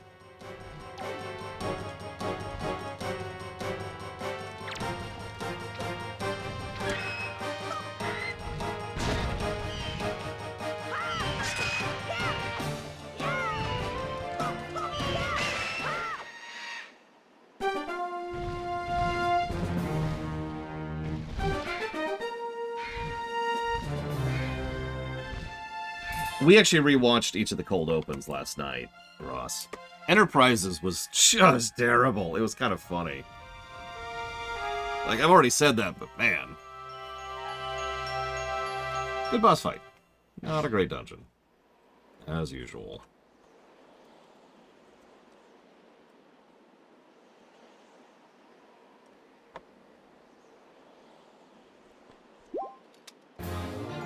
Yeah, it's just the Klingon and the Suliban and giant explosions.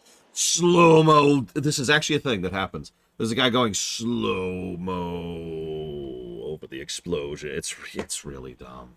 It's really dumb.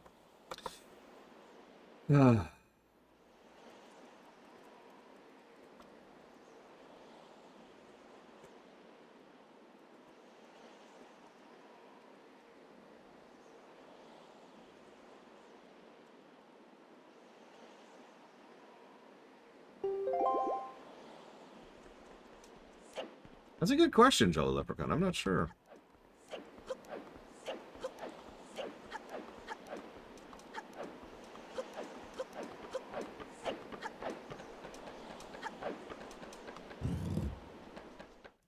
TOS.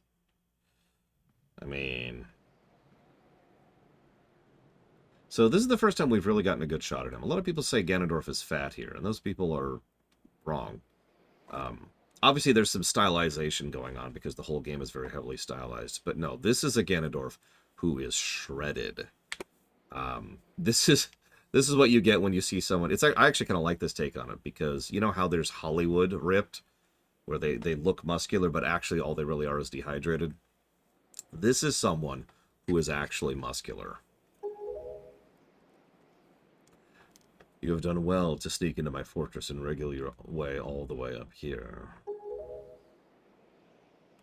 I suppose the least I can do is commend you for your reckless courage. My name is Ganondorf. I am master of the Forsaken Fortress.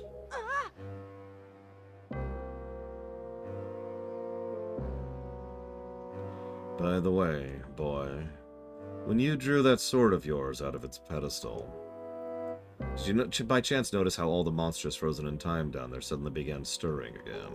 Do you understand precisely what that means? I highly doubt you do. Foolish child. Well, that sword is indeed the blade of evil's bane. At the same time, it's long played another role. You see, it's also a sort of a key. A most wretched little key that has kept the seal on me and my magic intact. By withdrawing the blade, you have broken that seal.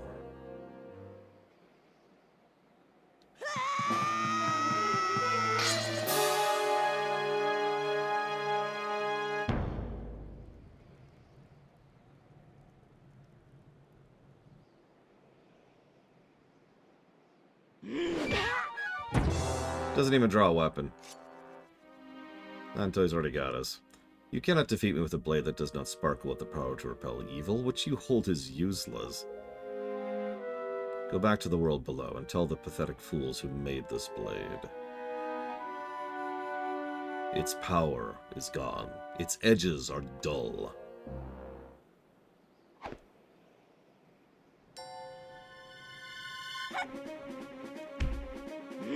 I've heard that for several years, Blade Taval. Including yesterday.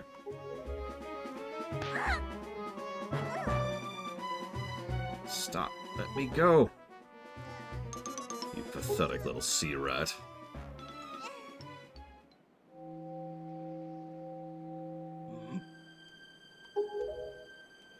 The Triforce of Power is resonating. At long last I have found you, Princess Zelda. Spoilers. What are you talking about? I don't know any Zelda. Feigning ignorance will gain you nothing. Tell me, if you're not Zelda, then why do you have this fragment of the Triforce? Eh? Eh? Eh?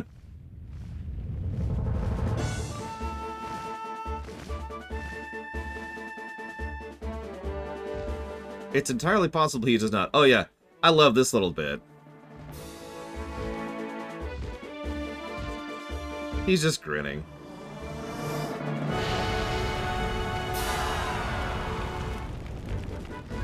Yeah, Ganondorf's fine. I know, Ross. This, I've said this before, and I'll say this again later. This is a Ganondorf who had a long, long time to think about his failure. Sure, he vowed revenge, but man, at the same time, he thought about it. There's something that this Ganondorf also learned from back in Ocarina, that you have to have a balanced heart to gain the Triforce. And interestingly enough, he has gained a degree of wisdom over the course of his years. Your sister has escaped with the Forsaken Fortress and the pirates. You can relax, she's safe now. By the way, notice it's the prince. Lord Valu, you arrived not a moment too soon. We are deeply grateful. Hang on. Still, it is too soon for us to relax. Ganon cannot be destroyed by such simple means as wrath and fire. I'm aware of this, yet I thought our first priority should be to separate these two from Ganon's grasp. I see, and I agree. Very well, then. We are counting on you. And yeah, stuff like this Ganondorf is probably why so many people, myself included, have spent years clamoring for a Ganondorf with more characterization. Because we've seen a Ganondorf with characterization. And even here, if we're being honest, it's not a lot, but it is something. There is a character here.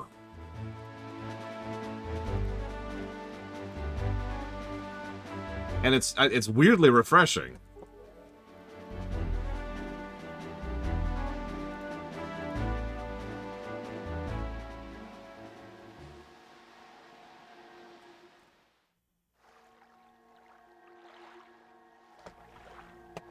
Yeah, he only gets like a grand total of 2 major scenes and like 5 scattered tidbits other than that.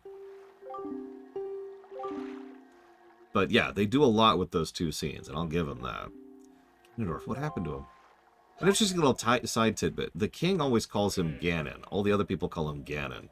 But all the people from this era call him Ganondorf. He also calls himself Ganondorf. Interesting to think about. Arsh, what are you doing? You must come out of the room where you got the Master Sword. Who's using the stone? Who are you? Arsh and I are the only ones who can speak to this stone. How dare you use what's not yours? Lady, you're a pirate.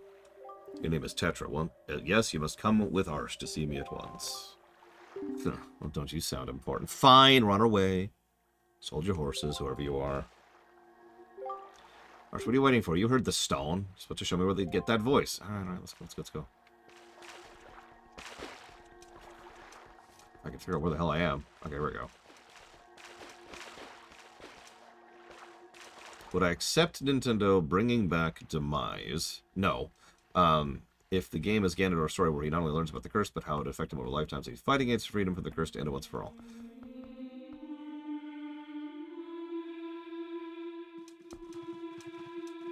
You know, maybe.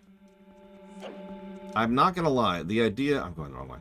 The idea of a Ganondorf-centric game where you play as Ganondorf and are fighting against Demise is not an uninteresting idea.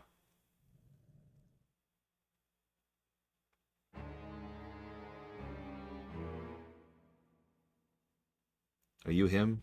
You the one who was speaking through my stone without my permission? Answer me!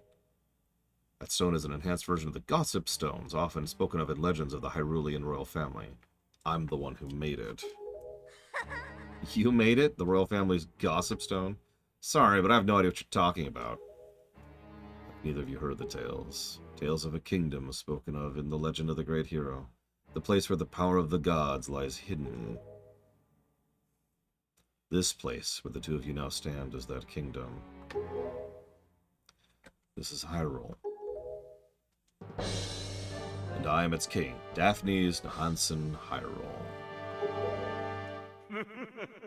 Harsh, do you not recognize my voice? I am the one who guided you here. I am the King of Red Lions. Spoilers. There was no need for me to reveal my true identity to you as long as that blade, the Master Sword, could defeat Ganon. Yeah, notice he's admitting right out that he is only telling us the truth now because he has to. He is a manipulative twat, but that makes sense. He, like so many others in this game, is absolutely stuck in the past. Long ago, the land of Hyrule was turned into a world of shadows by Ganon, who sought to obtain the power of the gods for his own evil ends. My power alone could not stop the fiend, and our only chance was to leave our fate of our kingdom in the hands of the gods. When the gods heard our pleas, they chose to seal away not only Ganon, but Hyrule itself, and so with a torrential downpour of rain from the heavens, our fair kingdom was soon buried under the waves, forgotten at the bottom of the ocean. Yet all was not lost, for the gods knew that to seal the people away with kingdom would be to grant Ganon's wish for the destruction of the land. So before the sealing of the kingdom, the gods chose those who would build a new country and commanded them to take refuge on the mountain tops. Those people were your ancestors. Hundreds of years have passed since then. So long as Ganondorf was not revived, Hyrule would remain below, never waking from its slumber. Tetra, come to me. It's time to remove you as a character from this game.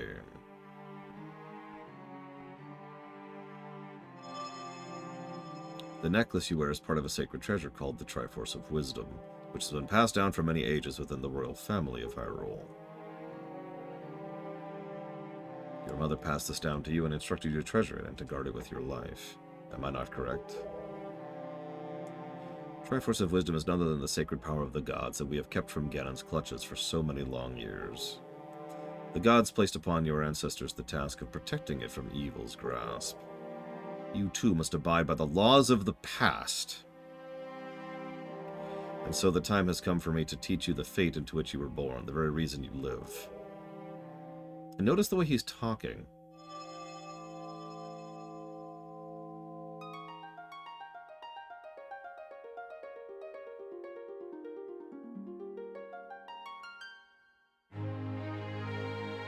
I know I tend to be anti-fate a lot, but it's worth noting that even within the confines of this game, Daphnes here is wrong. And he's emphasizing everything from that same perspective I've already told you about. The perspective of the past. He has not moved forward. He is stuck in tradition.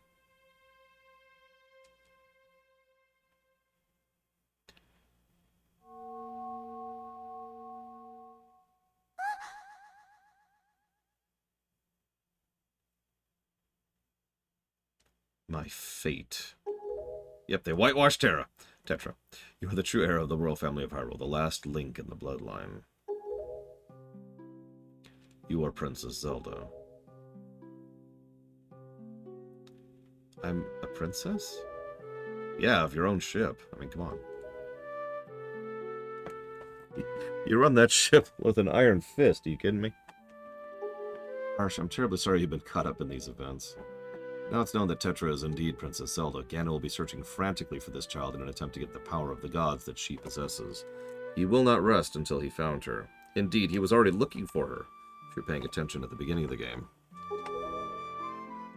If he succeeds, my ancient kingdom under the sea will be turned into a land of shadow and despair, and so will the world you know above the waves.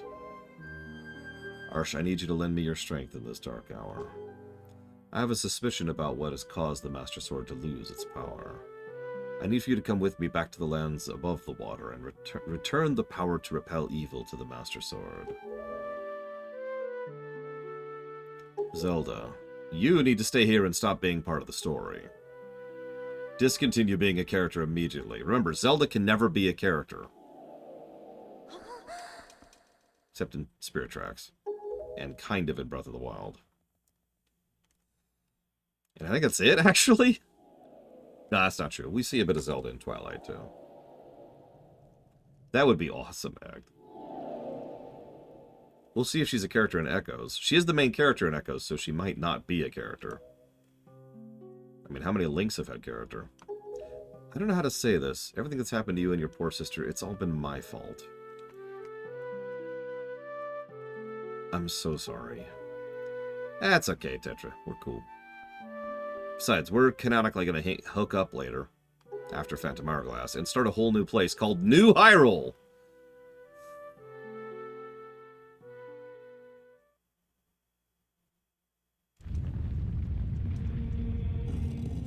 I'd say Breath Link is pretty close to being a character. It's almost entirely off-camera, which kind of sucks, but it's there, right? Like, one of Zelda's journal entries was about how Link talked to her constantly about all the things on his mind.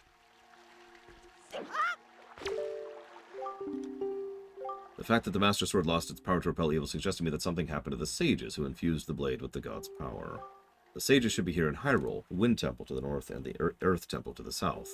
And only 2 temples. You must head for these 2 temples to see what happened to the sages and attempt to find a way to recover the power to repel evil. Unfortunately, Ganon seems to have erected the barrier. But each temple should have another entrance above the mountaintops, which are now islands. We'll mark these places on your sea chart. Let's go.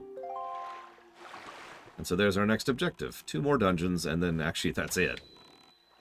When you don't do all the optional stuff, this is actually a pretty short game.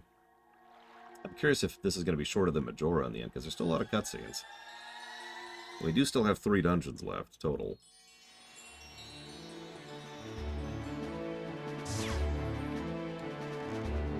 Do you know the legend of the Hero of Time? Yeah, I just played it. Once long ago, he defeated Ganon and brought peace to the kingdom of Hyrule. A piece of the Triforce was given to the Hero of Time, and he kept it safe, much as Zelda kept hers. That sacred piece is the Triforce of Courage. When the Hero of Time was called to embark on another journey, that's one way to put it, and left the land of Hyrule, he was separated from the elements that made him a hero. It is said that at the time, the Triforce of Courage was split into 8 shards and hidden throughout the land. Even I do not know where they rest, but this much I do know. They lie hidden somewhere in this great sea. Might you have crossed paths with someone who knows about things that lie at the depths of the sea? Fret not if you can't ask. You just go roam the entire ocean and eventually you'll run into someone. It'll be fine. That's all the direction you're given, by the way. I'm not even joking. That's literally the direction we're given for this part of the game. That's a good question, Ross. We'll see. It's entirely in the air right now, and that frustrates the crap out of me. There's not much I can do about that, so instead...